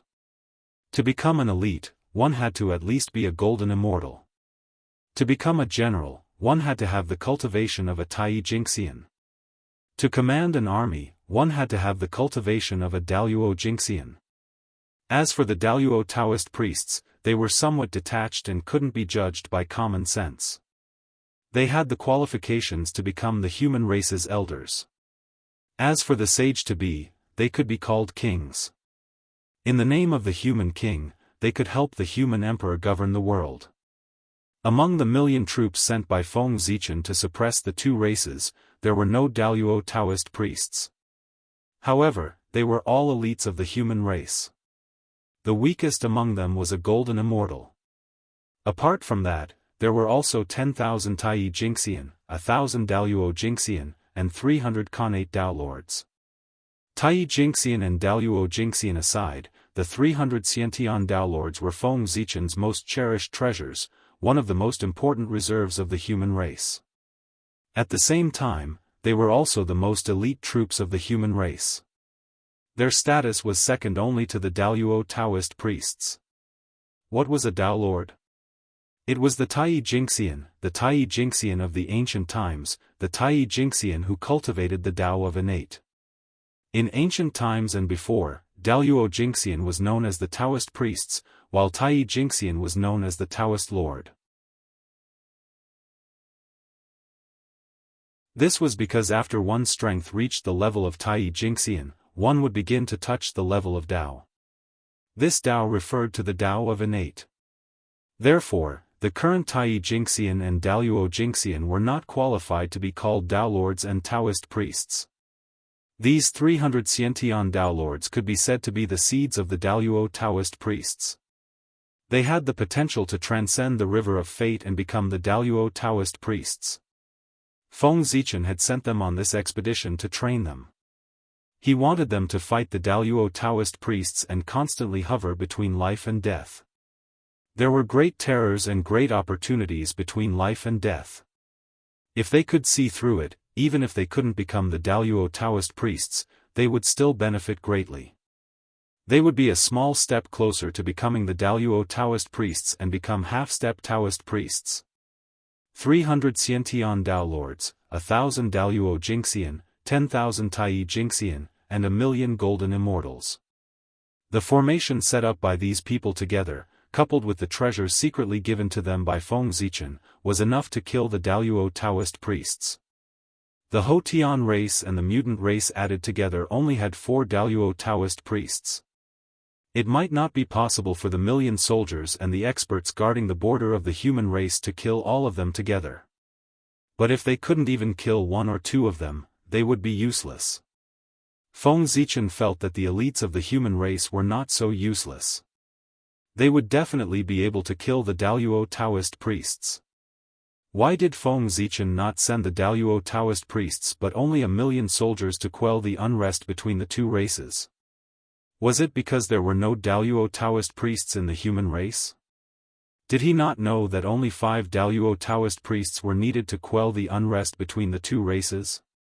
No, Feng Zichen knew. But he was unwilling to do so.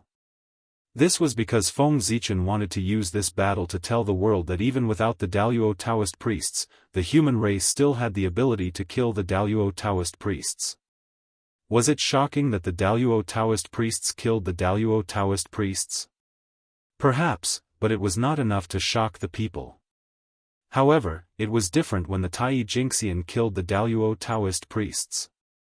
The effect would definitely shock the untainted land for 1,000,000 years and be deeply engraved in the hearts of all living beings. The human race did not even send the Daoist Taoist priests, but they were able to kill the Daoist Taoist priests. If the Daoist Taoist priests of the human race really took action, how powerful would they be? They would probably be able to kill powerful beings. Fear often came from the unknown. As long as the living beings could not see the depths of the human race, they would always be afraid of the human race and would not dare to have the thought of fighting against them. Just as the 1,000,000 soldiers of the human race were setting off, a sudden change was quietly happening on the distant Mount Shouyang. Mount Shouyang, the eldest direct disciple of the Grand Pure One, Xuandu, was cultivating in seclusion in the 8 Visions Palace. However, at this moment, the innate cardinal treasure Taiji diagram quietly appeared. Rumble. While Xuandu was unprepared, a vast and boundless power gushed out from the Taiji diagram. In the blink of an eye, it enveloped the entire hall. In an instant, the spacetime in the hall froze. It was completely stagnant. As for Xuandu, he was naturally frozen on the spot. Since the Taiji diagram had appeared, the person who attacked Xuandu was obviously his master, the Grand Pure One. Xuandu was only at the perfected realm of the Daoist Taoist priests. How could he be a match for the Grand Pure One who held a connate cardinal treasure? It was not surprising that he was directly sealed. Disciple, don't blame me. I sealed you for your own good. With your status, it's not appropriate for you to help anyone in this battle between the saint and the human race. Therefore, in order to prevent you from being in a difficult position, I'll seal you and make you lose all perception of the outside world. In this way, no matter what the outcome of this battle is, it will not affect you. All the mistakes will be blamed on me.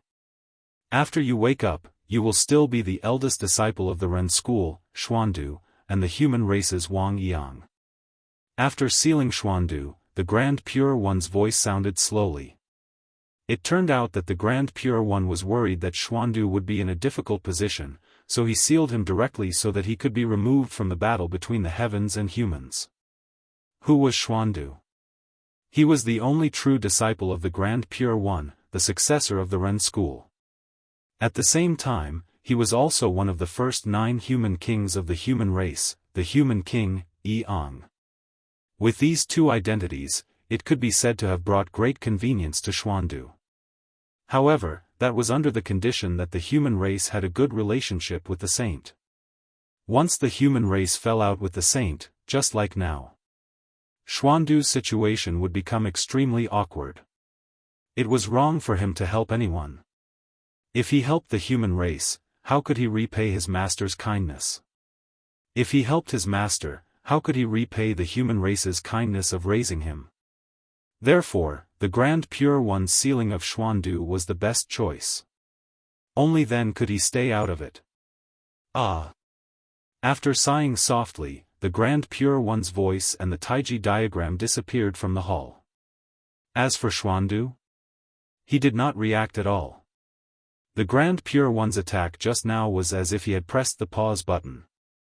It had completely paused Xuandu's time and stopped at that moment forever.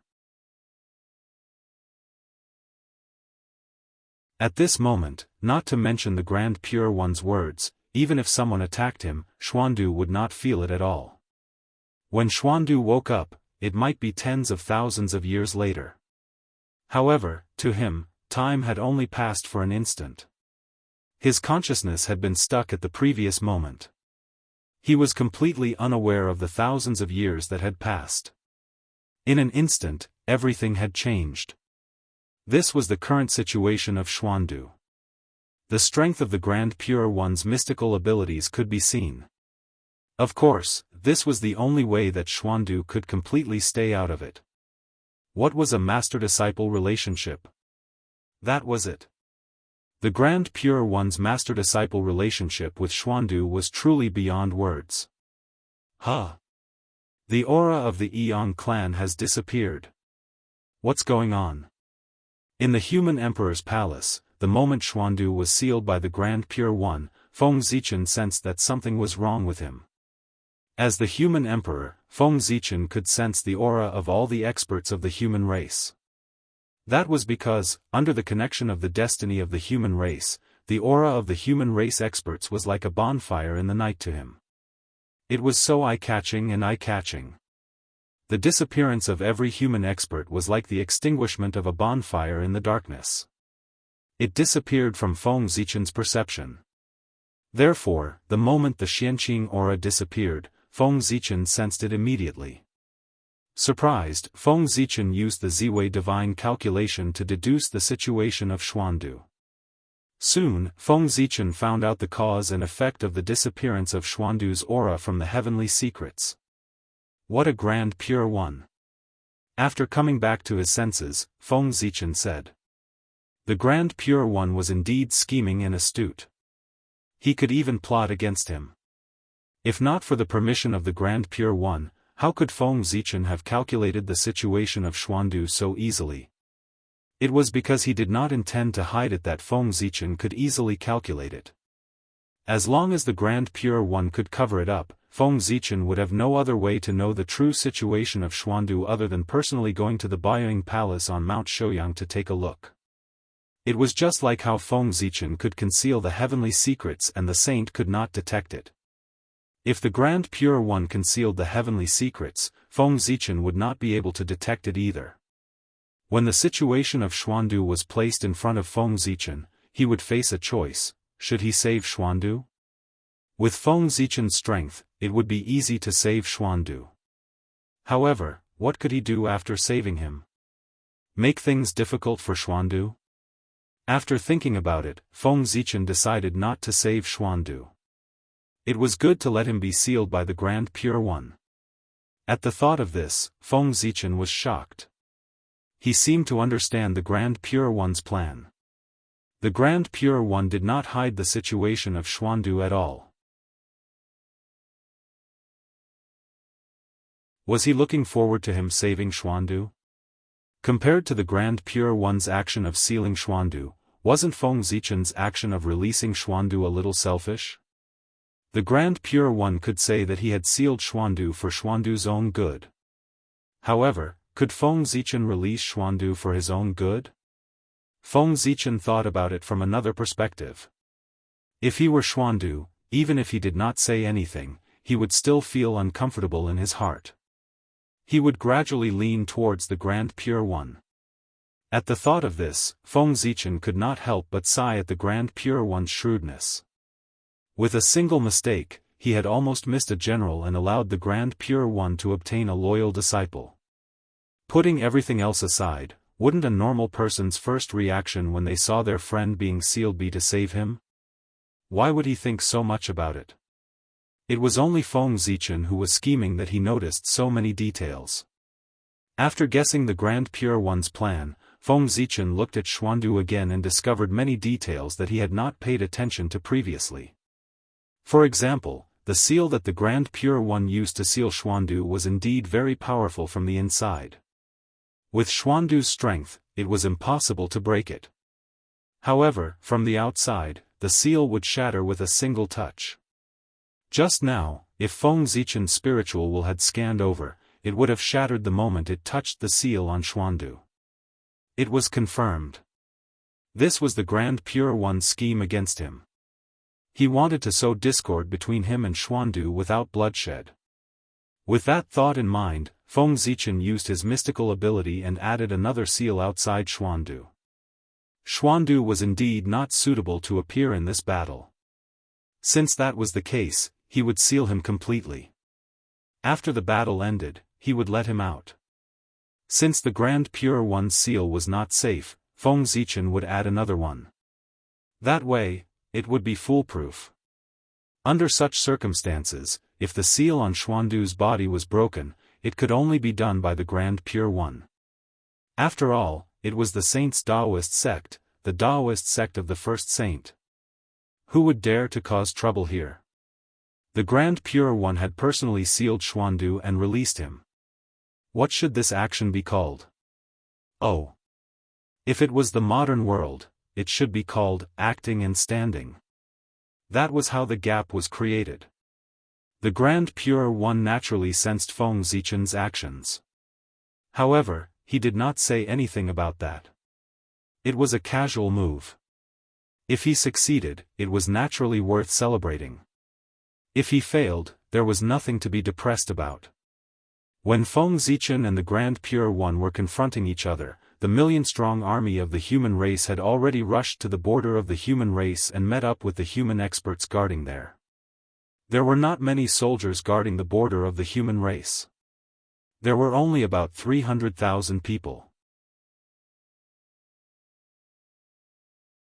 However, they were all elites and veterans of the human race. In terms of combat strength, they were even stronger than the million-strong army. After all, they were an army guarding the border. They had been fighting with foreign races all year round. If they were not strong, they would have died long ago. Putting everything else aside, most of the border soldiers were from the Jianghu tribe and the Xiong tribe. From this, one could tell how powerful they were.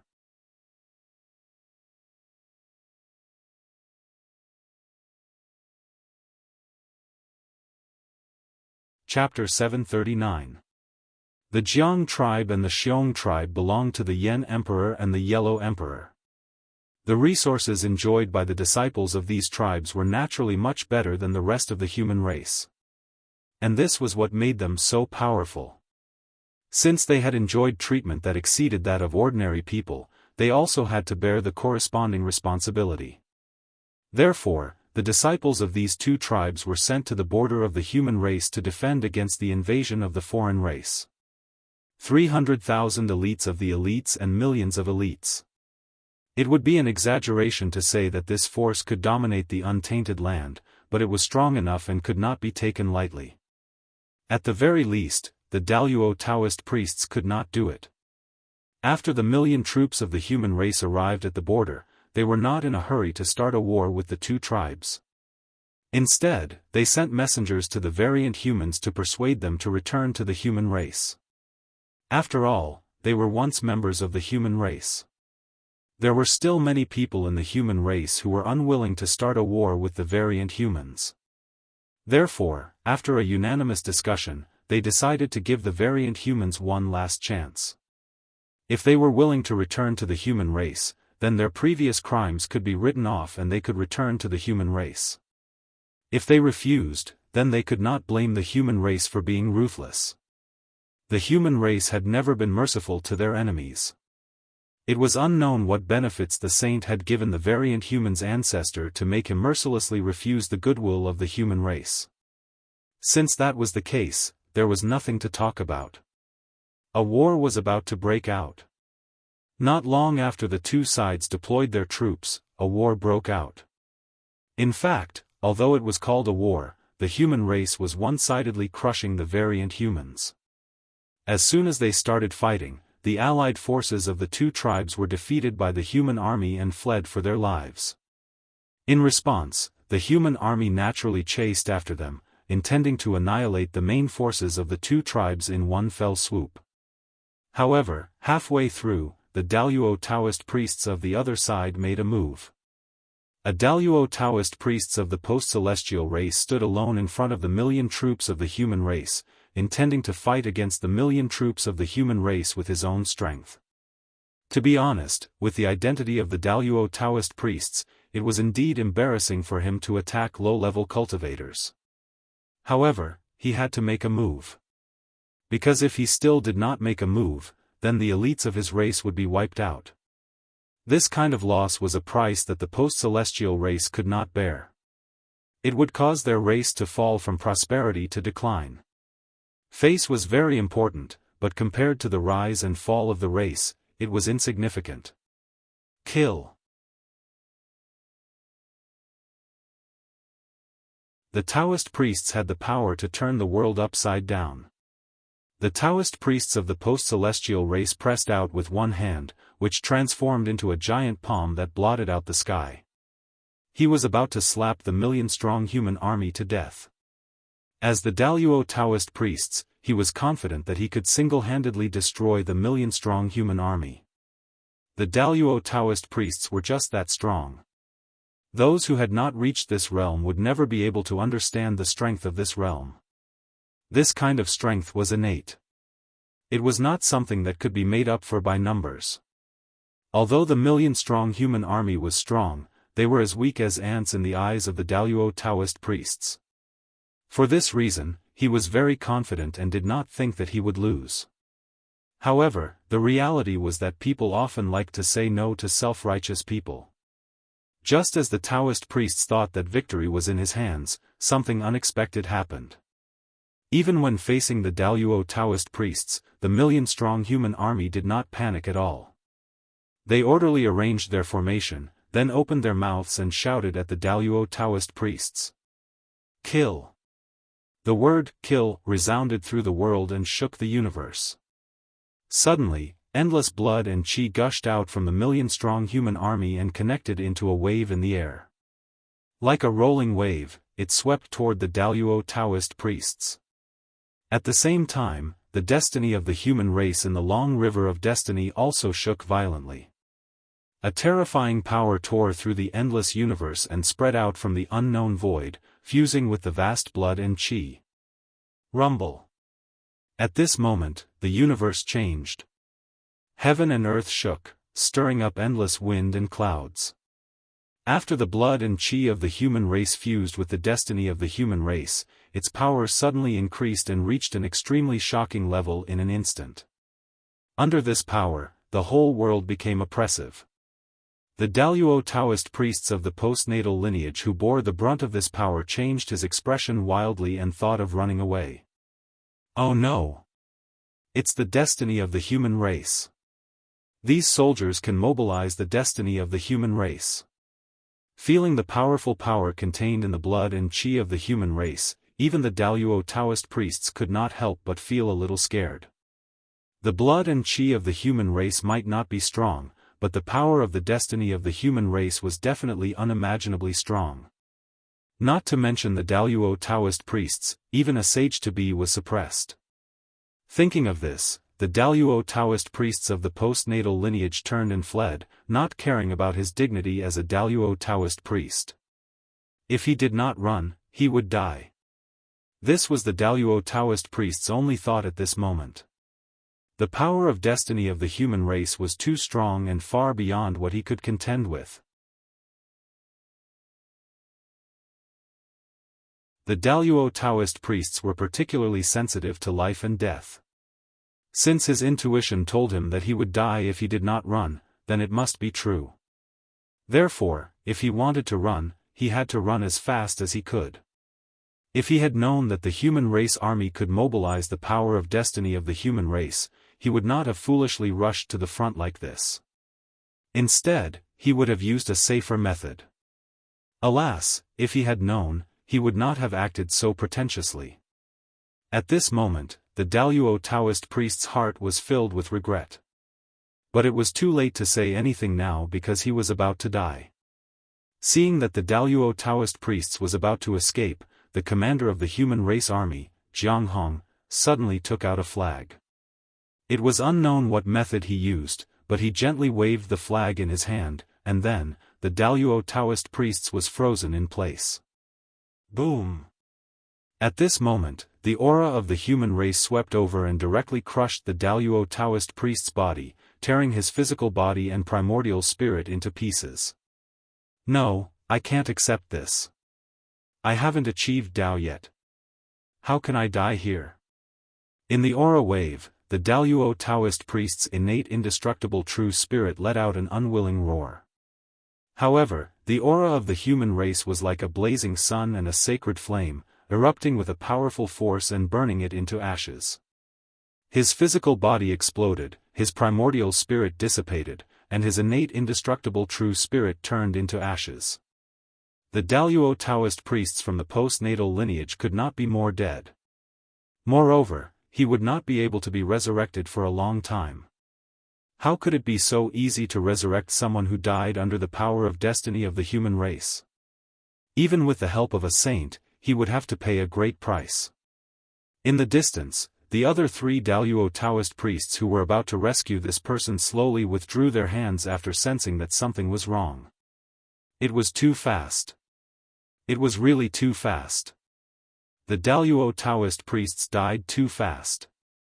They did not have the chance to rescue him at all. By the time they realized that something was wrong and were about to rescue him, he was already gone.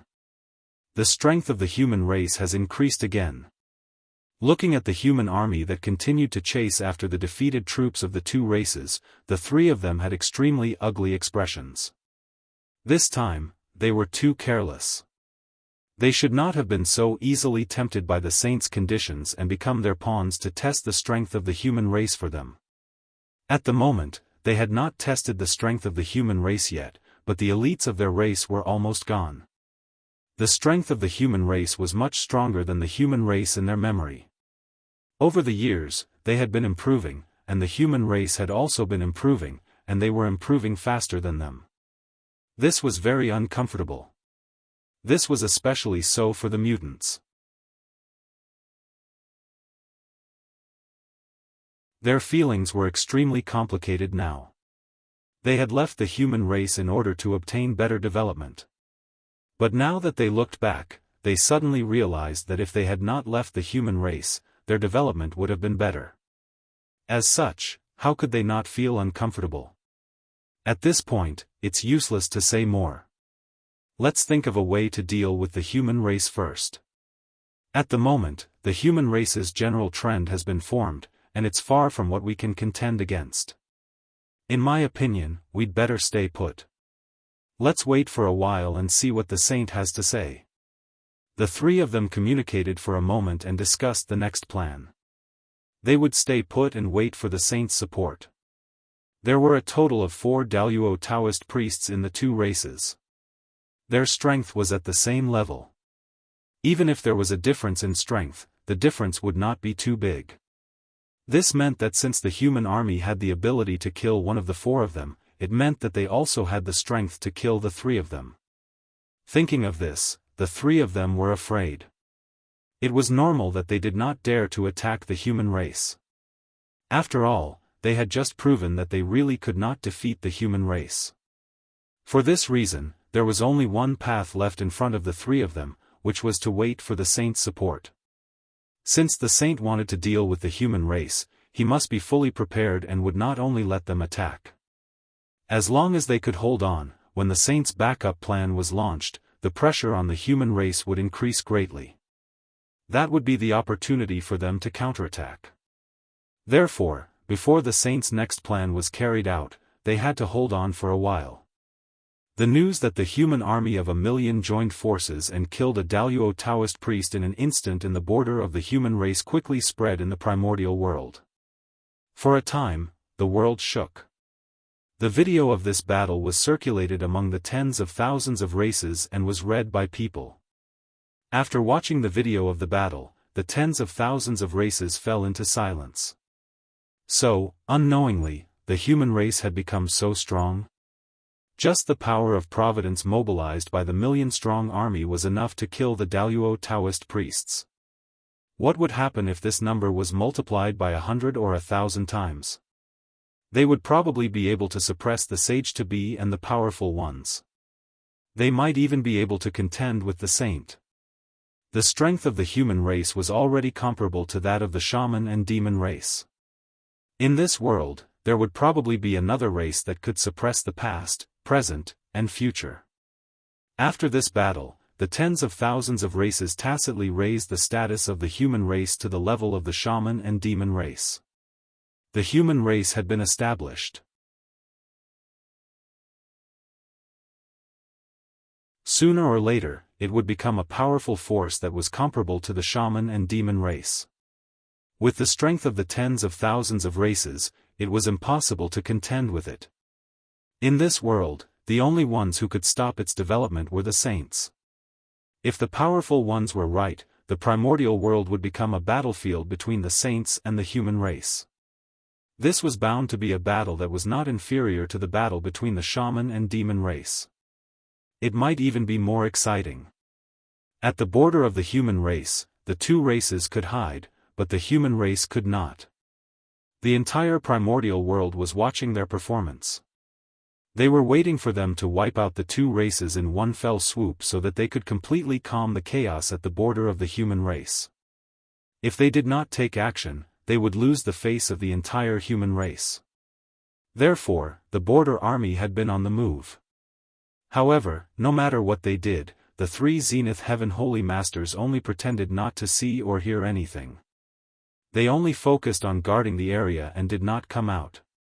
This made the border army unable to attack for a while. The three Daoist Taoist priests working together was enough to fight against the human army of 1,000,000. They were determined to defend, so it was normal that the human army could not attack. Seeing that time had passed, the human army still could not do anything to the two races. For a time, Feng Zichen gradually lost his patience. Just as his patience was exhausted and he was about to send out the Daoist Taoist priests, an unforeseen event happened. Among the two races, some mutants suddenly announced that they wanted to return to the human race. It turned out that when the human messengers went to the mutant lineage, they were not without gains. Although the ancestor of the mutant lineage rejected the suggestion of returning to the human race, this did not mean that the entire mutant lineage agreed with his decision. Just as there were people in the human race who did not want to start a war with the mutant lineage, there were also people in the mutant lineage who did not want to start a war with the human race. In the past, even if they had parted ways, how could they bear to fight against each other? Therefore, under the continuous persuasion of the human race, they were finally persuaded to return to the human race. And this became the turning point of the war. The betrayal of some of the mutants caused the perfect defense set up by the three Taoist priests to collapse from the inside. This also gave the human army a chance. They launched the fiercest attack and drove straight in through the gap, wiping out the remaining forces of the two races in one fell swoop. At this point, the chaos at the human border was quelled. As for the three Taoist priests of the two races, they did not suffer any harm. After all, with the three of them working together, the strength of the human army could not do anything to them. However, more than half of their clansmen had died in battle, and their territory had been occupied by the human race. The three of them did not have the face to continue staying here. They gathered their remaining clansmen and rushed in the direction of Kunlun Mountain. At this time, only the saint could protect them. After all, they had attacked the human race under the orders of the saint, which was why they had ended up like this. The saint had to be responsible for this. Otherwise, who would dare to work for them in the future? As for going back to take revenge on the human army, the three of them wanted to. Unfortunately, Feng Zichen did not give them the chance. In order to prevent the three of them from jumping over the wall in desperation, Feng Zichen sent several Daoist Taoist priests to come here and stare at them. It was because they sensed the aura of these Daoist Taoist priests that the three of them left without hesitation. If they did not leave now, when the three of them were surrounded, they would not be able to leave even if they wanted to. The three of them were very fast. It did not take long for them to arrive near Kunlun Mountain. Just as they were about to step into the range of Kunlun Mountain, Feng Zichen, who was far away in the ancestral land of the human race, moved. P.S. Yesterday.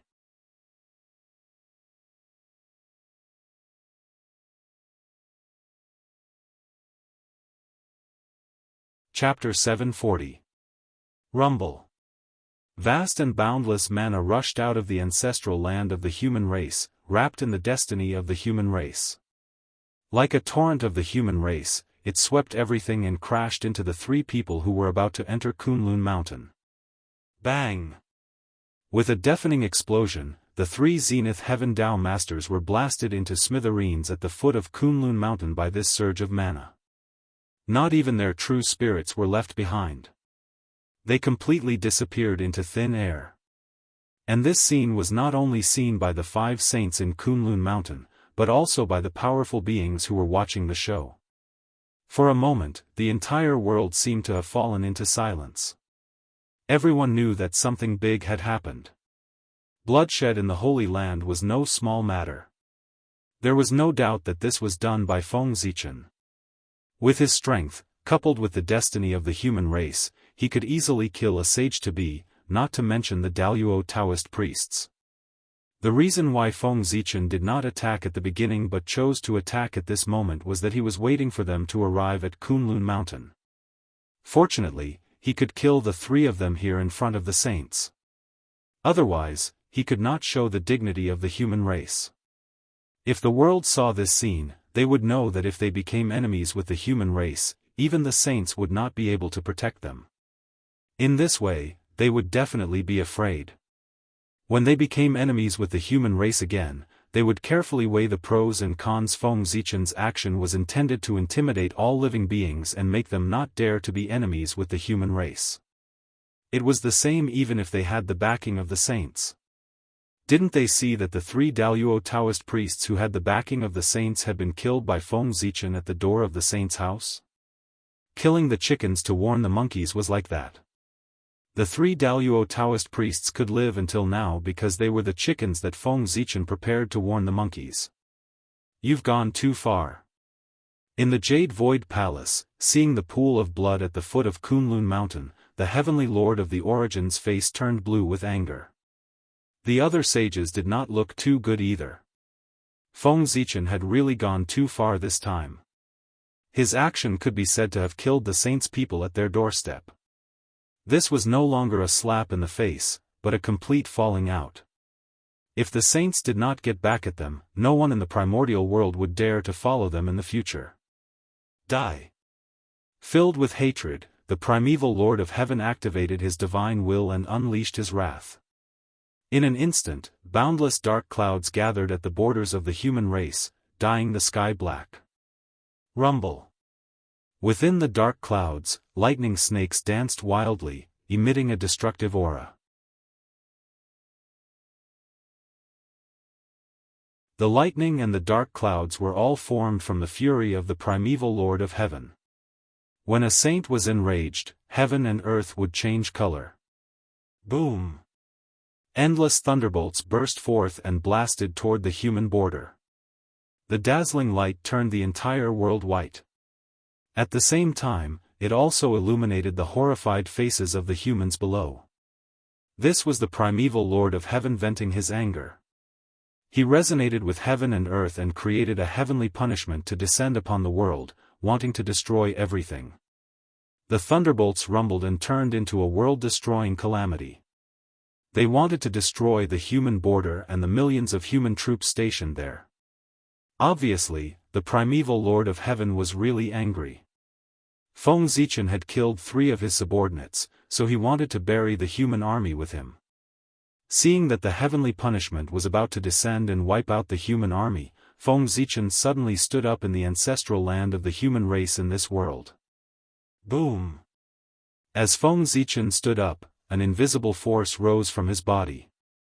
In the blink of an eye, it swept through the entire primordial world.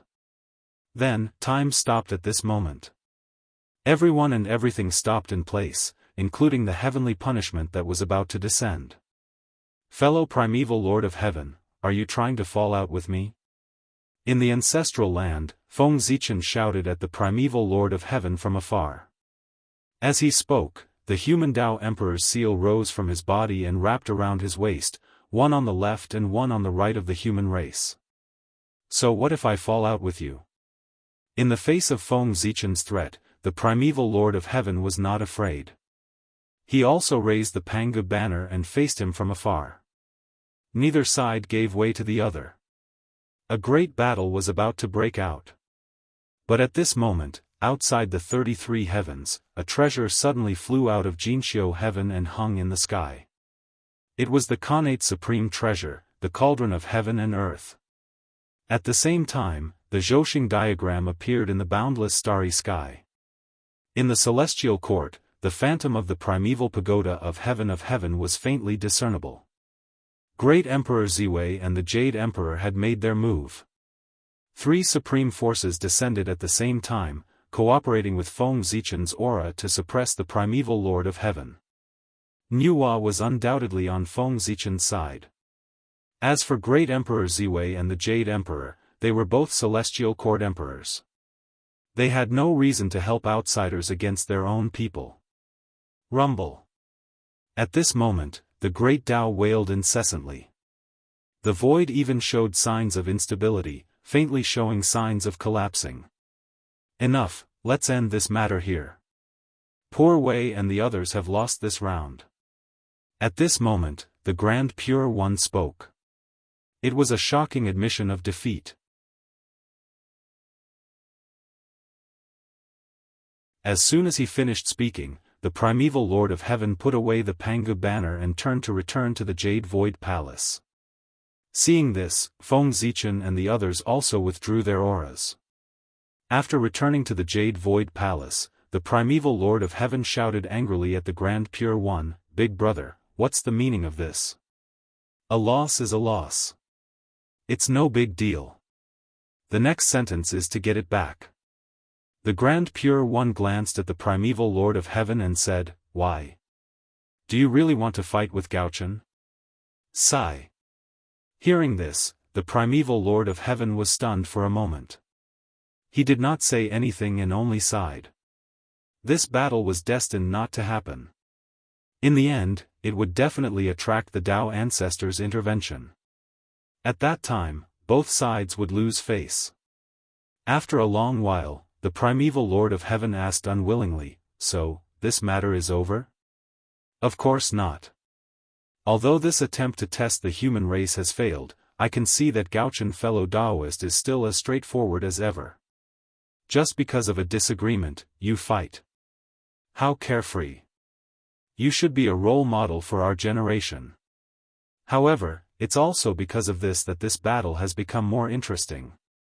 I just don't know if the carefree Gaochen fellow Daoist can still be carefree in the face of poor Wei's next plan. The Grand Pure One shook his head and said mysteriously. According to him, another plan against the human race had begun. North Sea. North Sea.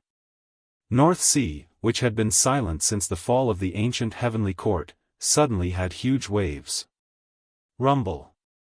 In the North Sea, huge waves surged towards the land one after another.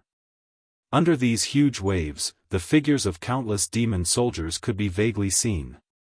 They were all wearing battle armor and holding spears.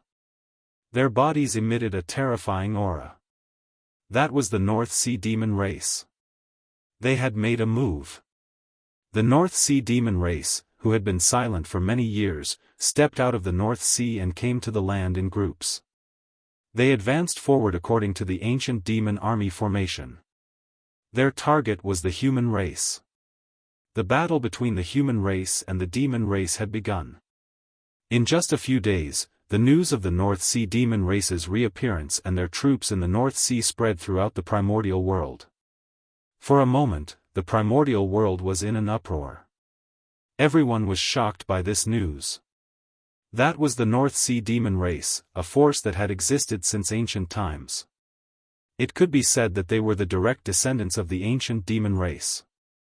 They were also the most powerful force of the demon race now. The North Sea demon race could almost represent the entire demon race now. Their strength was also unimaginably powerful. Just the demon gods of the Daoist Taoist priests' realm were not inferior to 100. After all, not all demons participated in the battle between the liches and the demons. Patriarch Kunpeng was a shrewd person. How could he let his direct descendants take risks? Therefore, there were not many demon gods of the North Sea demon race who participated in the battle between the liches and the demons. It was also because of this that the North Sea demon race's strength was preserved and they basically did not suffer any losses. And this also caused the prosperity of the North Sea demon race. 100 demon gods coexisted. In ancient times, demon god was the name of the Daoist Taoist priests. P.S. Brothers, I've tried my best. That's all I can write. It's too difficult to write in the hospital. However, this is the last day. After today, we can change people.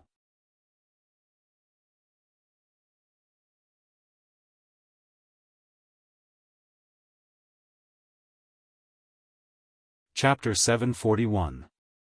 In other words, 100 demon gods were 100 Daoist Taoist priests. The foundation of the North Sea demons could be seen from this. If not for Patriarch Kunpeng keeping a low profile and the suppression of the various great gods, the North Sea demons would have been the strongest force in the primordial world after the final battle. If the North Sea demons fought for hegemony, then, the human race would have nothing to do. Unfortunately, Patriarch Kunpeng did not dare to come out at that time. Otherwise, he would be besieged by the various great gods of the primordial world. Because at that time, no one wanted to see the demons rise again. Therefore, if Patriarch Kunpeng did not want to be killed, he could only hide in the North Sea. If he missed that opportunity, the North Sea demons would lose the chance to fight for hegemony when the human race rose from the decline. If not, Patriarch Kunpeng would not be in such an awkward situation. Although he had such power, he was far from being as powerful as imagined. He had only just entered the half-step primordial chaos realm. However, if the North Sea demons had chosen to fight for hegemony back then, Patriarch Kunpeng would have had a high chance of becoming a primordial chaos Daoist Jingxian. It was really one step wrong. With the strength of the North Sea demons, it was naturally very easy to deal with the human army stationed in the North Sea. It did not take long for the North Sea demons to break through several human cities and drive straight in. Soon, they arrived at the human race's doorstep. If not for the protection of the 9 states boundary, the North Sea demons would not be able to enter the human territory. Then, the North Sea demons would probably have already attacked the human ancestral land. By the time Feng Zichen received the news, the North Sea demon army had already taken root outside the human territory. Feng Zichen did not know about the North Sea demons' actions in advance, and he did not know immediately afterwards. Because he had been schemed against by the saint. He did not know what method the saint had used, but he had actually blocked Feng Zichen's perception, causing him to completely lose his sense of the outside world. The news that informed Feng Zichen had also been intercepted by the saint with various methods, so he could not be informed in time. As a result, Feng Zichen received news of the North Sea monster spirits a step behind everyone else. All the powerful divines in the untainted land knew that the North Sea monster tribe had attacked the human tribe. However, Feng Zichen, the human emperor, was the last to know. How ironic. This time, Feng Zichen's face was really lost. That's not right. Being schemed against by 5 saints isn't a disgrace. Instead, it's an honor. After all, how many people in the untainted land could receive such treatment? Damn it! Bastard Kunpeng. Goddamn saint.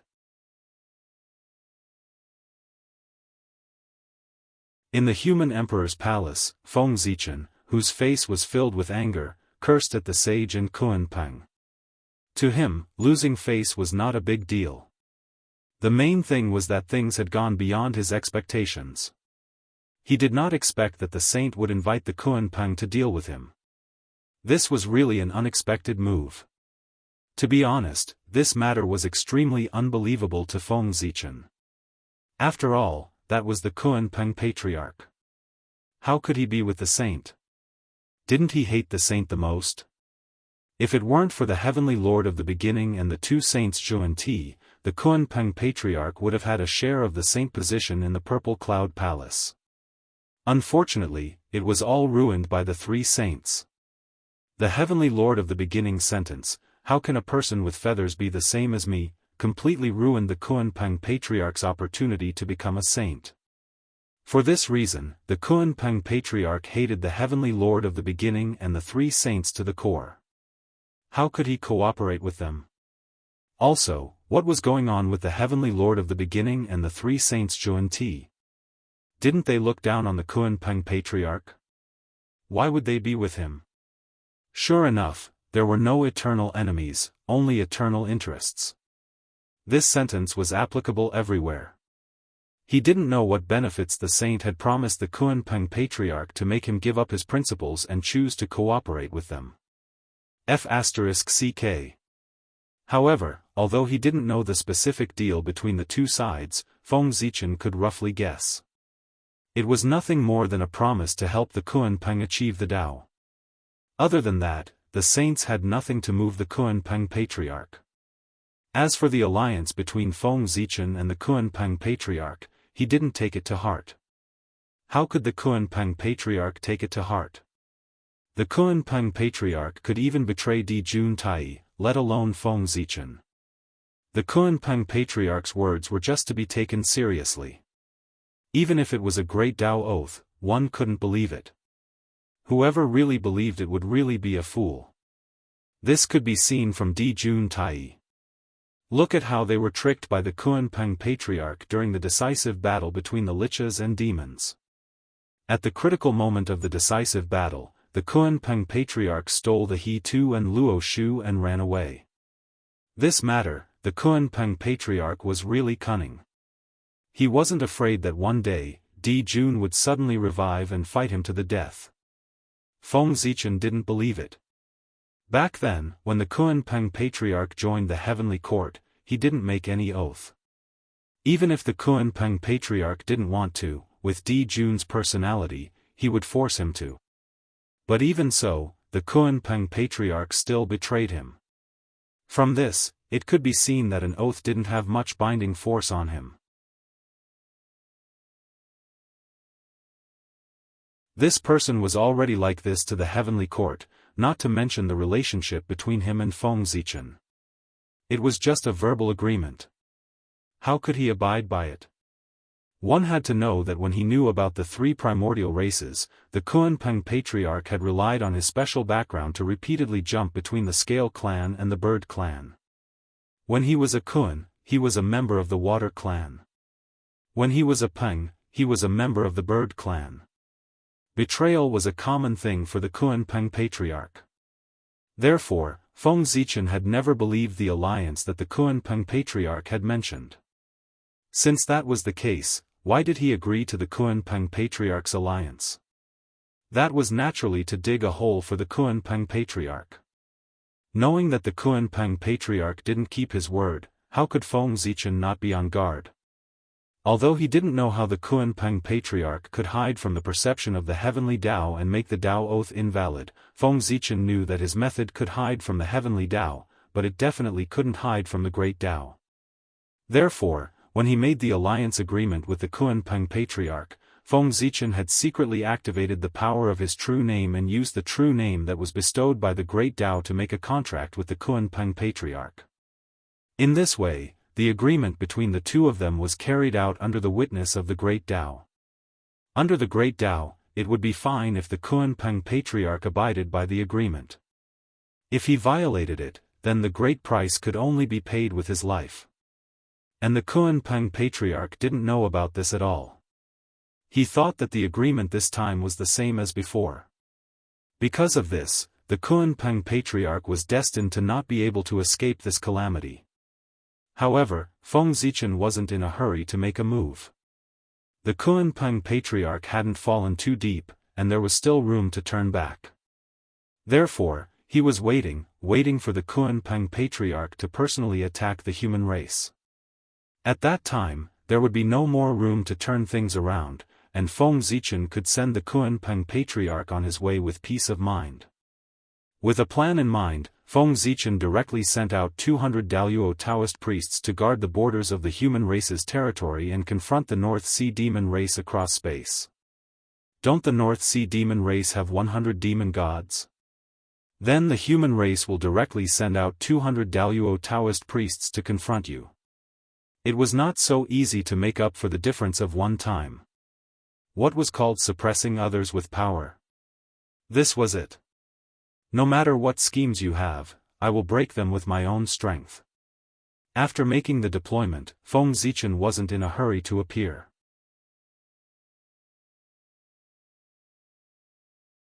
Instead, he silently used his divine powers to circulate the aura of weapons and murderous aura between heaven and earth. After the incident with the North Sea demon race, Feng Zichen had already deeply understood that it was still too difficult for him to deal with the 5 saints by himself. Look, the moment the saints attacked, they blinded his perception and made him unable to sense anything at all. It was enough for such a thing to happen once. If it happened again and again, it would really become a fatal thing. However, Feng Zichen really didn't have a good way to solve this kind of thing. Because they relied on their strength that far exceeded his to forcefully block his perception. Therefore, other than being stronger than them, there was no good way. Because of this, Feng Zichen thought about it and decided to be straightforward. Since he couldn't stop this kind of thing from happening, then he might as well make everyone lose the ability to deduce the heavenly secrets together. In this way, everyone would be on the same level. Whether they won or lost would depend on their own methods. It was difficult to fight against the 5 saints with his own strength, but it wasn't difficult to make everyone lose the ability to deduce the heavenly secrets together. Especially at this time, it was even simpler. Every time a calamity happened, the heavenly Tao would lose its perception of the eldritch world. Then, all living beings would be free to do what they wanted to do to settle the karma between heaven and earth. This was also the reason why the heavenly Tao didn't appear when everyone was fighting to the death during the calamity, even if heaven and earth were to be broken. If the heavenly Tao couldn't sense the situation in the eldritch world, how could it appear to stop them? It could only wait for the calamity to end, and it could sense the situation in heaven and earth again before coming out to clean up the mess. The phenomenon of the heavenly Tao appearing after the destruction of the eldritch world was born because of this. This was also because it was affected by the calamity. If it was during normal times, the heavenly Tao would have appeared to stop everyone before they started fighting. For example, there were a few times before when Feng Zichen planned to have a decisive battle with the saints. However, at the crucial moment, he would be interrupted by the heavenly Tao. Things like destroying heaven and earth would only happen during the calamity. During normal times, they couldn't even fight, let alone destroy heaven and earth. After knowing the reason, he could make use of it, just like what Feng Zichen wanted to do now. He wanted to use the murderous aura and the aura of weapons that filled heaven and earth as a guide to affect the tribulation aura that was suppressed by the saints, so that it would spread between heaven and earth.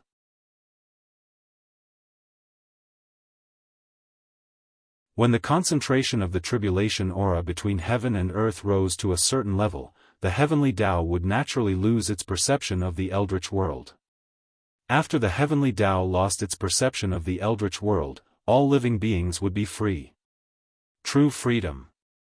They could do whatever they wanted. They didn't have to worry about being targeted by the heavenly Tao.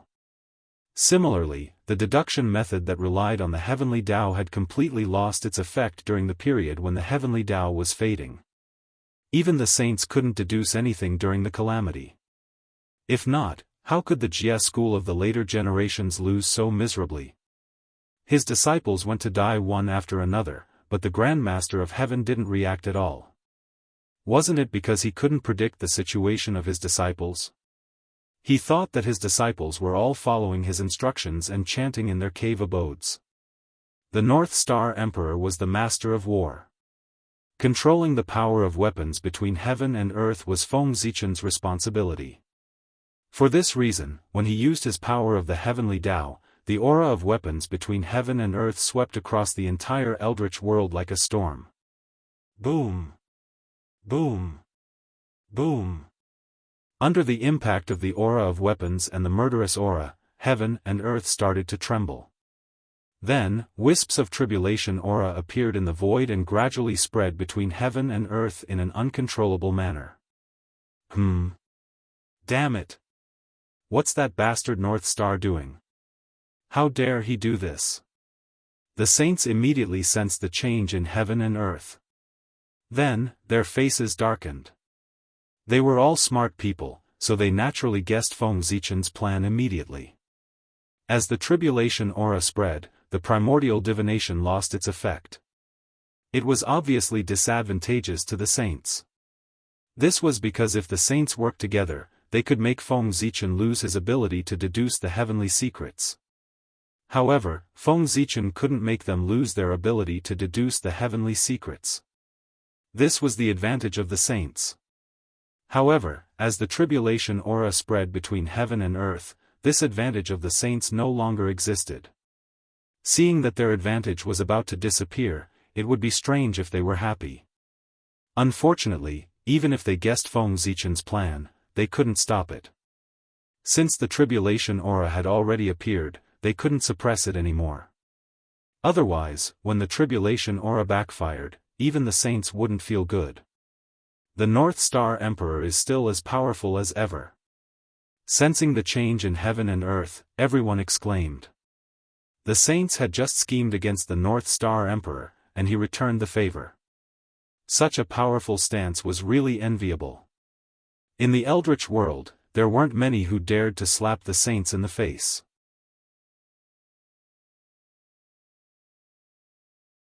As for the North Star Emperor, he was the only one who felt that it wasn't enough after one slap and wanted to continue slapping the saints.